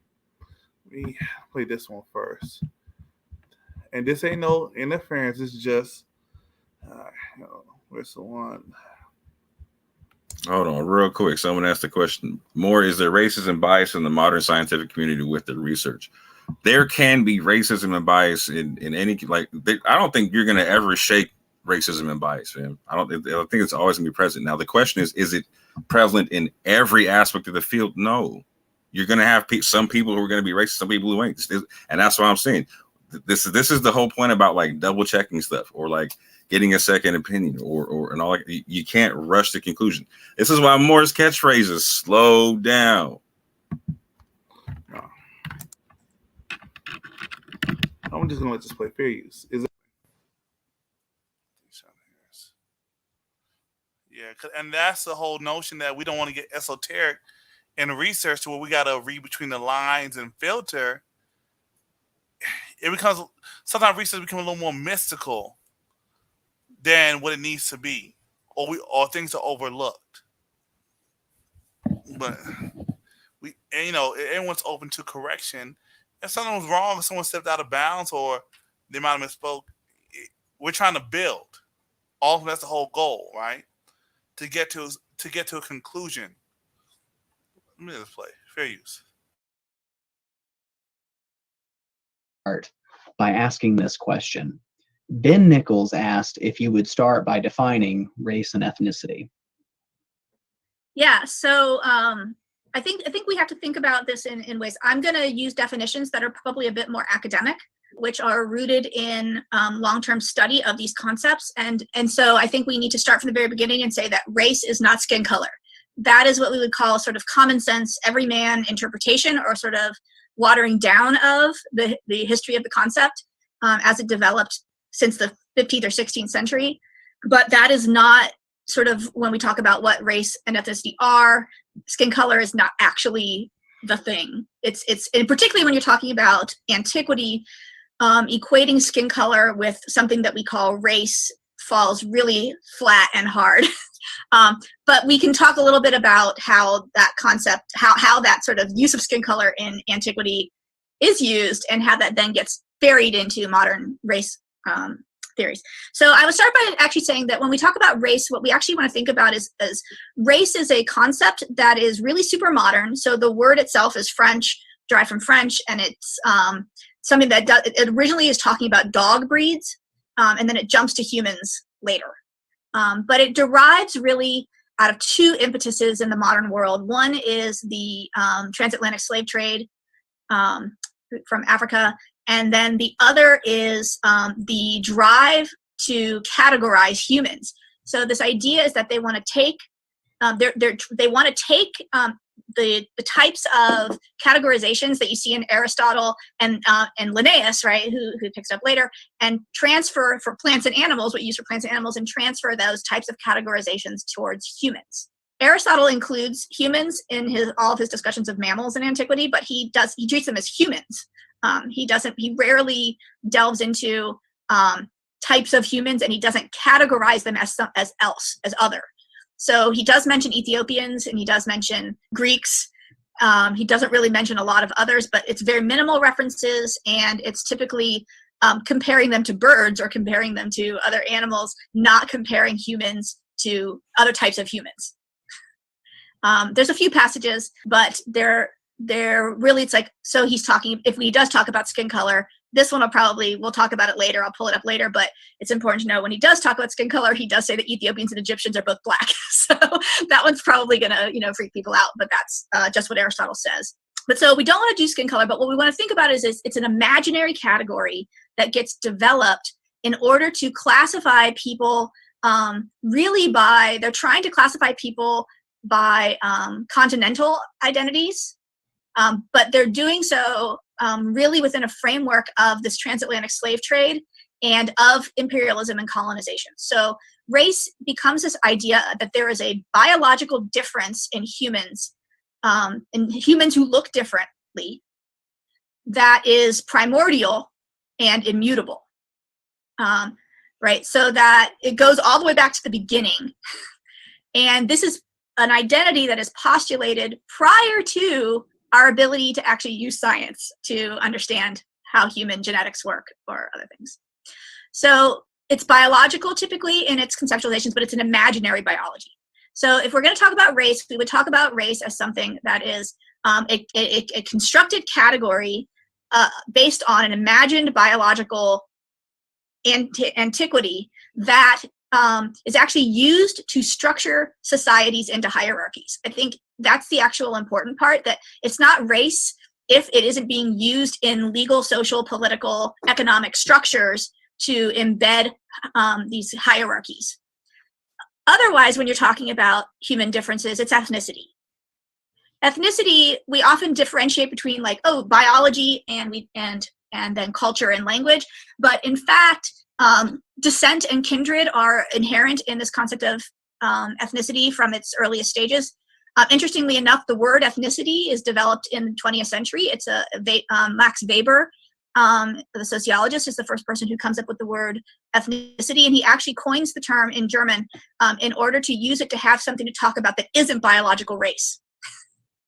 But if we look at sort of how ethnicity is considered, kinship is a key, or descent groups, but on a much smaller scale, right? So the idea is that they would share an imaginary past together that is represented or manifested in culture, in law, ritual practices, potentially shared language, etc.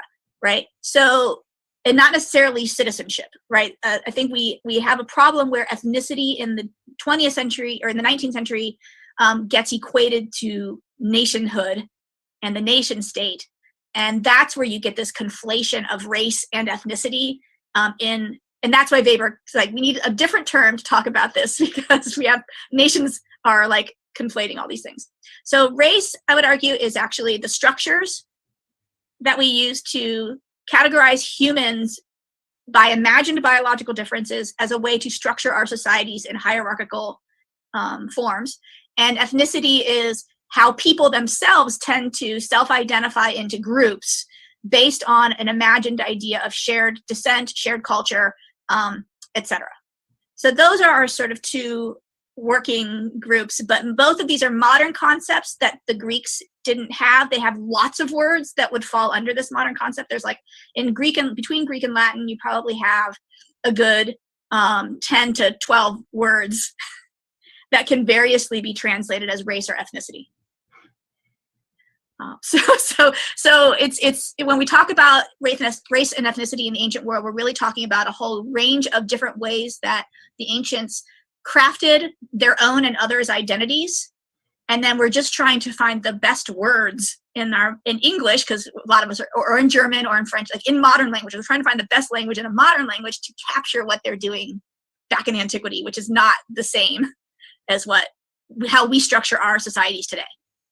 Sometimes we'll see things that are close, right? So if you think about modern racial constructs in America and Jim Crow, for instance, the Athenian immigration system, they had a group called Metics, M-E-T-I-C-S, not medics as in people who are doctors, but Metics, Metoikia, that is actually a constructed category that is basically a legal structure that is meant to exclude anyone who is an Athenian under the belief that anybody who isn't an Athenian, and not Greek, but Athenian, is biologically different, and that any intermixture between Athenians and these other people actually leads to corruption and denigration of Athenianness. So this is another thing we really want to think about with race and ethnicity, is that not only are these modern words that we're trying to sort of see if those dynamics, how those dynamics play out and trying to capture what's actually happening in antiquity, but when we can't actually talk about Greeks and Romans as a primary functioning identity for people, we use those phrases because that's what we call them. But Greeks, of course, is a Roman word.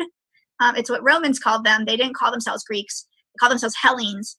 But even then, that was a secondary or even a tertiary identity for them. Their polis identity, or if you're a Macedonian, that Macedonian identity, which is actually the Greek word ethnos, is what we would use for Macedonians. Or Thracian, right? Or lots of other things. They use those identities primary to Greekness. And of course, Roman, as I already mentioned, is a citizenship category, not a ethnic category after a certain stage. I have a really cool map that might be fun to look at for understanding ethnic groups here. So I have this map if we want to sort of think about ethnicity as it would function in the ancient world. And here's where I would say race doesn't apply to this stuff. Ethnicity is what we want to talk about here. Like I said, race is something we would talk about that are like legal political structures in a city-state. So maybe Spartan helots would be a racial category. The Athenian metic is a racial category. In Italy, the way the Romans categorized the Latins and the other Italians would be maybe a racial construct. But otherwise, we're talking about ethnicity.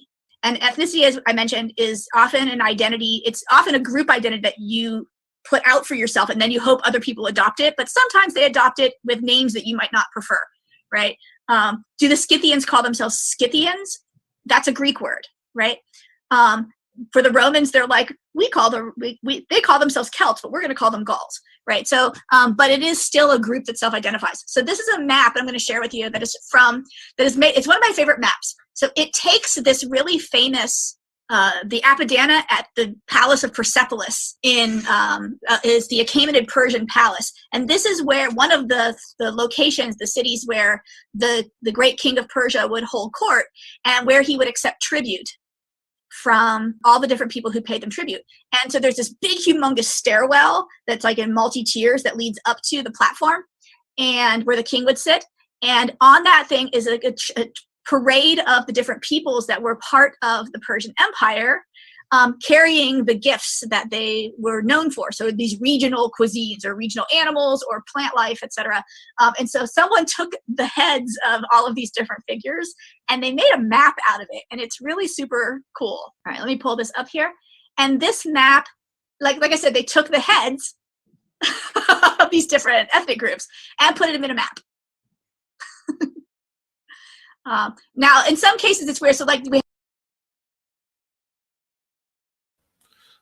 just asking, with this map, how they had different ethnic groups where each head is a different ethnic group, would it raise any issue and concern for how some of the talks have been going dealing with race and the ancient peoples that we've had?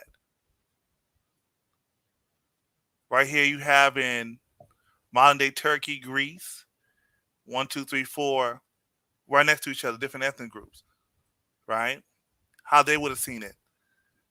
Would this cause any issue how we've been talking about different groups going forward? Is it? He ain't trying to hear nothing. She said, what are you talking about? Just more, go ahead. No, I'll let you clarify. Cause issue with who? Or cause issue no, with what? Because in terms of the Indo-Europeans, in terms of when we use certain terms that come up, sometimes it devolves back into black, white. Sometimes the conversation we're having might deal with it, but would that cause any issue in terms of how some of the conversations have been going dealing with skin color and determining who's who and things of that nature? Yeah, and that's what she's saying. Like, so okay, so what's very interesting about this lady is that her specialty is like in the area of like the Greco-Roman world or whatnot, right? And so you'll see her jump back and forth between using Greek terms and explaining how the Greeks are describing stuff versus Romans, etc. And all the time. And she's extremely good at keeping that stuff straight and whatnot, right? And one thing that's extremely interesting is like, so with the Romans, they're going to describe themselves different than what the Greeks would. She was talking about like the Roman concept is like a citizenship concept, right? It's not a racial concept, right? Whereas the Greeks may have seen themselves a little bit different, etc. She was talking about how the Athenians saw themselves different, etc. And like, so for instance, like with Rome is like a national construct. So she's talking about the difference between race, which was a imagined biological differences and whatnot, right? Like or differences based upon like imagined biological basis and whatnot, right? Then she talked about ethnicity, which is again a group construct, like based upon culture, etc. Other things and whatnot, right? And then you have like a nation, which is like it's a group of ethnicities in a lot of senses, right? And Rome was a fantastic representation of that, right? You could come from what they would call like Germania or Mauritania or from other places or whatnot and still be a Roman citizen. Like for instance, Paul, you can still be a Roman citizen, right? And that's what she's talking about. Like that does, you could be any color and be a Roman, right? Just saying you were a Roman doesn't mean that you have a particular phenotype. She was saying like, okay, now you might have to go into what the Romans would call like the Latins, for instance, right? To get like a racial or like a phenotypical kind of a construct, right? And so that like this is good for slowing the conversation now, so you can understand how things are being described. Again, what I love about what she does. She understands like the political aspects and other aspects, like and cultural aspects. Like she's going to tell you all the different sides of it. And that's the point of this conversation is like a term can mean something different when it's political versus cultural versus something else and whatnot, right? So yeah, so for people who want to listen, this is fantastic for slowing it down. For people who don't want to listen, they're going to ignore this stuff because she's speaking truths on some stuff. Yeah, it's not to say because certain things deal with nationality, certain things deal with the empire you're part of. Go ahead, Sean Harris. I think you read. Yeah, so just like the Greeks would, you would hear them describe different people across, the people that they ran across or conquered.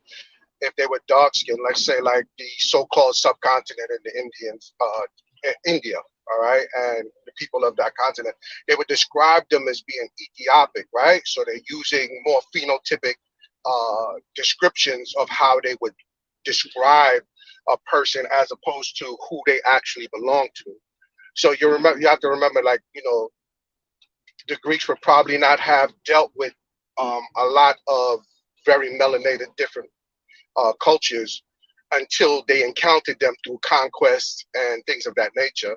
So they would liken them to what they already knew, which was Ethiopian, or Ethiopic, or they would have an Ethiopian look because they were so dark.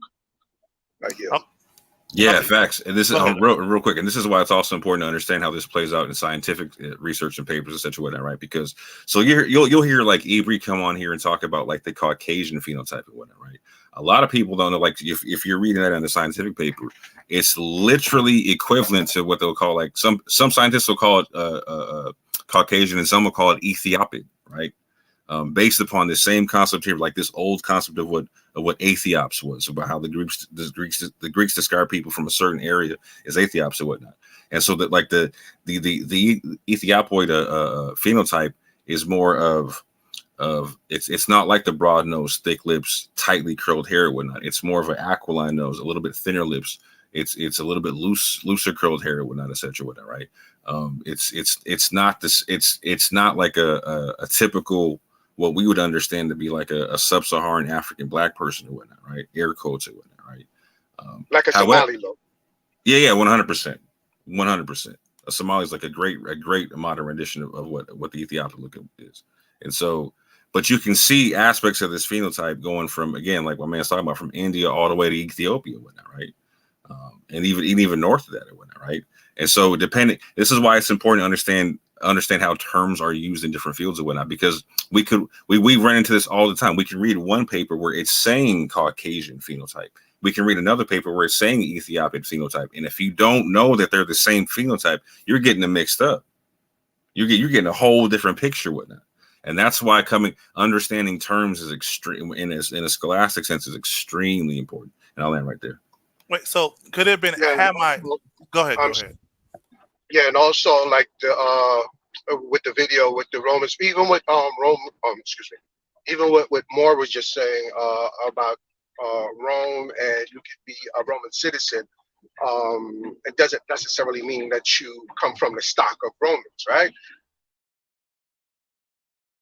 The mass map that the Romans controlled, right, across the Mediterranean, North Africa, into the Levant, right? And so you would have Roman citizens and people that would call themselves Roman, and not necessarily have the same haplotype as a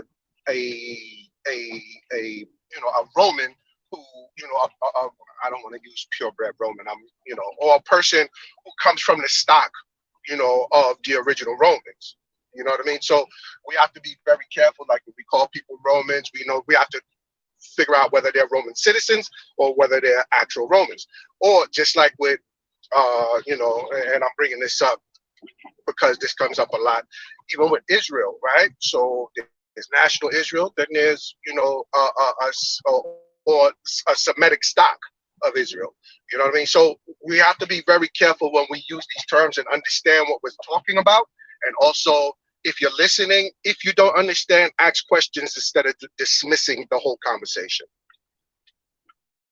Yeah. So with that, Moore said something earlier. So could it be Hamites who could have Caucasoid features? In a scholastic sense, 100%. And those features would be the same thing as Ethiopoid. That's the whole point. Like so. Yes. Because that's the whole sample with it. We don't want to just have a whole thing that there is Let me be careful. Be careful, because I want to get kicked all like before.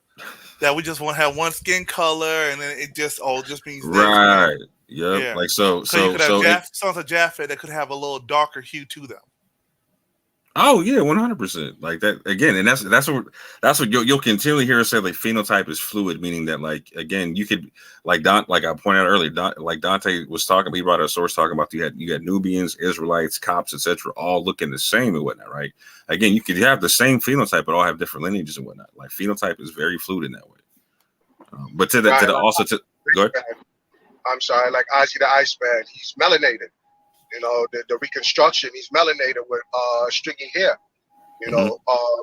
But he's European. He has Caucasus hunter-gatherer, autosomes, like what I'm saying, he's haplogroup G, if I'm not mistaken. And am I right, Moore? I'm coming off the top of my head. Oh yeah, no, he's haplogroup G. You're making the Tail Twins Day right now. Right, but no, I'm saying outside of them, I'm not trying to throw them into the conversation. I'm just saying that they're brown skin. I mean, this, Ozzy is brown skin, you know what I mean? But he's all European. Comes from a European, Indo-European haplogroup or Caucasian haplogroup. But if you look at him, his structure, you would mistake him for an American Indian, phenotypically. Like, you know what I'm saying? So you have to be very careful. You got to slow the conversation down. You got to slow down everything. And you have to walk through the genetics. You have to walk through everything, before you start putting labels on people. I yield.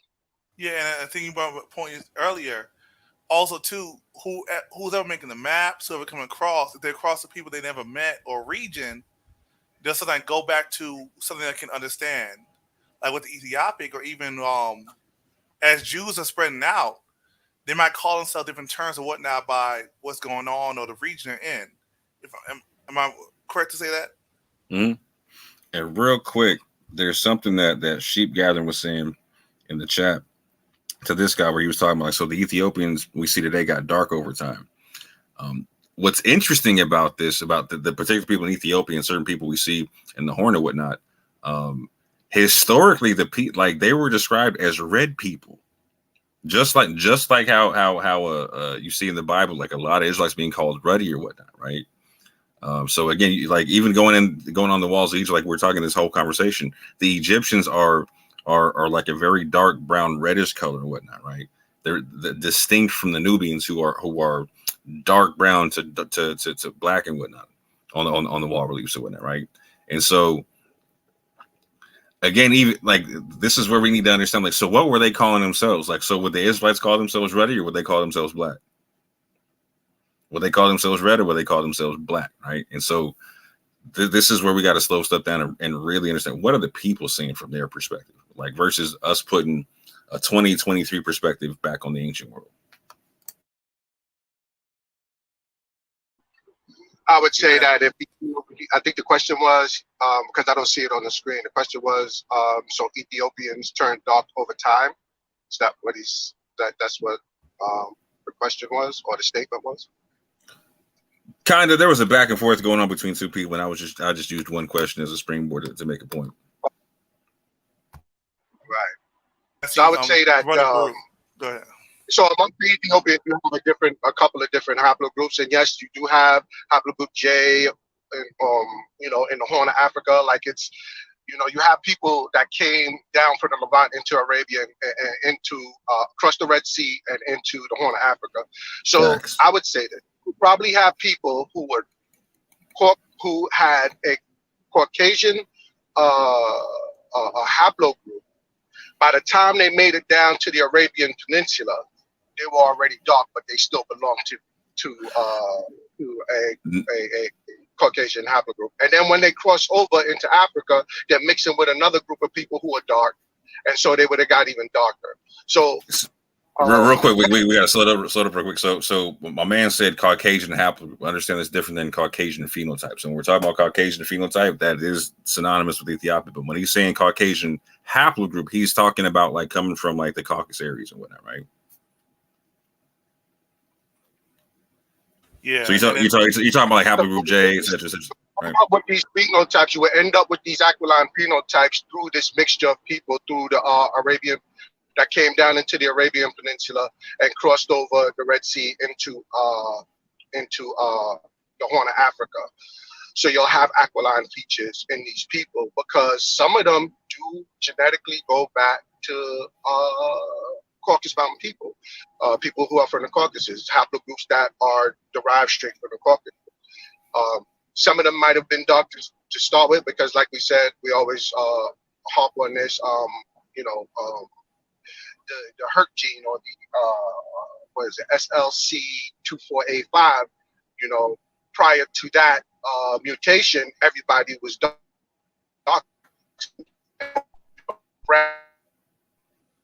Until that gene arrived.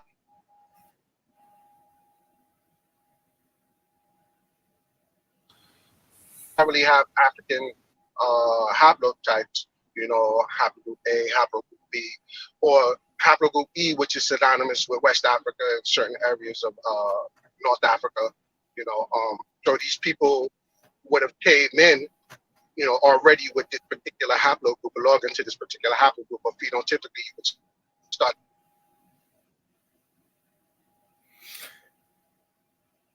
Now you see the comment on the screen, Ethiopian of Africa, things of that nature, or the Somali. Oh, sorry, my bad. Sean, you kind of breaking up. My bad, I didn't mean to cut you off. Yeah, I finished up. I don't know where y'all.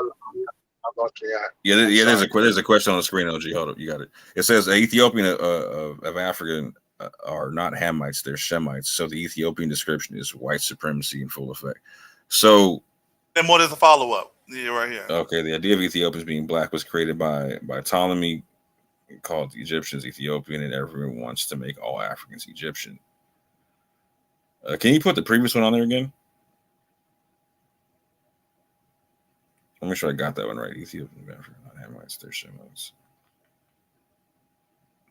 So to what Sean was saying, the Ethiopians are a blend of people. So you're going to see haplogroups like A. You're going to see multiple different haplogroups of E. You're going to see J, all that type of stuff, right? What was that? I'm sorry, I probably was breaking up. I was just giving you a hand with the haplogroups, which would be E, J, A, B. You would see that. Yeah, you're gonna see A, B. You're gonna see, I think, 3 or 4, three different haplogroup E's or whatnot. You know what I'm saying? You're gonna see J, all day, right? Like so, they're not all one group of people. Like Sean was talking about. Like so, with the haplogroup E and J, for instance, coming in, right? Like so, they moved into an area. They came into an area that was primarily A and B and whatnot, right? And so you can see how And a lot of the people who are haplogroup A and B that are in the area, they say the same thing, that these red people came in and kind of took over certain areas and whatnot, right? That's the cool part. That's what they say. They like the A and B people say these red people came in, right? And you'll this ruddy concept, you'll hear a lot of people in the Horn identify as such, right? It's they say we're not the same as the black people, essentially, right? It's a different concept for them, right? And that's when they're talking to us and whatnot. And so to the next part, what was that next part? The idea of Ethiopians being black was created by Ptolemy, called the Egyptians Ethiopian. Yeah, I think the sis Dr. Kennedy gave a good breakdown of the Ethiops or whatnot. The concept of everyone wants to make all Africans Egyptian. I'm certain a lot of Afrocentrists want to make all Egyptians black and then therefore all African or whatever, right? And that's the conversation we're having now, right? So were there people in the area that were just like what Sean was talking about? This is how nations work. Understanding that the nation of Israel in the Bible is just like any other nation state, right? You have a base core of people, like an ethnic group of people, but then you have other people that are assimilating into that same society as sojourners or strangers and whatnot, right? Egypt was the same way. Was there an ethnic group of Egyptians? 100%. 100% there was. But did they have multiple different people come through? Yes. And this, like Garfield was mentioned earlier, this is attested in all the mummies you can find. Amongst the rulers of Egypt at that, right? You can find everything from haplogroup G to J to E to R. It's all there, man. So, yeah, the Afrocentrists are doing too much, but at the same point, the Eurocentrists are also doing too much, and that's why this whole thing needs to get slowed down. Like genetics has a great place to play in this, a great role to play, because this is how you differentiate people when the phenotypes all look the same and whatnot, right? And so even if you want to make the Afrocentric argument that everybody look the same, okay, well, now you got a problem. How do you denote lineage or whatnot? How can you, like, so if you're an Israelite saying, well, everybody's black, well, how do you tell a Hamite away from an Israelite? Or like, and particularly this one, an Israelite who no longer lives their culture, fell away from their culture, whatnot. How do you tell the difference and whatnot? And that's where the whole standpoint of conversion and different things come to a factor, to where some folks, even adoption. I was talking the other day about adoption. Is an ancient system where when you adopt, you're brought in. So you can have people who are conquered and brought into the culture, some people who are just adopted into it, things of that nature. So it's a little more nuanced. But just to make it just black and white, yeah, it's an overcomplication of the matter at hand. And this is the part that kills me, is like we're a bunch of people who live in America, fam. What's the American phenotype? We're literally called a melting pot for a reason. Like obesity. Obesity. What you said, obesity? I know this, right? He said, put the fry.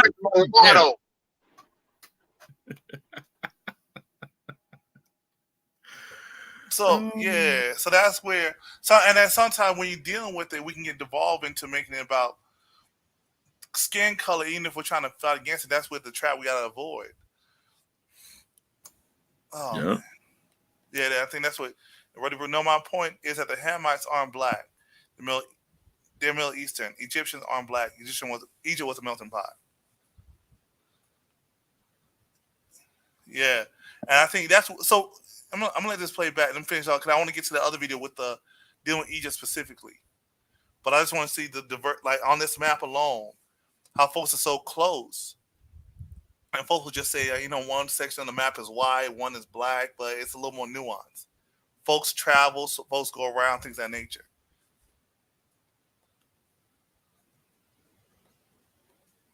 We have Ionian and Greek. They refer to both of them as Ionians, the Persians in their texts. They're the Ionians on this side of the sea and Ionians on the other side of the sea is how the Persians referred to them. They didn't actually have an Egyptian on the Apadana, so they inserted a standard Egyptian iconography here. But these are how the Persians viewed, the Achaemenid Persians in the 5th century, how they viewed the different groups that made up the membership of their empire. And the Persians actually positioned those groups on the Apadana so that the people who live the furthest away from them are at the edges. And then as you get closer, it's the people who geographically live closer to them. And they considered the people who lived further away from them to be less, quote unquote, civilized. That's a modern term. And the people who lived closer to them to be more like them. And that's another thing too, location. How within a second amount, there's a higher cluster. But as it goes out, they see this broad brush, certain people, to where in that central cluster, somewhere down by Egypt, Libya, things in that nature, might just as diverse. But it's also the focal point of the people. They're seeing it, they're just them. But no, that's a broad brush. They have a lot of diversity inside them as well. Nigeria alone has how many tribes within that country? As they called it out by the Europeans. So it's just, there's more to it than just that, but race makes it simpler. And people don't like too many choices at the end of the day. Let's finish up. And therefore more civilized. So this ethnocentric view that the Greeks had of themselves is something that was shared also with the Persians, and it's also shared with the Chinese. The Chinese have their own concepts of the barbarian. But here it's pretty cool, right? Scythians, pointy, there's two kinds of Scythians. There's pointy-hatted Scythians, and then there's also floppy-hatted Scythians. I often refer to them as Smurfs. But you have the Sogdians, the Bactrians, Gandhar, right? People from the Indian subcontinent, right? So all these different groups that show up. And this is what we would call ethnicity, right? A representation of ethnic groups from the ancient world. So yeah, so it's a pretty cool map. But this is like, so like I said, race more like a systematic, legal, economic, political structuring for differentiating and for creating groups that are excluded. It's about creating exclusionary groups. Ethnicity is more like cultural expression and imaginary cohesion as a descent group. That is very interesting. I like that map, actually. I know, it's one of my favorite maps. And I show the stairwell to the students, and then I show them the map, and they're like, oh, that's kind of, because you actually put them where they come from. And then you actually see how big the Persian Empire is. And I should actually say one more thing, just because I know we're going to talk about the topic of Egypt, but on this topic of ethnicity, there's actually, I'll send you a link for it, but there was a recent little article written at the ASOR, Ancient Near East online journal, on ethnicity in Pharaonic Egypt. And it's one of the places where we can actually explicitly see that skin color and ethnicity are not linked, even in Egypt, which is interesting, of course, because it's the discovery of wall paintings in Egypt, which had differentiation of skin colors, that gets picked up by, in the US, by Knott and Glidden in their volume on the types of mankind, to sort of argue for the permanency and sort of deep past of skin color differences. Of course, they thought the Earth was 7,000 years old, so humanity was 7,000 years old, so they didn't really go back that far. But this article actually shows how people who are the sort of interconnectedness and the ways in which Egyptians, ethnicity mattered. Like, so the difference between someone who's Nubian and maybe Libyan, or what they often translate as Asiatic, so someone from West Asia, maybe, that they did mark those differentiations, but they also didn't mark them. So we have like single individuals who are on a tombstone, their own tombstone represented is Egyptian, but then they're on another person's tombstone represented with as quote unquote Nubian in their clothing style. And then sometimes you see a hybrid, right? So it's like they're black skin, but in Egyptian clothing, but with, different hair or something. And this actually shows you this issue of ethnicity as not being an easy category for us to apply from the modern world into the past, because they all have their own different systems and codes. And our job as historians is actually to find out what those systems and codes are, and then try and explain them as best we can. But because the language of race and ethnicity are such, and nation states and nationalism are such hot topics and such hot button issues and controversial issues in our modern context, it often gets misunderstood, and it often gets misused. And the past instead people take the present and project it back onto the past. But Egyptians had their own code, and it's different code than Greeks, and that's different code than Romans. And Athenians had different codes than Spartans, or they had different codes than Black Sea Greeks who were living with this, amongst and intermarrying with the Scyths, or the Ionian Greeks who are living in and intermarrying with and have closer connections to members of the Persian Empire than they do to like Spartans or Thebans or others back in mainland Greece. And then, of course, you have the Western Greeks who are over in Italy or who are in North Africa living amongst the Carthaginians and the Phoenicians, or they're on Sicily, which is this like sort of melting pot of pretty much North Africa and the Mediterranean and Spain and Italy, and everybody sort of ends up in Sicily. So for some reason, everybody ends up in Sicily, and Crete as well, right? Those are the sort of two hot spots. So it's we have to sort of figure out what they mean, and that's actually really hard work.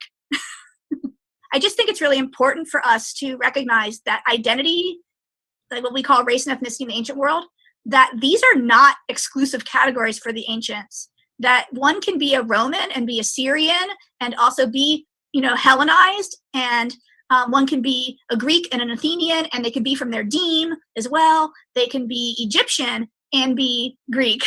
You can be all sorts of different things. You can be Nubian and be Egyptian. You can be Egyptian and be, Phoenician. Like it just doesn't work the way that we want it to work. These are multi-layered and functional identities. They pop out the identity that they need in the context, and we see this on their tombs. We see this on legal inscriptions. Like if you can find the same person making contracts in Latin, but also their tombs in Greek, right? Or one of my favorite tombs is a Hellenized Jew, probably from Alexandria, who is buried in Rome, but their tombstone is in Greek, and it has Greek tragedy masks, and then it has like the shofar and the menorah on it to indicate their Jewishness. But they're in the Roman catacombs using the Greek language, but they're putting Jewish iconography on it. That's how it works. I'm gonna pause right there. So even Jews, there's a little mixing, a little fluidity and things of that nature, right? So there has to be some kind of central core that Jews amongst themselves will recognize, I would think.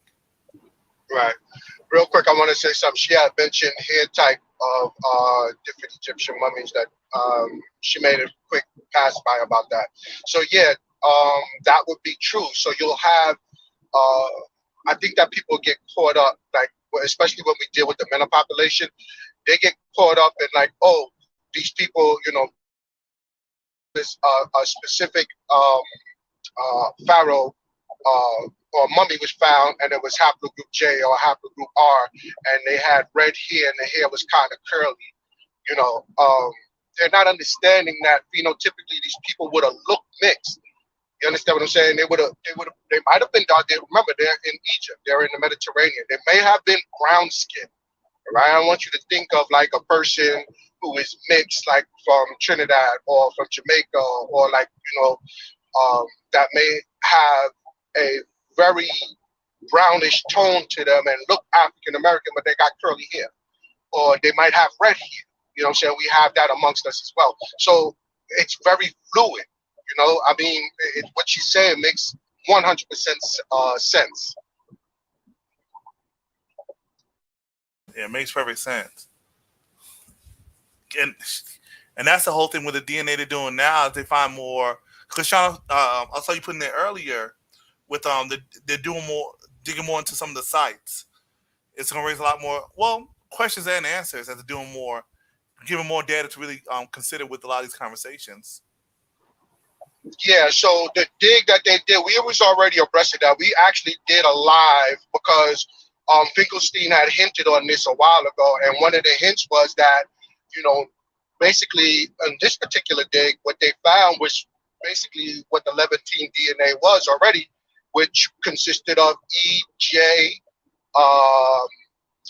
probably have some R in there, but mostly E and J, haplogroups E and J. So we don't expect that, I know Garfield said that it's going to be a game changer. I disagree that it would be a game change, because a game change means they found something different. There's many more digs that they have. There's actually a dig that they dug up, and they have the DNA from that particular site, and the Israeli government doesn't want to release it, want to allow because the Israeli government has the publishing rights. They won't allow the people, the scientists, the geneticists who did the dig, to actually publish the finds. So we still have stuff like that going on as well. But this particular dig, we pretty much did a live on it. We don't know the particulars, but he gave hints to it. So it's not a game changer if everything is still basically the same. It's a game changer if we find something new. I yield. That's good. That's good. All right. Fair use.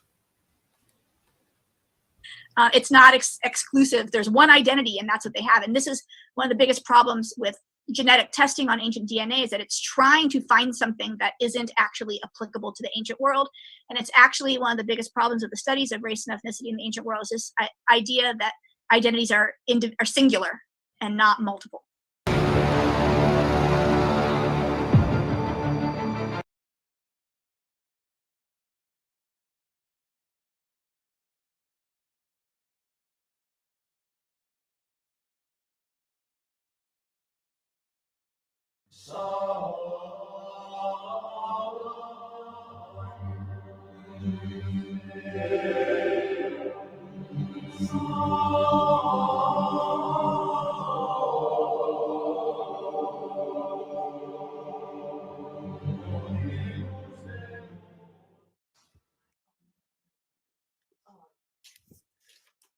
Hello, everybody. Today is the day for the live debate between myself and Nick Barksdale.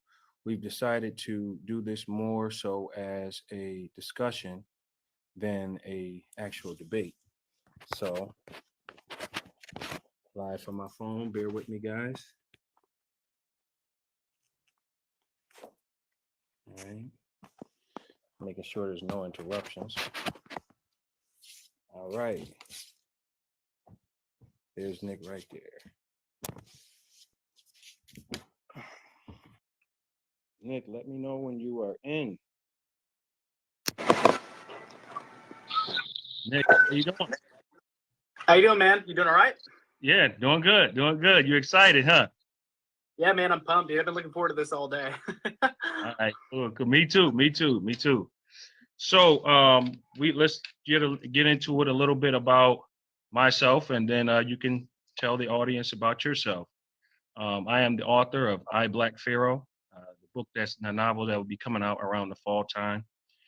I decided to write this book because just doing studies on ancient Egypt and the history of Egyptian, I felt like African history has been misrepresented over the years. So I decided that I wanted to tell a story from with an African imagery. As you saw in the group that I posted where I met you, it caused a pretty big uproar, huh?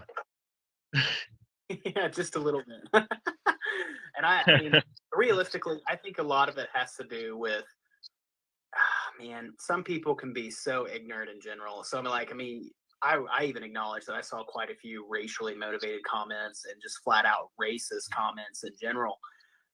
Especially like, for example, the picture where it's a monkey basically wearing the Pharaoh's crown and all that stuff too. And so, I mean, stuff like that, it's uncalled for. If you can't make your case by using actual facts and references and sources, then, I mean, they really don't have a case to begin with, and they're just ignorant. And, the best part is people like us who use facts on a daily basis, those people just don't stand a chance, and so that's one thing I do enjoy about real historical discussions. Guys like me and you can discuss subjects like this without resulting to that kind of garbage. You know what I mean? So, why don't you tell the audience a little bit about yourself?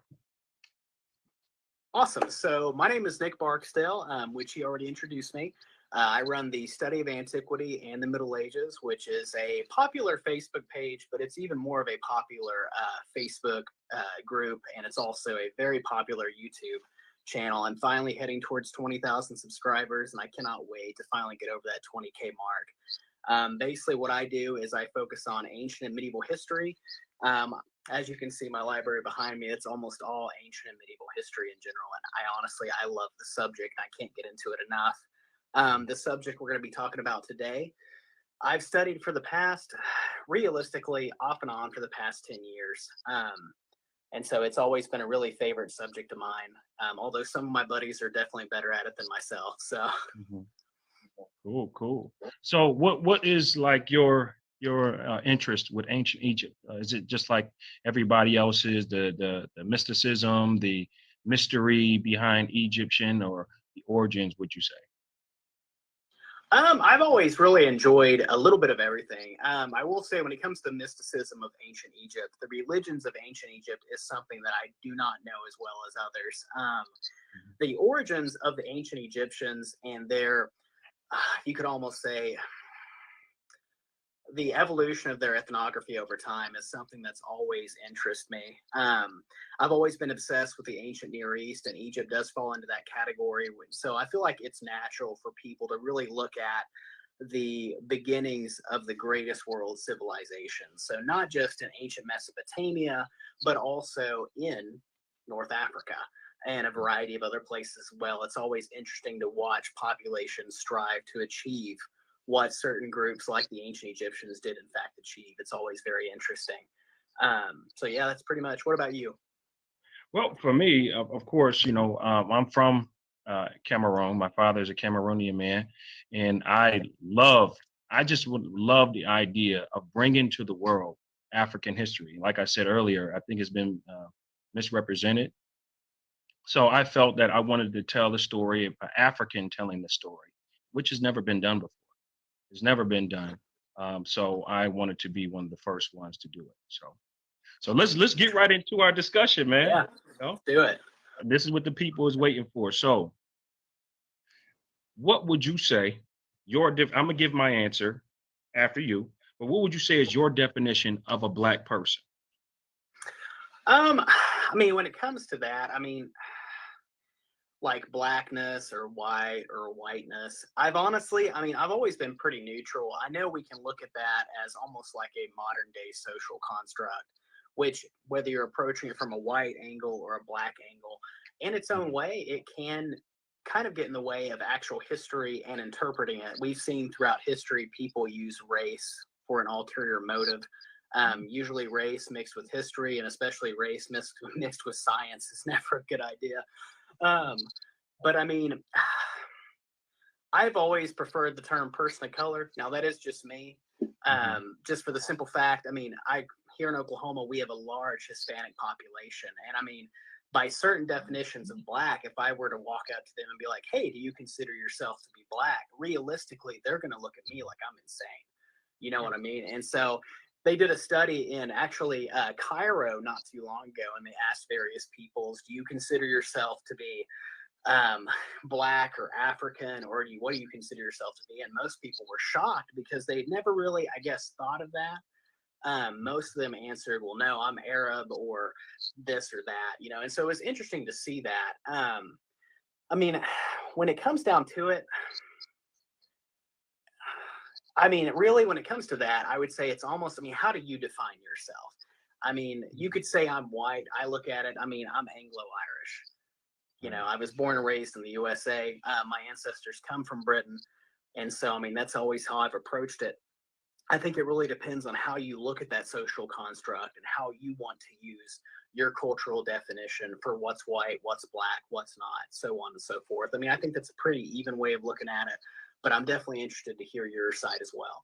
Well, in certain, I wanted to include that in certain parts of Africa, like Ethiopia or Somalia and South Africa, these people don't even use the term Black at all. Yeah. Okay. And these are some of the darkest skinned people that you're going to find that don't even use that term at all. Okay. This is a very Western or Euro-American term. Okay. Ancient people did not describe themselves as Black, white, yellow, stuff like that. They didn't use colors. There was no race barriers or anything like that. When I look at Black people, how I define it as any one of the dark races. As we had conversations on Facebook before, I've mentioned Indians, I've mentioned people from the islands, I've mentioned, of course, Africans, and Australians. Many Australians, the original Australians, were very dark-skinned people. So that's how I look at it. Now, does the Census of America look at it like that? Probably not, because that would take some some problems if the black numbers were so high, you know. But I do agree. I do believe that the ancient people were people of color, and that led me to write my book, I, Black Pharaoh. Okay. Now, the issue I take up with a lot of people have issues with are Indians black.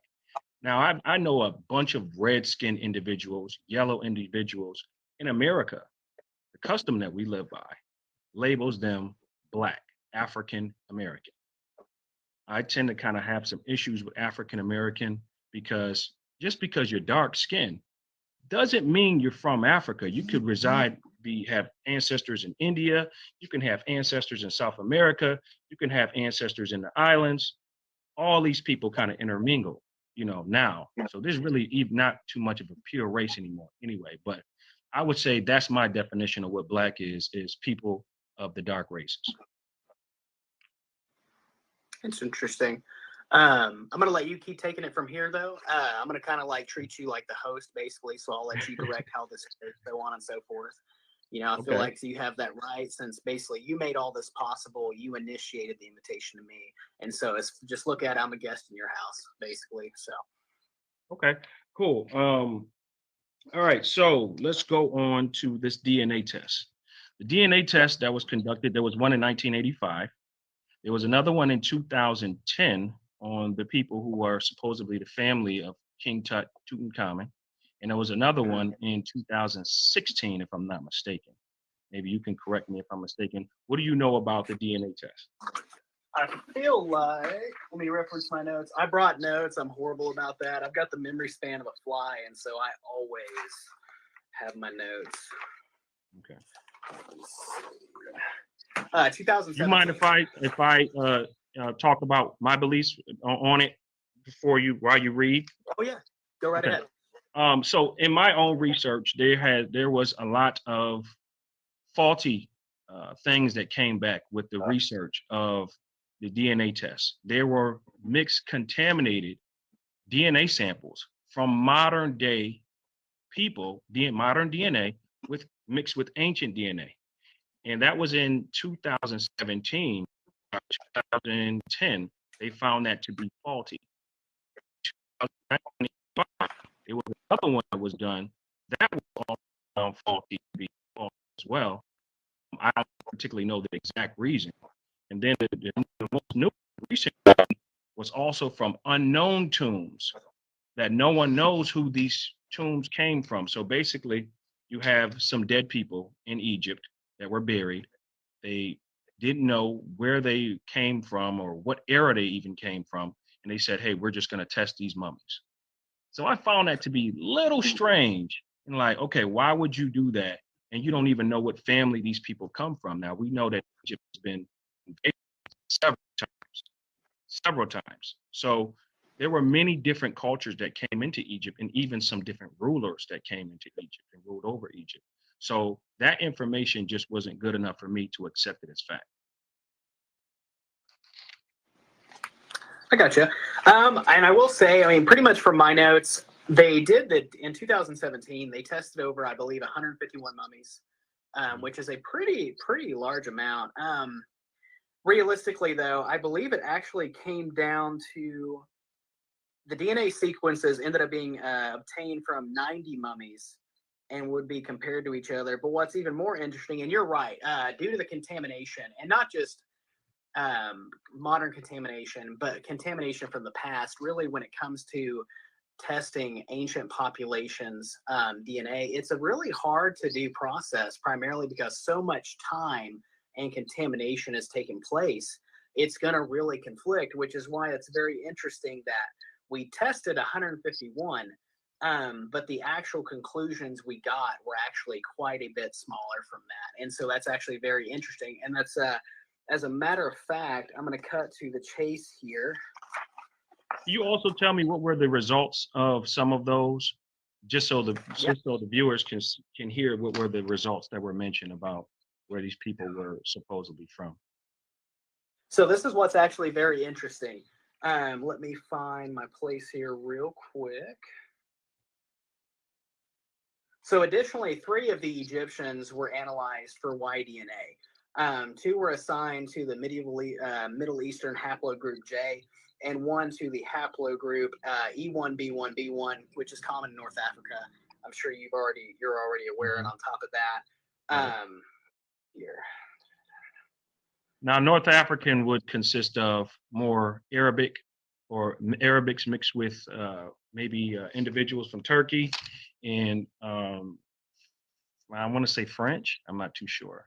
I could be mistaken. And so basically what they found through this study is that a lot of these, and keep in mind, only a small amount of these mummies were able to actually be properly tested, in my opinion, just due to, like you said, contamination and time. But essentially, one thing they found that was very interesting is that some of these, I'm going to flip the page here, they found that their DNA population, or DNA, was actually common in the Levant, so basically the Middle East, which, like I said, that's not really a shock, especially when considering most of these mummies were from Lower Egypt rather than Upper Egypt, which realistically, you're going to have a much darker population the closer you get. I mean, the closer you get to Kush, the demographics are going to change, and that's natural. A lot of those populations were a little bit more isolated, had less interactions with outside groups, such as Europeans, people, Asiatics, so on and so forth. One thing they could find is that with this test, I actually shared the link earlier, but I'll go ahead and talk about it so people who were not involved in that conversation will know. The sub-Saharan African DNA actually, in those 3 individuals ranges from 6 to 15%, which is significantly lower than modern Egyptians, for example, from, I believe it's Abusir, who range from 14 to 21%. And so that was a pretty interesting find. But then again, like I said, I'm not really shocked because there were a lot more, there's a lot more traffic in that part of Egypt than there would be further down, essentially what you could say south. Right. But And also, I kind of wanted to note that that test was taken closer to the Cairo area, correct? Hang on one second. I'm getting a little bit of interference. I don't know if it's on my end or possibly your end. I'm going to check my Wi-Fi settings real quick just to make sure. Okay.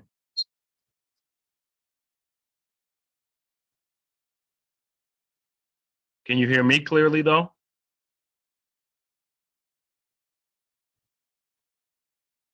Okay. All right, so Nick is checking out his Wi-Fi setting. So what I discovered in that whole, you can just click yourself back in and I'll click you back on as soon as you get back on. What I discovered in that whole mix-up was inconclusive. It was inconclusive, and it was not valid enough to say that the ancient Egyptians were European. The results were saying they had a strong percentage of European and also a strong percentage of Middle Eastern mixed individuals that came into Egypt. And they said that they were like 2 or 3% sub-Saharan African, which would be considered Black African. So I'm gonna continue till Nick signs back on, and we'll go from there. Now, then the next thing I was gonna ask him about is, has North Africa been whitewashed? And I'm gonna get into some quick examples right quick, just so y'all can see for yourself and answer this question for yourselves. I'm gonna flip my phone around, see if I can pull Nick back in. There he is. All right. I'm gonna flip my phone around. I wanna ask as he's coming in. You there? I'm just gonna pause real quick. Any thoughts on what's being said so far? This is so more his name is Emmanuel Kulu. Yeah, can you hear me? Yeah, go ahead. All right, so I dropped out for a moment, but what I just heard the brother say, I just literally came back in. Avery's going to be doing, he has I think it's like a 4-part segment on from the Exodus dealing with Egyptian DNA and sub-Saharan African DNA being found amongst a lot of the mummies that they were exhuming, once they sequenced the genome. So I don't want to give too much up on that. At some point, he's going to release that series, and I'll leave it at that for now. Yeah. What's interesting is the Cameroonian brother he reminds me a lot of he sounds a lot like Dante in the way he approaches stuff. And they both sound like they're both like amateur historians or whatnot. So it's interesting hearing this conversation. What's even more interesting is the fact that they're both the Cameroonian brother and the other brother on the screen, they're coming at this from two different angles. So they're talking about the lineage, and one's talking about the haplogroups from the DNA from the DNA samples, and the other brother's talking about a whole completely different study. It sounds like, to where he sounds like he's referring to autosomal DNA. It might be the same study. I don't know, because I don't know which one they're talking about. In particular, they didn't read off which one it was, but it needs to be understood. Like, so the brother on the left was talking about haplogroups, talking about Y DNA lineage, B and J, E1B1B, etc. And then the other brother was talking about like sub-Saharan, like African autosomes or whatnot, like at a certain percentage or whatnot. Those are two totally different things. So they're already talking past each other. And I don't know that either one knows enough about DNA to actually slow that part of the conversation down. You say he was sound like Dante. What do you mean when you say that? In terms of just methodology, like in terms of like they both sound like they're amateur historians, like they're coming from the same perspective.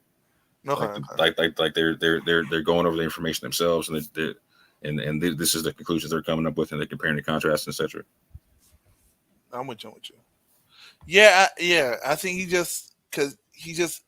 he interviews scholars in the field. Nick Anderson, he passed away last year. Rest in peace. But yeah, it does seem kind of like that. But I don't know if he's a doc. I don't think he's a doc. He doesn't have any credential behind his name. This is the first time I'm seeing him, so he might be a layperson who's really into the field. His name is Emmanuel Kulu. Let's see if I can find him on it, but I'm gonna let this play. Here, Nick? Yes, there we go. Good. All right, now I was going to start into my next question into do you believe that Africa has been whitewashed in any way, in any shape, form, or fashion? I think absolutely. I mean, that's really not a shock. Africa has been a geographical location that really has been under siege from outside forces. I mean, if you want to go that far, I mean, as early back as the first Nakata period. Now, when it comes to like whitewashing in terms of history, propaganda, I mean, yeah, I can say that too. I've actually got quite a few books here that actually reference that, written by some of the best classic historians, such as Breasted, all the way up until now. And I mean, yeah, I mean, it truly has. In some cases, certain achievements have been overlooked. In some cases, I mean, you saw it in the other thread. People basically try to make ancient Egyptians look like, guys who would be working on the BBC news network. Right. I Or think looking one thing like we can agree or with, looking if you like look at the Christian movie, Bale. like Gods of Ancient Egypt. You remember that film that came out not too long ago? Yeah. And so it's stuff like that. I mean, realistically, that's been an approach since the very beginning. BBC actually did a mini series back in the day called The Cleopatras, and basically you've got these straight up British actors playing, I mean, Greek roles, Egyptian roles, and etc. So I mean, no, I mean, I believe it has been. However far you want to take it, as far as how much has been whitewashed, could be a debate. But that's, like I said, I'm going to let you take it here. So. Okay. All right. I think we agree on that. I think it's definitely been whitewashed. I want to show the viewers just a few pictures, just a few. And here's one of the great kings of ancient Africa. And that's Mansa Musa, supposedly. One of the richest men in the world, from what I've read. The richest man ever recorded. I think his worth was over 400 billion. And as you see how he's depicted here, that is not a man from Mali at all. No, I can agree with that. That's something that I feel that has happened over time. And let's take a look at this picture here. This is the original. And then you look at this one. This stuff. This shows me that there is an agenda. So when I speak about these things, and when other historians speak about this, or African historians speak about this, the first label that is put on us is Afrocentric. So what is your view on Afrocentrics? And then you can tell me what's your view on Eurocentrics as well. I think, well, one, Afrocentrism is a natural response to Eurocentrism. I mean, it's one of those things, Eurocentrism, when it's not focusing on European superiority, which, I mean, really boils down to racial superiority. It's basically trying to almost culture vulture the achievements and accomplishment of other groups. And Afrocentrism, at least what I've encountered a lot, is it is a response to Eurocentrism, but in a way, depending on who the person is, they can also be just as bad and conflicting as Eurocentrists. I mean, it's one of those things, you've got hate on both sides, and it's really sifting through that hate, sifting through that propaganda to actually see what the real historical truth actually is. When it comes to those two pictures you depicted, I will say, when it comes to history books, and especially history books written in the early 20th, 19th, and 18th centuries, you're going to definitely see some form of them lightening up the pictures. And I mean, really, it's pretty common. I will say, if you look at you're familiar with the famous smiting foe picture, Yeah. correct? Mhm. I always thought it was very interesting that they did use the same pigment on the Pharaoh and the Asiatic. That is something very interesting I would love to actually discuss later on. But if we're on the topic of Afrocentrism and Eurocentrism, I think both of them, they have this obsession with history. And there's nothing wrong with that until you make it a racially motivated obsession with ancient or history in general. Because then, I mean, you'll either bend the facts to support your narrative, or you will, I mean, sometimes create pure fictions whatsoever. I mean, you see people all the time, the Egyptians were nothing but white. The Egyptians were nothing but black. When in reality, my stance has always been that ancient Egypt as a civilization, now we can talk about the pre-dynastic period when there were definitely less foreign migrations in North Africa. We know that as early as the first Naqada period, that Asiatics were all over Lower Egypt, especially along the Nile, which is natural because that's going to be where the most resources are located. But I've always viewed ancient Egypt, especially when it reaches a stage to where it consolidates its power, it unites. I've always viewed it as a pretty multicultural, you could say multiracial society. You see that especially in their art. You do see a variety of skin tones, and I think we can both agree to that. But I mean, it really depends on just how you view it. I view it as a multicultural society who had constant interactions with not just Nubia or Kush, but also the Mediterranean, the Levant, so on and so forth. And you can definitely, I think, see that influence through those exchanges throughout the history of ancient Egypt. I think Eurocentrism is way far worse than any form of Afrocentrism. I have never seen black. I'm gonna pause right there. Is Eurocentrism worse than Afrocentrism, or should that be something compared at all? Should it just be in terms of?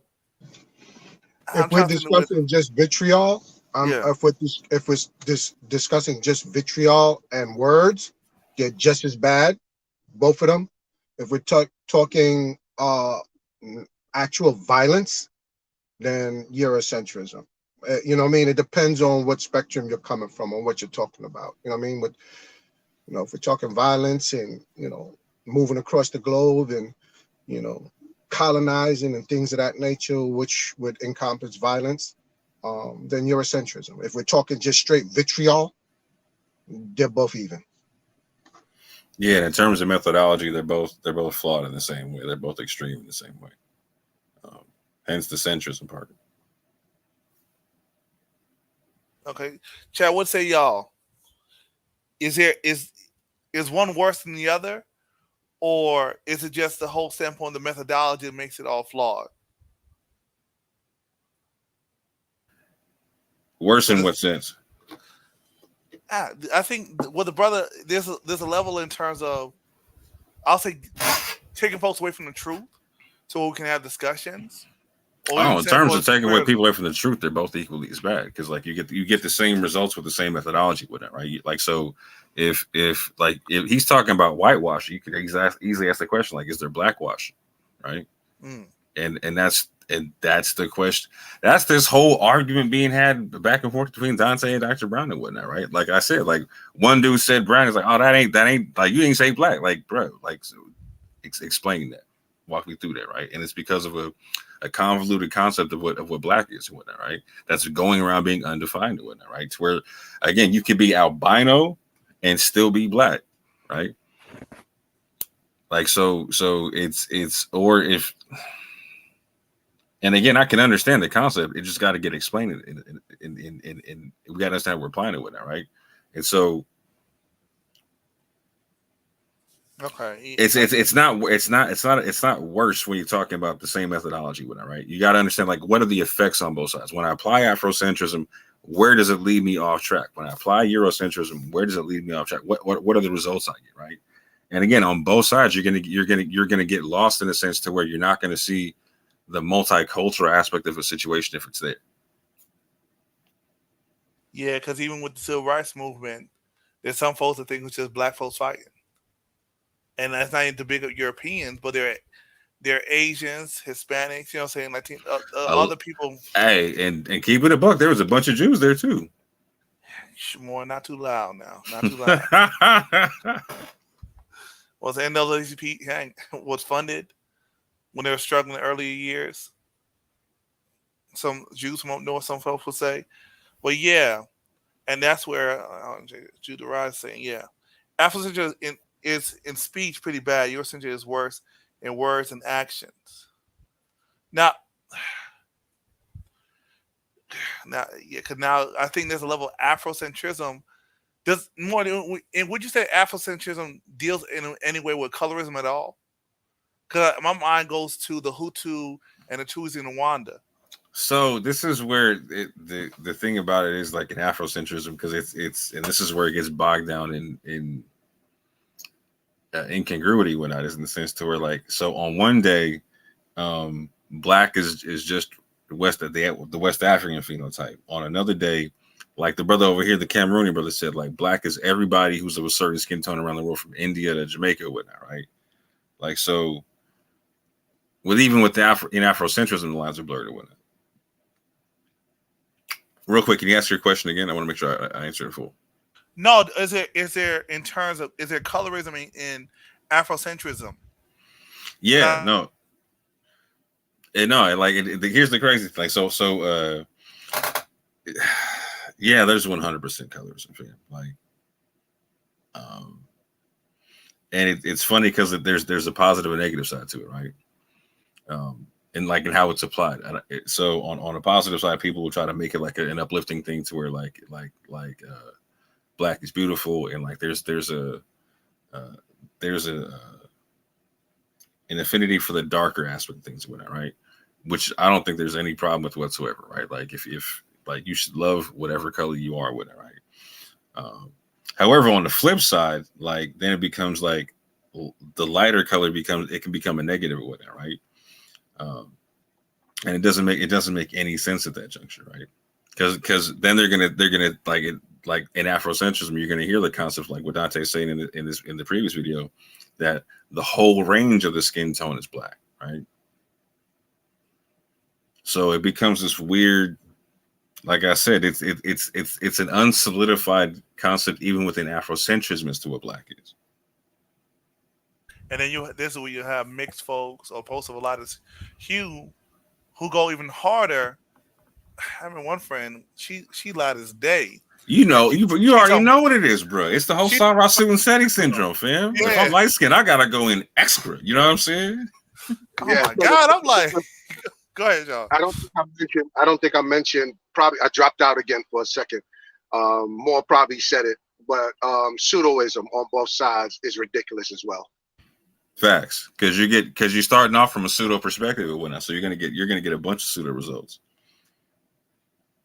So JJ's asking, why is the correction Eurocentrism automatically considered Afrocentrism? I don't think that's a fair statement because I don't think that's what that is. I think Afro, like, so you can you can correct Eurocentrism all day without being Afrocentric. All day without being Afrocentric, but you can also do so by being Afrocentric. I agree with that, but like when you're being Afrocentric, you should be called out for it, just like when a Eurocentric person is being called out for it. Like, so if I call it Afrocentrism, am I being Eurocentric? I wouldn't say so. It's just yeah. Because the whole standpoint is Africa. Then it goes into the standpoint of what does it mean to be African? Is that what the Africans themselves call themselves Africans? Thank you. Like the brother was even saying, is like there's people in Africa that call themselves black, like that, and that's why we got to slow this thing down, because we broad brush and don't even recognize we broad brush. Like a lot of times, I mean, I've run into a lot of New Yorkers that never left New York before, right? Like it's cracked me up to where like I've talked to people like they can't comprehend that I'm not from New York when I talk to them, right? You know what I'm saying? Like it used to crack me up. I've seen people like that, right? There's people in America that don't comprehend that there's people that don't come from America, right? Like they don't comprehend that there's different cultural ways of understanding stuff and whatnot, right? And they project how they understand things onto everybody, and you can't do that, fam. You can't have a cross-cultural conversation in broad brush like that. You are by definition now you do got to slow down. You know what I'm saying? Because now it's like you just said about Nigeria. Like it's 250 ethnicities over there. You know what I'm saying? Like fam, like you can't broad brush when you're talking about stuff when like culture, ethnicity, race, nationality. Like this is very complex stuff. Very complex stuff. And sometimes we in the West sometimes take the mindset.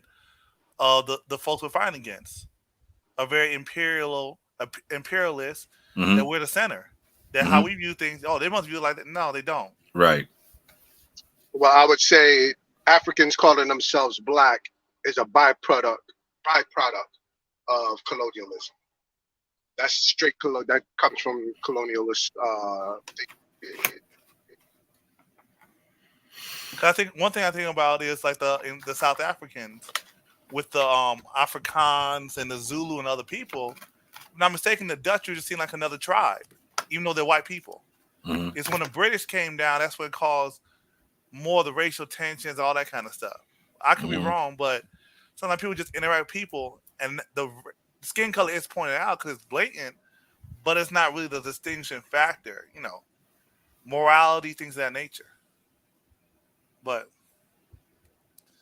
once black turns, I'm gonna let this. But yeah, let me let this play because I think the fact that he's from Cameroon is also going to play a good impact to see about the whole essence. I fear you.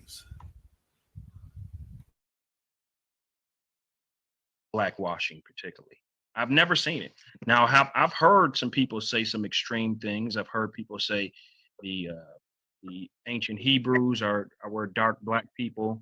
I've heard the Moors civilized Europe, which is true. There were people from North Africa who went to Europe, and helped civilize certain parts of Europe. That is true. I just recently found out that there was a black president before Obama, and there was a president before George Washington. This is new stuff to me that I'm just learning about. But also, what I'm saying is,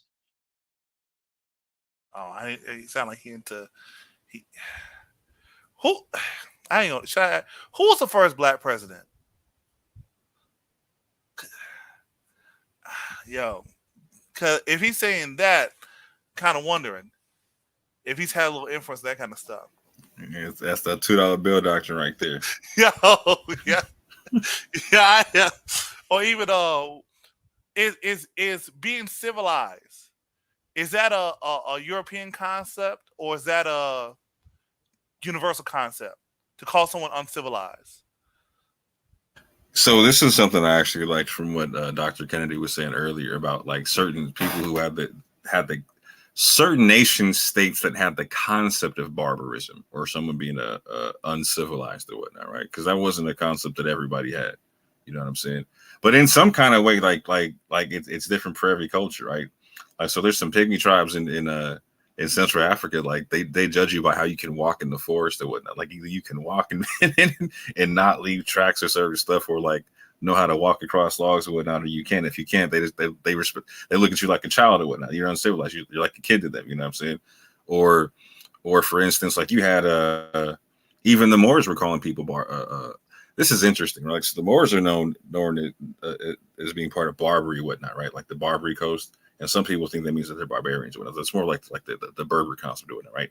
But even they consider other people barbarians, or like the Greeks consider people barbarians, or the Egyptians consider people or like they were talking about the Persians or whatnot. You know what I'm saying? Like, so it's different per culture. Again, this is one of the things where like it's like the racial construct. How does each society deal with their racial construct? Each society is going to deal with civilization differently. But most of the time, people consider civilized as what they are, and uncivilized is what's different from them, right?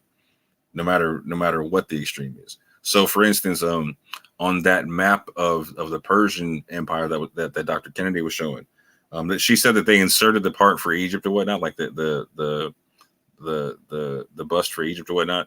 However, she was explaining that the way the Persians saw civilization was, if you're farther away from them, you're more uncivilized. If you're closer to them, you're more civilized. And if you will go back and look at that map, the Scythians are the same distance away from the Persians as the Egyptians or whatnot. But the Egyptians, in terms of what we would consider to be modern day civilization or whatnot, was on a way higher level of civilization than the Scythians or whatnot.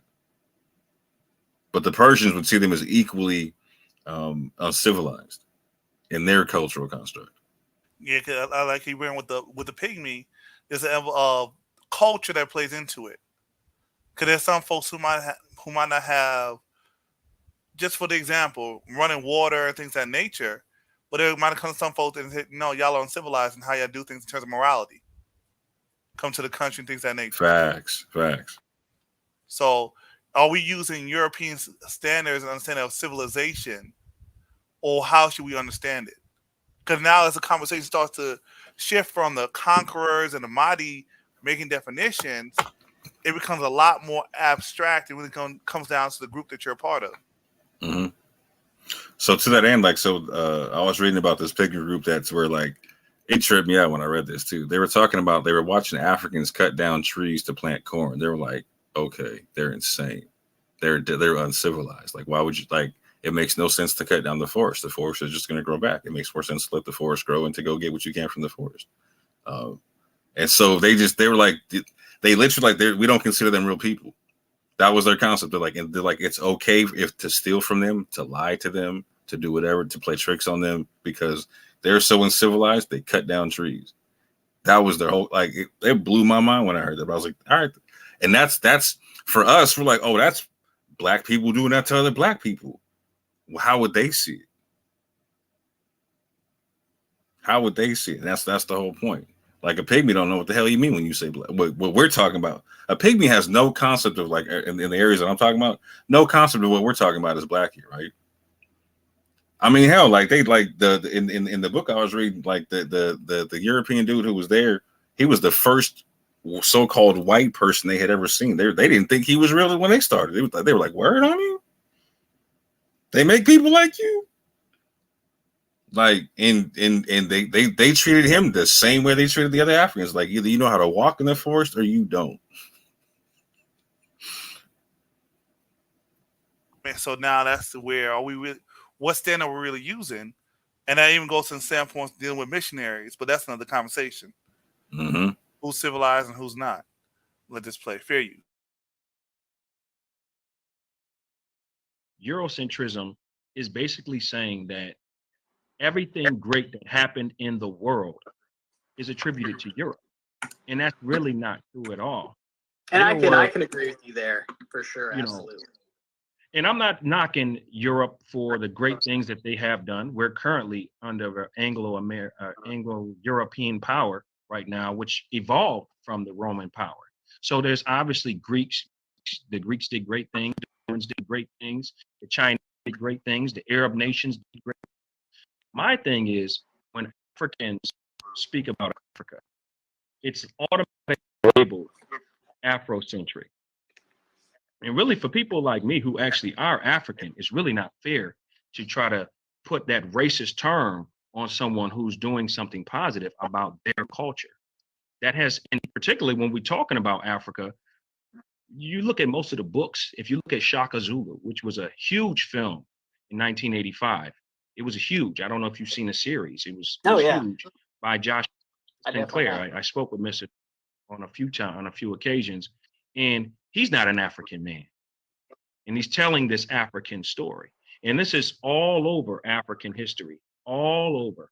There are not Africans telling these stories. This is why I decided to do what I'm doing with I, Black Pharaoh, the novel, is to tell it from an African perspective instead of people outside of Africa telling African stories. So that's my standpoint. I feel like that's something that's pretty common. I mean, if you look at, I mean, they've always said like the victor writes history, right? Or paraphrasing, obviously. But I mean, if you look at, like, for example, Irish history, many of the history books written about Ireland were almost always from an outsider's perspective. And so, I mean, when finally the time came, certain people tried writing their own history books. There was backlash for that because it paints the occupiers in a completely different light. I mean, let's face it, some of the things that England did do throughout Ireland today would be classified as a flat out war crime or crimes against humanity. You can look at, for example, England bringing over the blacks and the tans. I mean, these guys literally murdered school children without any form of repercussion whatsoever, unless, of course, their repercussion was getting attacked by members of the IRA. And so, I mean, you see that throughout history. And now that, for example, people like yourself, you're working to put together your history of Africa, and you're producing your own works. And so people are going to see another perspective. I don't know. Have you read the book, Black Athena? No. I just read one. I just read one by Thomas Brophy and Robert Bauval. I don't know if you heard of them. Very interesting book called Black Genesis. And he supports the theory.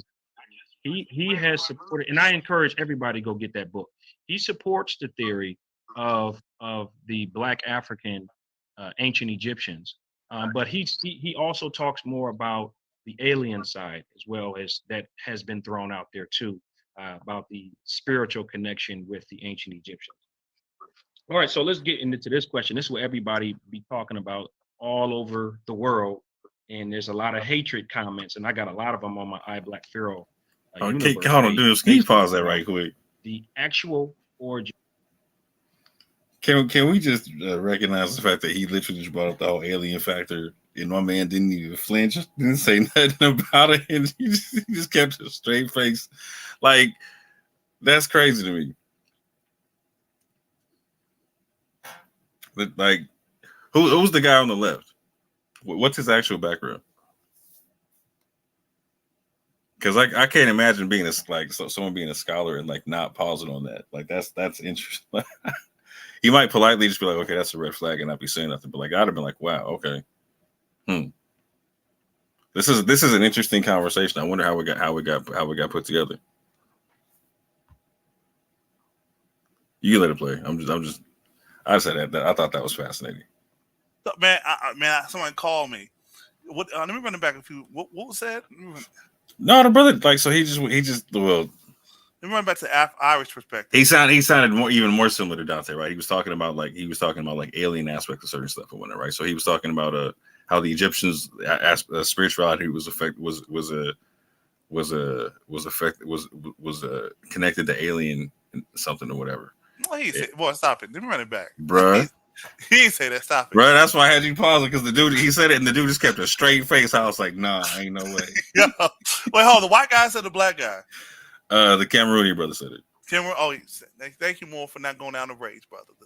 So Cameroonian brother and the Irish guy. Oh man. Well, so in these conversations, if someone says something that's off the wall, or we find off the wall, how should we handle it? Because I want to have a standard. Should we question it, or let it fly, or what? Oh, at this juncture, like he did it to himself. He brought the dude on his joint and said, "Hey, you know what? Treat me like a guest at your house. I'm gonna let you host this joint." Like he put himself at the mercy of the dude he brought on. Me when I interview people, I keep it a buck. Like when I interview like Dr. Banter or something like that, I always give them the questions way ahead of time, whatever I'm going to ask them, right? So there's no they're not going to get blindsided about something like this. I'll let them know that I might ask a couple of freestyle questions, but it's always going to be based upon whatever their answers were to a question. So it might be a follow up, but they always get the list of questions before they come on. So there's nothing like this that pops up. All right, fair use. But it's just I want to show because I don't think the Cameroon Emmanuel Kulu is an Israelite. I don't think necessarily Nick is an Israelite. So this is another discussion to deal with the race and ethnicity, particularly dealing with Egypt. So there's more than just this community dealing with these things. So just to have an understanding. I will say this though, like I'm finding it fast. I'm gonna have to look into this brother, like Emmanuel. What was his name? Emmanuel what?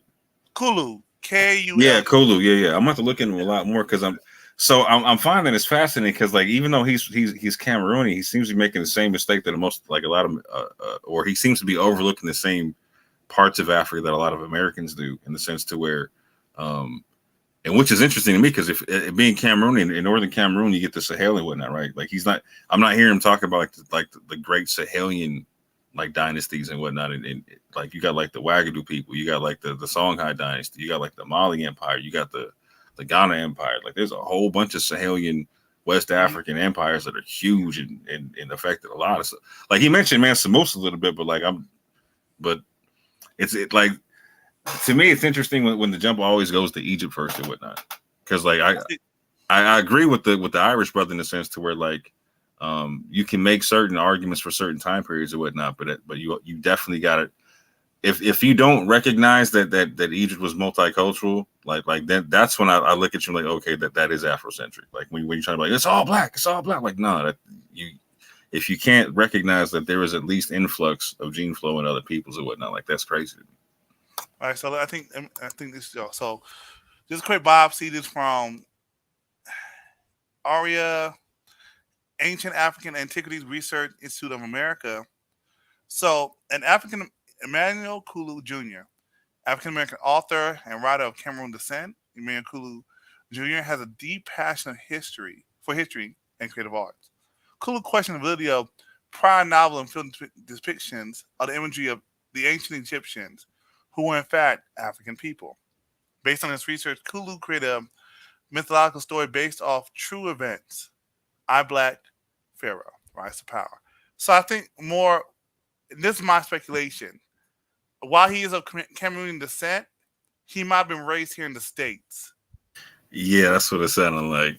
So that's where even the fact that he wants to talk about Egypt and not like the Cameroonian people, or the region that it comes, what I'm saying, it shows something. Yeah, 100%. I would agree.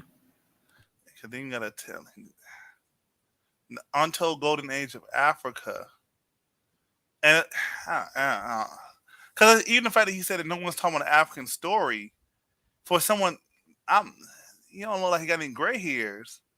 Folks been talking about Africa for years. Yeah, and he's literally saying he hasn't read some of the basic stuff, like, and he's just now looking into real basic stuff, like so. I'll call him like an amateur historian at best, and it seems like he's giving TED Talks and whatnot. Oh, he has a BA, professional soccer player, BA in electrical engineering. Yo, this a Cameroonian. I hope to say the Cameroonian. Oh, what's the guy's name? Billy Carson. Nah. Yo, is he the African Billy Carson? Yo, this is wild. Yeah, I'm sorry, y'all. Let's hear this TED Talk. I'm gonna hit mute before I start saying some stuff that'll get me kicked off the panel, bro. Let's show a video. Let's see. Greetings all and ashe to the world. Welcome to ARIA, Ancient African Antiquities Research Institute of America. I am African historian Emmanuel Kulu. For the last 5 years, I've spent time traveling the country, teaching the miseducation of African history. Our mission is to restore, reclaim, and reveal the missing part of the human story, Mama Africa. From ancient Egypt to ancient Mali to ancient Kush to Axum, Abyssinia, all of the great ancient African kingdoms we will be bringing to light to you. You are welcome to join us, educational institutions, colleges, universities, all institutions, and welcome to light to you. To Axum, Abyssinia, all of the great ancient African kingdoms we will be bringing to light to you. You are welcome to join.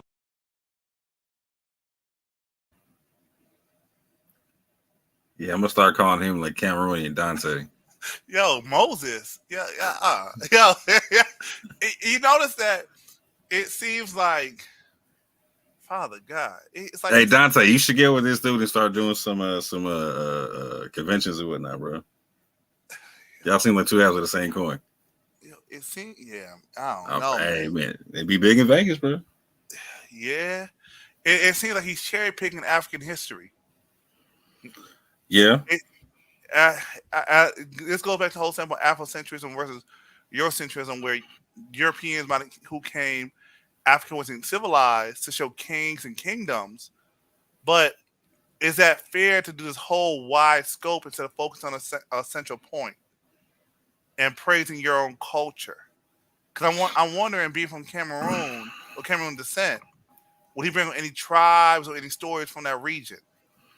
Yeah, that's what I was getting intrigued by. Like, I'm down with the whole Mansa Musa thing because people know that name, but like that's why I was intrigued to see what he would do with the region and all that kind of. And so, I'm here's what I'm with. Like, so I appreciate the concept. Like, if you are worried about like legitimate whitewashing, like you'll hear me talking about Dana Marnici all day.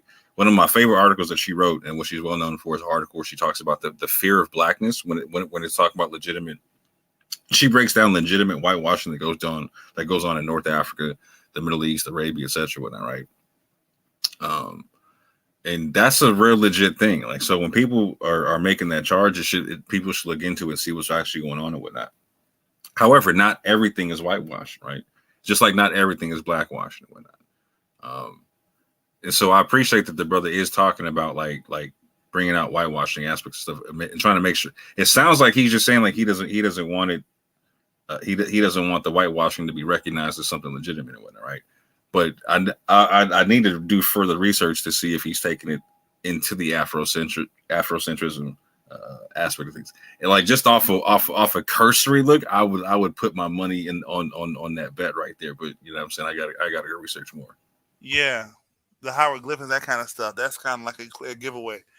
Even the first batch being the pyramids, because like how we talk about like with West Africa, the Nok, you rarely find people talking about the Nok society. Mm-hmm. They wait till later on where it's more quote civilized in their mind to try to bring it up. So it's yeah. Are we ashamed of certain points of history because it's not glamorous or it seems backward? Well, here's the real legit aspect of it. It's not about like. Okay, let's say I'm Cameroonian American and whatnot, right? Like I find out, or let's say this. Okay, I'm 40 years old. Let's say I do an African ancestry DNA test. I find out I'm Cameroonian, like the brother whatnot, right? What book do I buy, or who do I go to find out about Cameroonian history from ancient times to now? It's not. There's a big gap in that field of scholarship or whatnot, right? And we need to recognize that that's the case and whatnot. And so a lot of scholars also got to recognize that's the case too. But like, so the question is, who's going to fill that hole? Who's going to do that research or whatnot, right? Right now, it's the amateur historians. It's the amateur researchers. There's not a lot of professional research being done in that area. And that's where I think Afrocentrism gets a bad rap in a sense, to where like, I don't fault people like I was saying earlier. Like I don't fault, like when Dante makes certain mistakes, I'm not mad at him because like he's not Dr. Brown and whatnot. When Dr. Brown makes certain mistakes, I'm like, you know what, that looks bad. You know what I'm saying? Because he's supposed to know better, right? I don't feel like this brother knows better and whatnot. So like I'm not mad at him or either like Afrocentrists, for instance. Like I'm not mad at them for getting certain stuff off because like in a lot of cases they're doing the best they can with what they consider to be good methodology, right? Not necessarily always understanding what the best methodology is or whatnot, right? Yeah, I'll leave it there.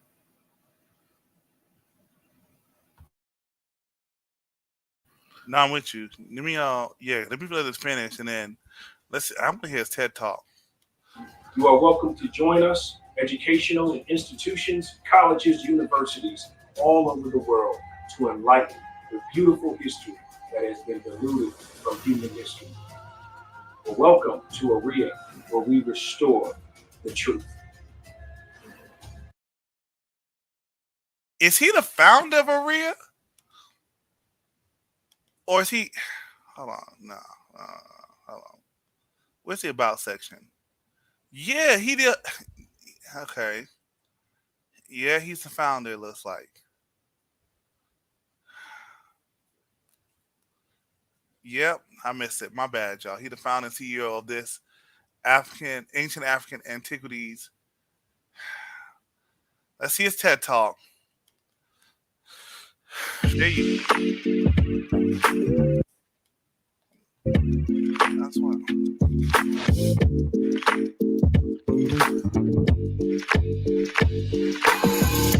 Marcus Garvey once said, "A people without knowledge of their past history, origin, or culture is like a tree with no root."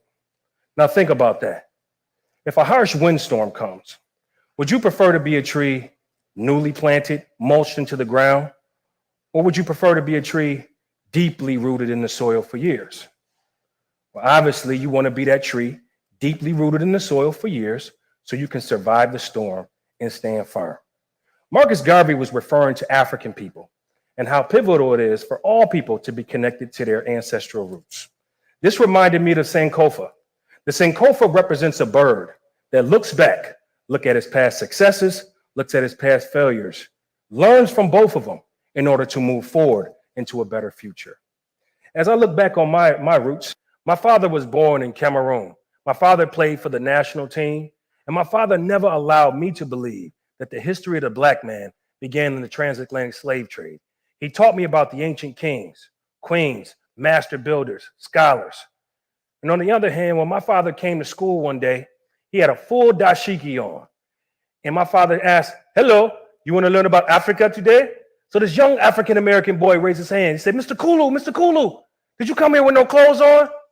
So my father looked at him with a stern face and said, "What type of foolishness is this? You think I came here with no clothes? And if you want to go see lions, you go to the zoo." But this was the thinking about Africa. My mother was raised in Chicago, the very heart of the civil rights movement. And my mother was an educated woman. She loved guys like Dr. Martin Luther King and Malcolm X. She really admired them. But after their assassination, my mother decided to go into education. She earned her double master's in education administration. And in 1984, she would make another change in her life where she would dedicate her life as a Jehovah's Witness. Quick, where did dashikis come from? Are they West African or? Oh, I can't call it. You can find that the way the cloth is cut all the way from like South Asia to West Africa and whatnot. But real quick, we got to clarify. Like, so earlier when we were talking about like the soccer player and the engineering degree, that was his pops. That was his background. Was his pop. Okay. Yeah. All right. Is it just me or is this like a COVID TED talk? Because it sounds like he's in an empty room.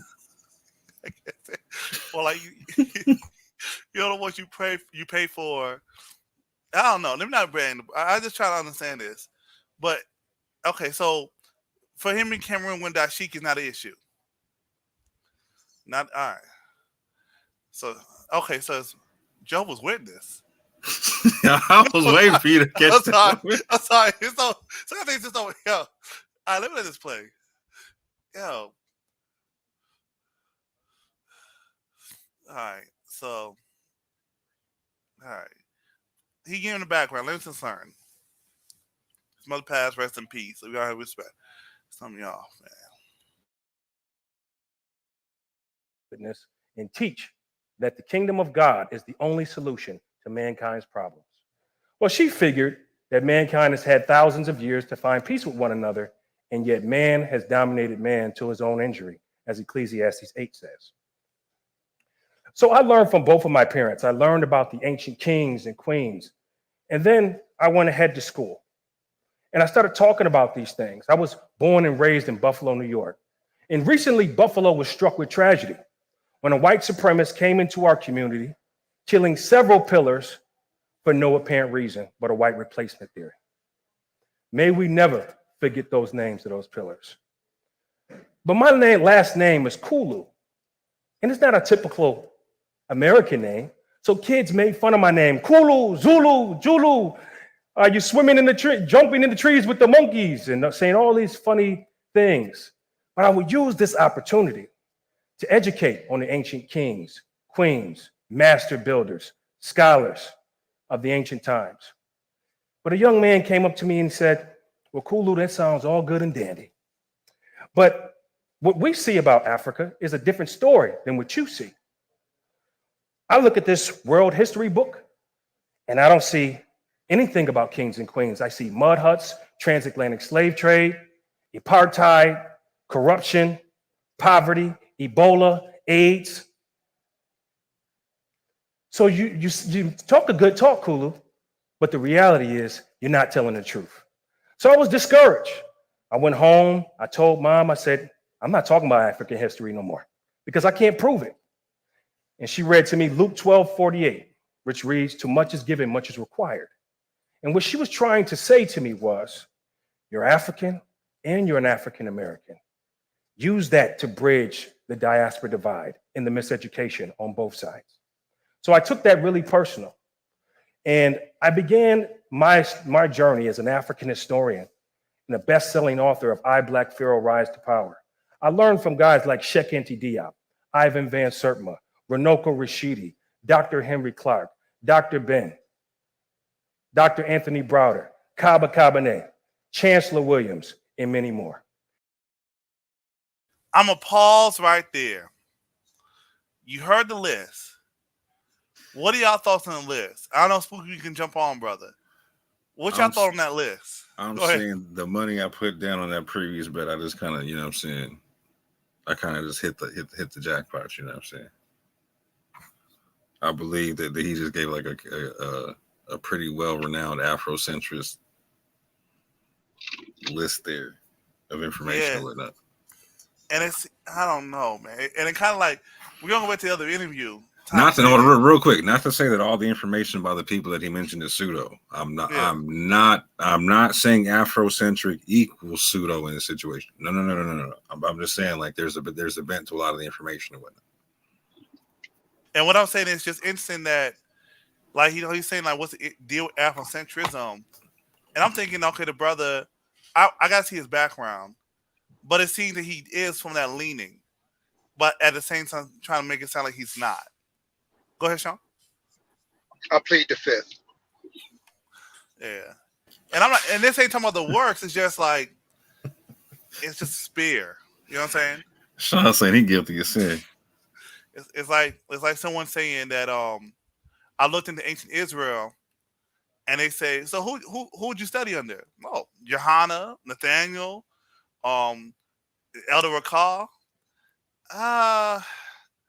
There's a little leaning in that list, brother. It's a little leaning. I don't know if you know that leaning or not, but I'm gonna let this play. Fair use. And even his story, it sounds like he's trying to make himself like a revolutionary. Ain't nothing wrong with that. He trying to sell himself, but still, I don't know. Fair use. And they all concluded that ancient Egypt is the pinnacle of African studies, and it must be brought back and told from an African context in order for African history to be that strong tree with deep roots.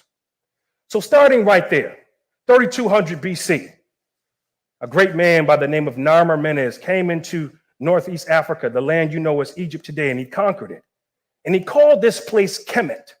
And Kemet means land of the blacks, or the black land. Why, this may shock some of you, but are we going to trust dishonest scholarship that has said ancient Egypt is something other than African, whether it be an extension of the Middle East or extension of Europe? Or are we going to trust how the ancient Egyptians depicted themselves? Clearly, the ancient Egyptians depicted themselves as black, brown skin on the walls of hieroglyphs in the wall. I ain't trying to pause too much. What does Kemet mean, y'all? Land of the blacks, black land. I don't know if someone can put a breakdown in what does Kemet mean. Is he starting off good with the history? So first and foremost, he's not sourcing what he's talking about, and he's not telling you that he's got a background in linguistics to break down what he's saying or whatnot, right? There is dispute on that term in terms on is it the black land or land of the blacks, etc. whatnot, right? There is literal dispute on that term, and there's legit dispute on that term. But I would like to see a source on what he's talking about. Yeah. And I see Yusuke, he's in the UK, but Yusuke, where are you from again? Zimbabwe? You say he's coming from American context. Yeah, let's set this play. For you. Walls of temples as well.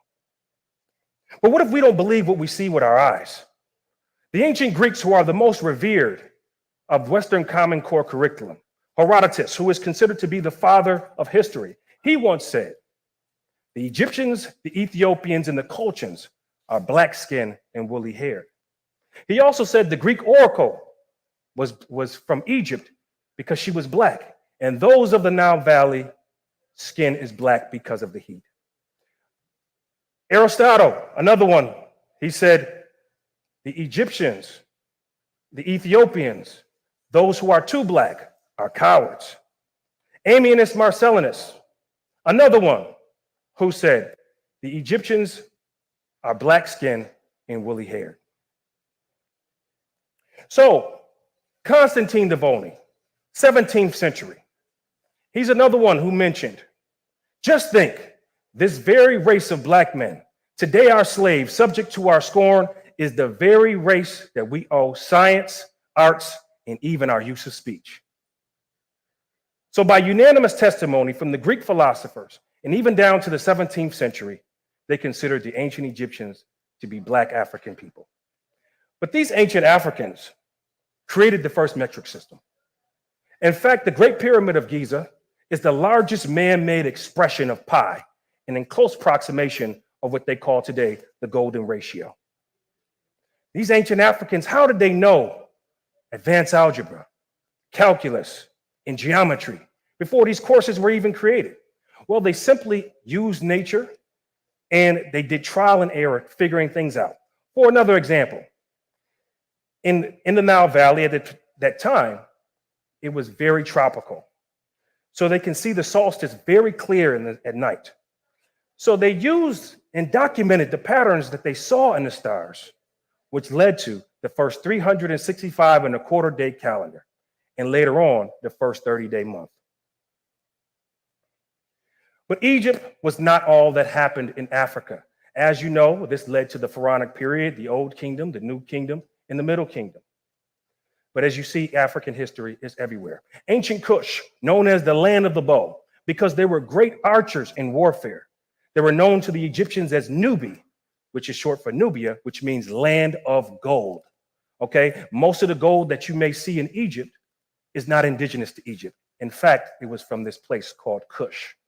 Okay, and Kush also was known as Ethiopia at that time. This is not to get misconstrued with modern day Ethiopia. Ancient Ethiopia was the land of Sudan today. And in fact, Sudan has more pyramids, over 100 more pyramids than there are in Egypt. So we know that there was a cultural exchange between these two nations. Kush also was known as the gods of the Black Paradise. In ancient Ethiopia, Diodorus of Sicily, General History's book, volume 1, he mentioned that the Ethiopians are the first of all men. So this civilization was considered to be the first nation to the ancient Greeks. They invented the first antibiotic. Some of the most revered names is Pianki, Taharka, whose name is in the Bible, Shabaka of the Shabaka stone? And what about Kandaka Imani Reyes? Kandaka Imani Reyes went toe to toe with the great Roman Empire, saving her people from taxation and colonization. While you may have seen the story, The Woman King, well, the Woman King story is not unfamiliar in Africa. In fact, Africa has produced more women rulers than anywhere else in world history.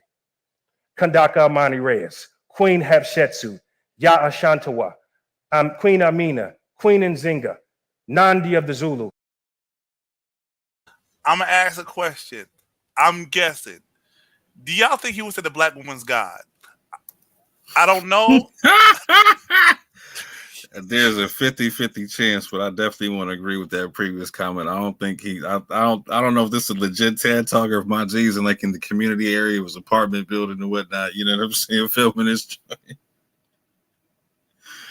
Oh man. Spook, you ask him behind closed doors and help build them. Yo, Spook, Bro, he did that behind closed doors. He just said that joint on camera with the other dude, with the actual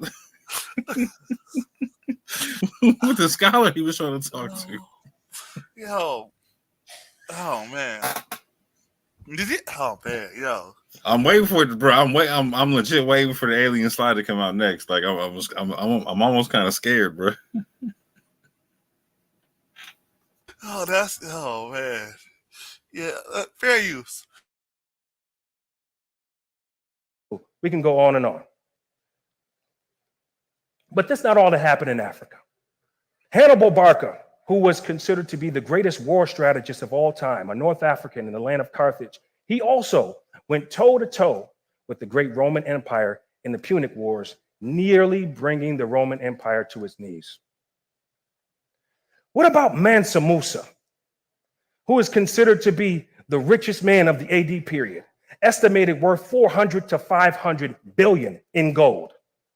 It would be asinine to compare anybody of this time to Mansa Musa because the US dollar is no longer backed by gold. He was wealthy in gold. In fact, in his pilgrimage to Mecca, he gave away so much gold in Egypt because he considered Egypt to be the center of knowledge that it took 12 years for Egypt's economy to recover. And if you see here, he's holding a solid gold globe in his hand. This is the 13th century. If we see in Europe at this particular time, they believed that the earth was flat. This ancient African understood that the earth was a sphere. He built countless temples, universities. There's over 800,000 manuscripts of Mansa Musa. But what about ancient Benin? Ancient Benin constructed the largest architectural construction in world history. The Wall of Benin, 4 times the size of the Great Chinese Wall, and is also in the 1974 Guinness World Book of Records as the largest architectural construction before the mechanical period. These people in Benin, they lived in so much security, which is in the Edo state of Nigeria. They lived in so much security that they built marvelous mansions, and they built them without doors. Think about that. Would you build a mansion in the United States without a door? No, but they lived in so much security that they did this in ancient Benin. And we can go on and on. We can talk about Axum, Songhai, Congo, ancient Congo, the great Zimbabwe, where the Shona people built stone structures without mortar. We can talk about Abyssinia. We can talk about Zululand. We can talk about Carthage. Or we can talk about the trillions of dollars that leave Africa every year in order to funnel other nations. Did you know that every thriving nation in the world today relies on its African resources? The coltan we use in our phone, the cobalts, the gold, the rubber, the diamonds, the copper. We can go on and on. And I would be remiss if I didn't mention African Americans and their achievements in America to this very day. America, the countless inventions, countless innovations, countless discoveries that they weren't allowed to patent. I would also be remiss not to mention what they did outside of Africa. The Moors in Spain, they came into Spain around 711 AD, North Africans. They conquered this land and ruled it for 700 years. They instituted better hygiene. They also instituted education, and they even brought forth writing on paper and also reading. And they were able to do this to a 97% illiteracy rate in Spain at the time. These Moors in North Africa, when they came into North Africa, they reinstituted the ancient philosophy of the ancient Egyptians and the ancient Greeks that they had preserved, which would infuse the European Enlightenment out of its dark ages, and would later give birth to Western civilization as we know it today. And as I mentioned, the African American contribution, trillions of dollars.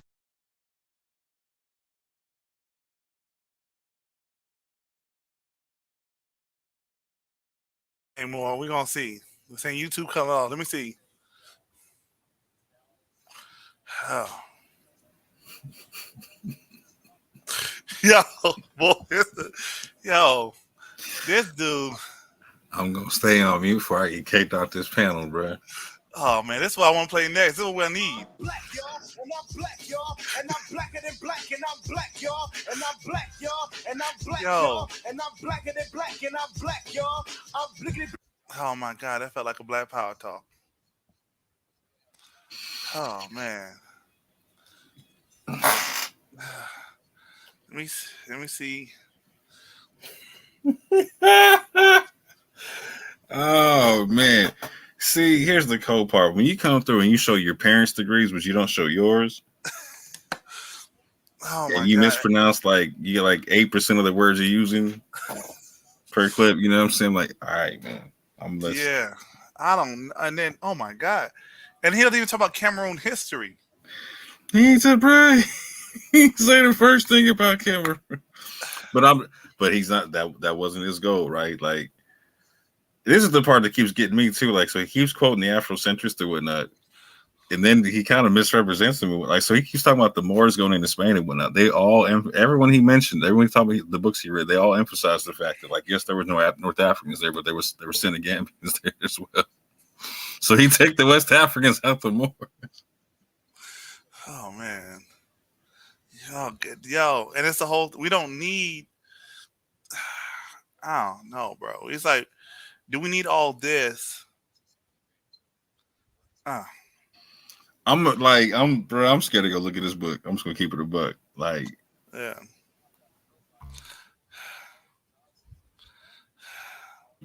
Where'd you find this dude? I found him. Oh, what was I playing earlier, bro? What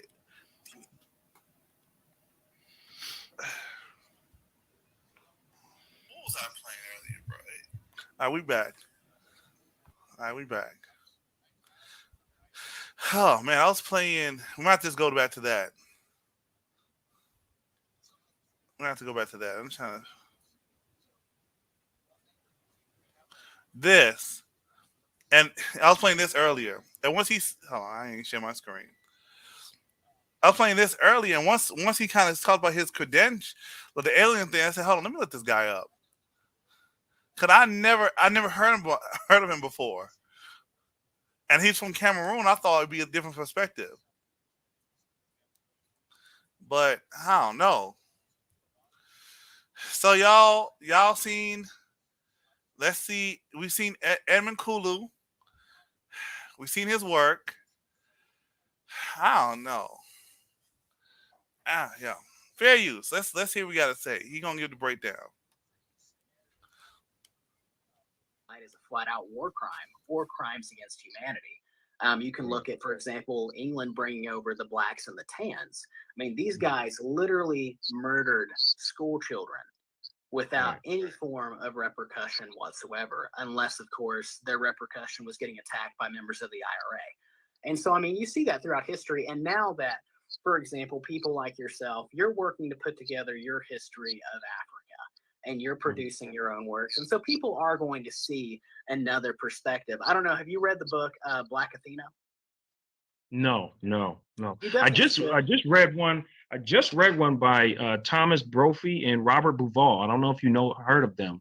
Very interesting book called Black Genesis, and he supports the theory. He has supported, and I encourage everybody to go get that book. He supports the theory of the Black African ancient Egyptians.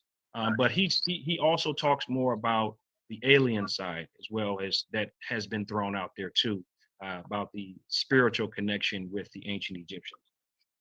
All right, so let's get into this. Oh, was that it? The alien part? Yes, sir. It's I don't even know. Is aliens a part of Afrocentrism? Is ancient aliens a part of Afrocentrism? See, I'll say this: it was not a part of like the early Afrocentrism of like the 80s, 90s, etc. Whatnot. That like from the authors that the Cameroonian brother was citing and whatnot. But like in terms of modern times, bro, I couldn't call it, bro. It just might be. I don't know. Like the whole ancient aliens stick is kind of like run amok through the culture and whatnot. So I don't know. I hope not. I'll say that. I hope not. Fair use. Fair use. Question. This is what everybody be talking about all over the world, and there's a lot of hatred comments, and I got a lot of them on my iBlack Pharaoh universe page on Facebook about the actual origins of the ancient Egyptians. Now, when we look at these depictions, how do you believe, when you see these depictions that the ancient Egyptians depicted themselves as, what type of people on the earth do you see they most resemble? Like I said, I mean, I've always also, I mean, you can approach ancient Egypt through primary sources, and this is going to be groups like Herodotus, who typically paint Egypt in a very, I mean, there are descriptions that paint them as, you could say, multicultural. There are descriptions that, depending on your interpretation of certain words, that they're going to paint them either dark or black. I always say, All right. So this is something. Aliens must be foreigners. When he says aliens, I don't want to speculate. Right? Do y'all think he's talking about foreigners, people from a foreign land, or aliens like supernatural aliens? Hey, run that back so I can get the author of that book right quick that he was just talking about, so I can find out for sure. Inquiring minds need to know. Your history of Africa, and you're producing your own works, and so people are going to see another perspective. I don't know. Have you read the book Black Athena? No. I just read one. I just read one by Thomas Brophy and Robert Duvall. I don't know if you heard of them. Thomas Brophy and Robert Duvall. Hold on.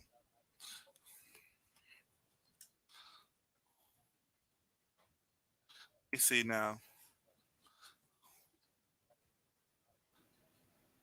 Oh yeah, he's talking about aliens, like Stop it, boy. Stargate. Yeah. Oh my God. Black Genesis, the prehistoric origin of ancient Egypt.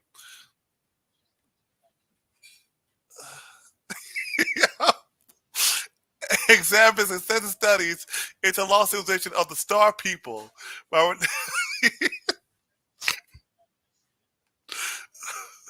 Y'all can't see this, but I'll see it.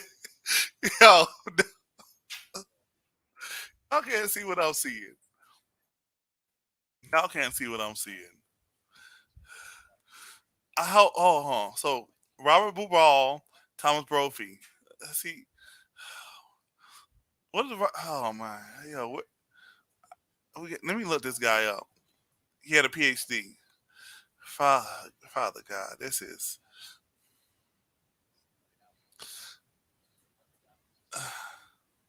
Is this him? He literally be on if he's bald. Yes. He No, that's Thomas Brophy. Yeah, that's not the Buvall guy. Like you can find. Oh, okay, that's not Buvall. Yeah, Buvall. You can literally find him on like ancient aliens TV shows and whatnot. I don't need to. Oh man, let's see what else Robert. No. Oh man, let me. This is wild. No, he ain't saying this, y'all. Stop. So, like Robert Ball, Imhotep, the ancient. God, man, no, y'all. And why are all these people? I know, y'all. Yeah, history, scholarship has no color. But isn't it kind of strange that now that it's pseudo? Now that it's pseudo. Isn't it kind of strange that like he's talking about getting back to the African roots and breaking down, but then you're going to Europeans telling you that it's really that aliens help black folks out because black folks couldn't do it themselves, essentially. I know we're talking against. But what you don't understand is that black folks are so special that we were the chosen ones that the aliens chose to come to give us the civilization. Bro, what you saying? Oh my God! How you know the aliens wasn't black? What you say? Hold on, just say. Are you saying now? Just are you saying like when you say aliens, in your mind you think more like demons or like spiritual things?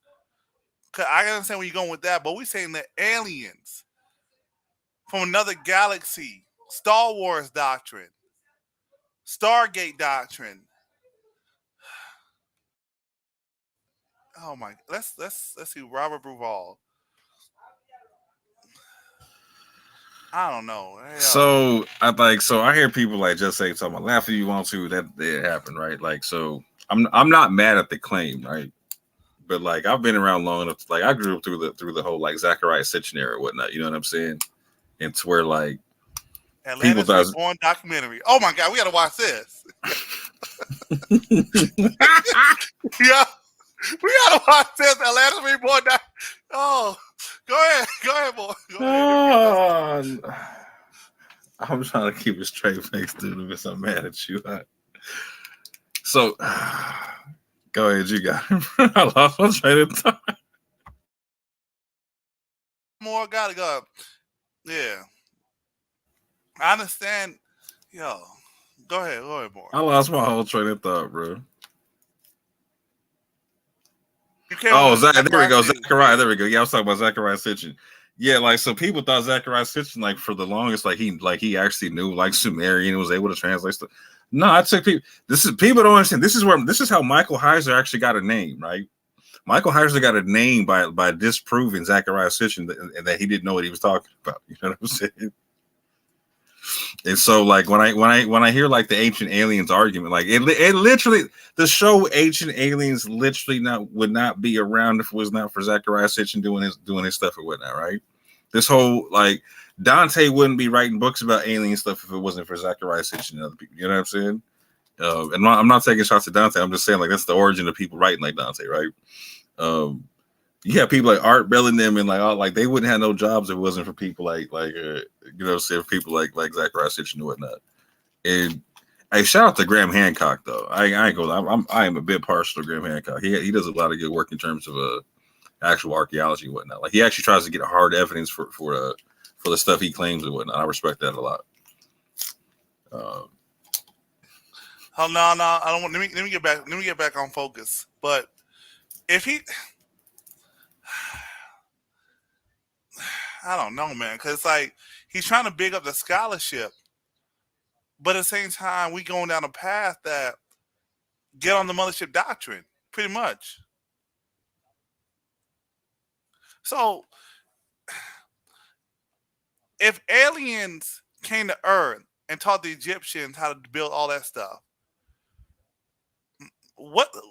my question is, what's stopping aliens from coming back to teach folks how to do the same thing now? Or is that the finesse to get folks into the esoteric new age? Is Afrocentrism a means? Are there wings of Afrocentrism, not the whole, are the wings of Afrocentrism to get folks into the new age? See, what you need to do is you need to go get Dante's book on As They Were. He has a book on Noah. I think the title is something close to the concept. And if I get it wrong, I apologize, Dante. I think it's something like that. As the days of Noah, like as it was in the days of Noah, something like what, like you know the Bible verse where it talks about like how it's going to be like it wasn't the days of Noah. Yeah. With Christ, he's got a book on the whole thing and whatnot, and so the potentiality of the aliens coming back the whole night.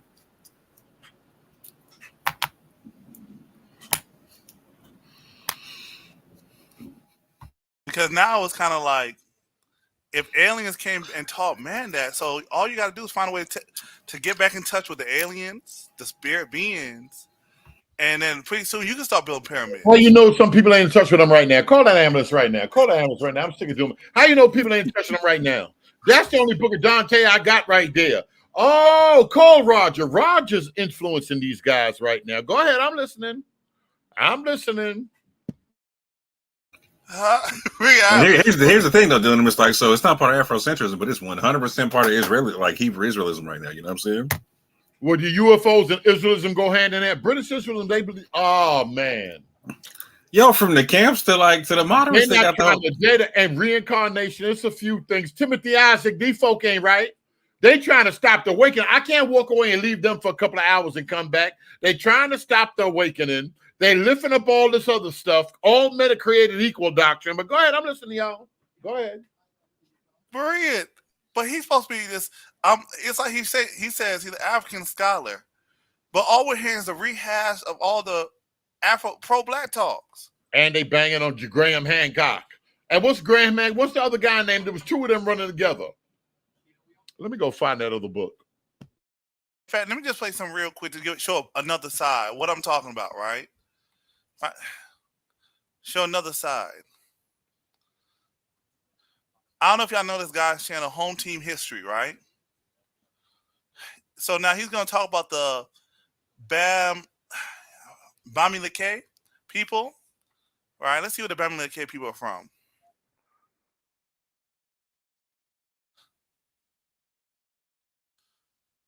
All right, let me share this screen real quick. This is sorry y'all. This is Wikipedia. Bamileke are Central African people who inhabit the Western High Plateau of Cameroon, right? So these are Cameroonian people. Showing the iconography, their word. I'm sure he's a king, right? Oh God. While there was a theory proposed by Sheikh Anta Diop that the origin of Bamileke was along the Nile River in Egypt, this theory is heavily disputed by historians on and off the continent. Oh God. But didn't he say that one of his didn't the guy say one of the people who looks up to is Sheikh Diop? I'm gonna leave that alone. Yeah, that was the first thing we mentioned, actually. But then Sheikh Diop is trying to make it sound like these folks come from Egypt. So is there a level of Egypt mania to make that Egypt is the center of the world? So I don't know, because like so it's not uncommon to see in that part of Africa and even parts of the Sahel like migration stories that talk about people coming from Egypt or whatnot. Even in the recorded histories, like he was talking about like stuff in Timbuktu, and now you're going to see records of people migrating from Egypt and even beyond Egypt or whatnot. So I don't know that like talking about the Bamileke people in that sense is going to be enough just to make it like Egyptian centric concept, but I kind of see what you're saying. Like some people do have that concept. Yeah, because it seems like there are people it's disputed, but if you go against it, some folks will say that you're anti-black. If you were to argue against Sheikh Diop, not to say the brother didn't do research, but you might disagree that I don't think he's going that direction. I don't think the theory is as thorough as you're saying it. You know, Brendan chat they not Black Power, yo. He's Senegalese. He West African. So can a West African tell East African group where they come from? It's possible depending on like the research methodology and like what information he's coming with and what the resources are. I mean, is this West African like taking genetic studies? Is he take like so? Well, a lot of what they did is they went a lot with like oral traditions or whatnot, right? Because like at the time of Diop and whatnot, there was only so many studies you could go off of and whatnot, right? And so they're going off of oral traditions, and they're going off of what's in the ancient books or whatnot, right? Or what's in the what they can find in ancient writings or whatnot. And so there's a lot of speculation and a lot of Afrocentric work and whatnot. I'm not taking a lot of shots at Sheikh Anta Diop, right? Like, I got a couple of his books, as a matter of fact, right? I don't agree with everything he says and whatnot, but I don't disagree with everything he says either, right? And that's what I'm saying. No, I think I'm just opposing this with the Emmanuel Kulu for the standpoint about how he's Cameroonian in his bio, but yet he started in Egypt. He was saying that like the one thing that all these scholars that I listened to, like they all agreed on, is that we need to retake Egypt. Like that's the central thing and whatnot. I thought that was interesting. Yeah, and so we have here the Bamileke people. Yeah, Bamileke people of Cameroon. Let's see how this guy breaks it down. Right, fair use. What up, African World? It's Homsim here, and I'm back at it with another video. Hey, Dunamis, could you do me a favor? Yeah, go ahead. Yeah, could you drop the link? I'm in the house on my laptop. Could you drop the link again?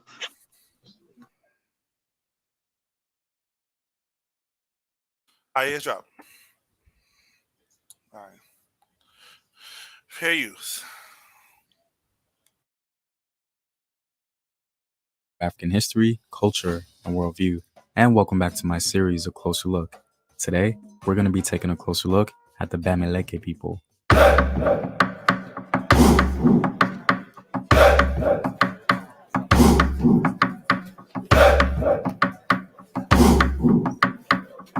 By supporting this channel on Patreon, you're helping in the creation of these videos and supporting this content. If you'd like access to full courses and sources, or you simply want to show your support, you may do so by clicking the Patreon link in the description box below. The Bamileke are one of the largest groups in Cameroon, numbering between 3.5 million and 8 million people. The Bamileke speak a number of Bantu languages of the Niger-Congo phylum. The main language groups include the Gomola, Fefe, Nda, Yemba, Medumba, Mengaka, Ngembun, Ngoma, Ngambale, Kwa, and Ngwe. The languages, however, are similar enough that people still manage to understand each other. The word Bamileke is a European corruption of the name of the Deshang people, who consider themselves Baliku, that is, the people of the hole in the earth. Thus, the name Bamileke is not an original term and carries a meaning never really intended by its people, although it has been embedded into the culture. The Deshang live in several provinces in the highlands area, or the grasslands region covering the western part of the country. One thing that makes the Deshang a very distinguished people in Cameroon is their origin story. According to oral tradition, the Deshang claim that they're originally from Egypt and that they left the Nile Valley in the 9th century. After nearly 2 centuries of moving across the continent, they arrived in their present location in the 11th century. The history of their journey from the Nile to the plateau of Western Cameroon includes tales of magic and even levitation of the entire population over wide rivers and deep chasms. In the middle of the 14th century, they began to split into different local kingdoms. The first of these kingdoms was called Bafoussam, established by Prince Yendi. He was then followed by a princess, his sister, who also founded an independent kingdom of her own. A number of new people arrived, coming in wave after wave, according to their legends. 5 separate waves arrived and were absorbed into the Deshang identity, including the original people of the area who they encountered upon their arrival in Cameroon. Real quick. The Deshang.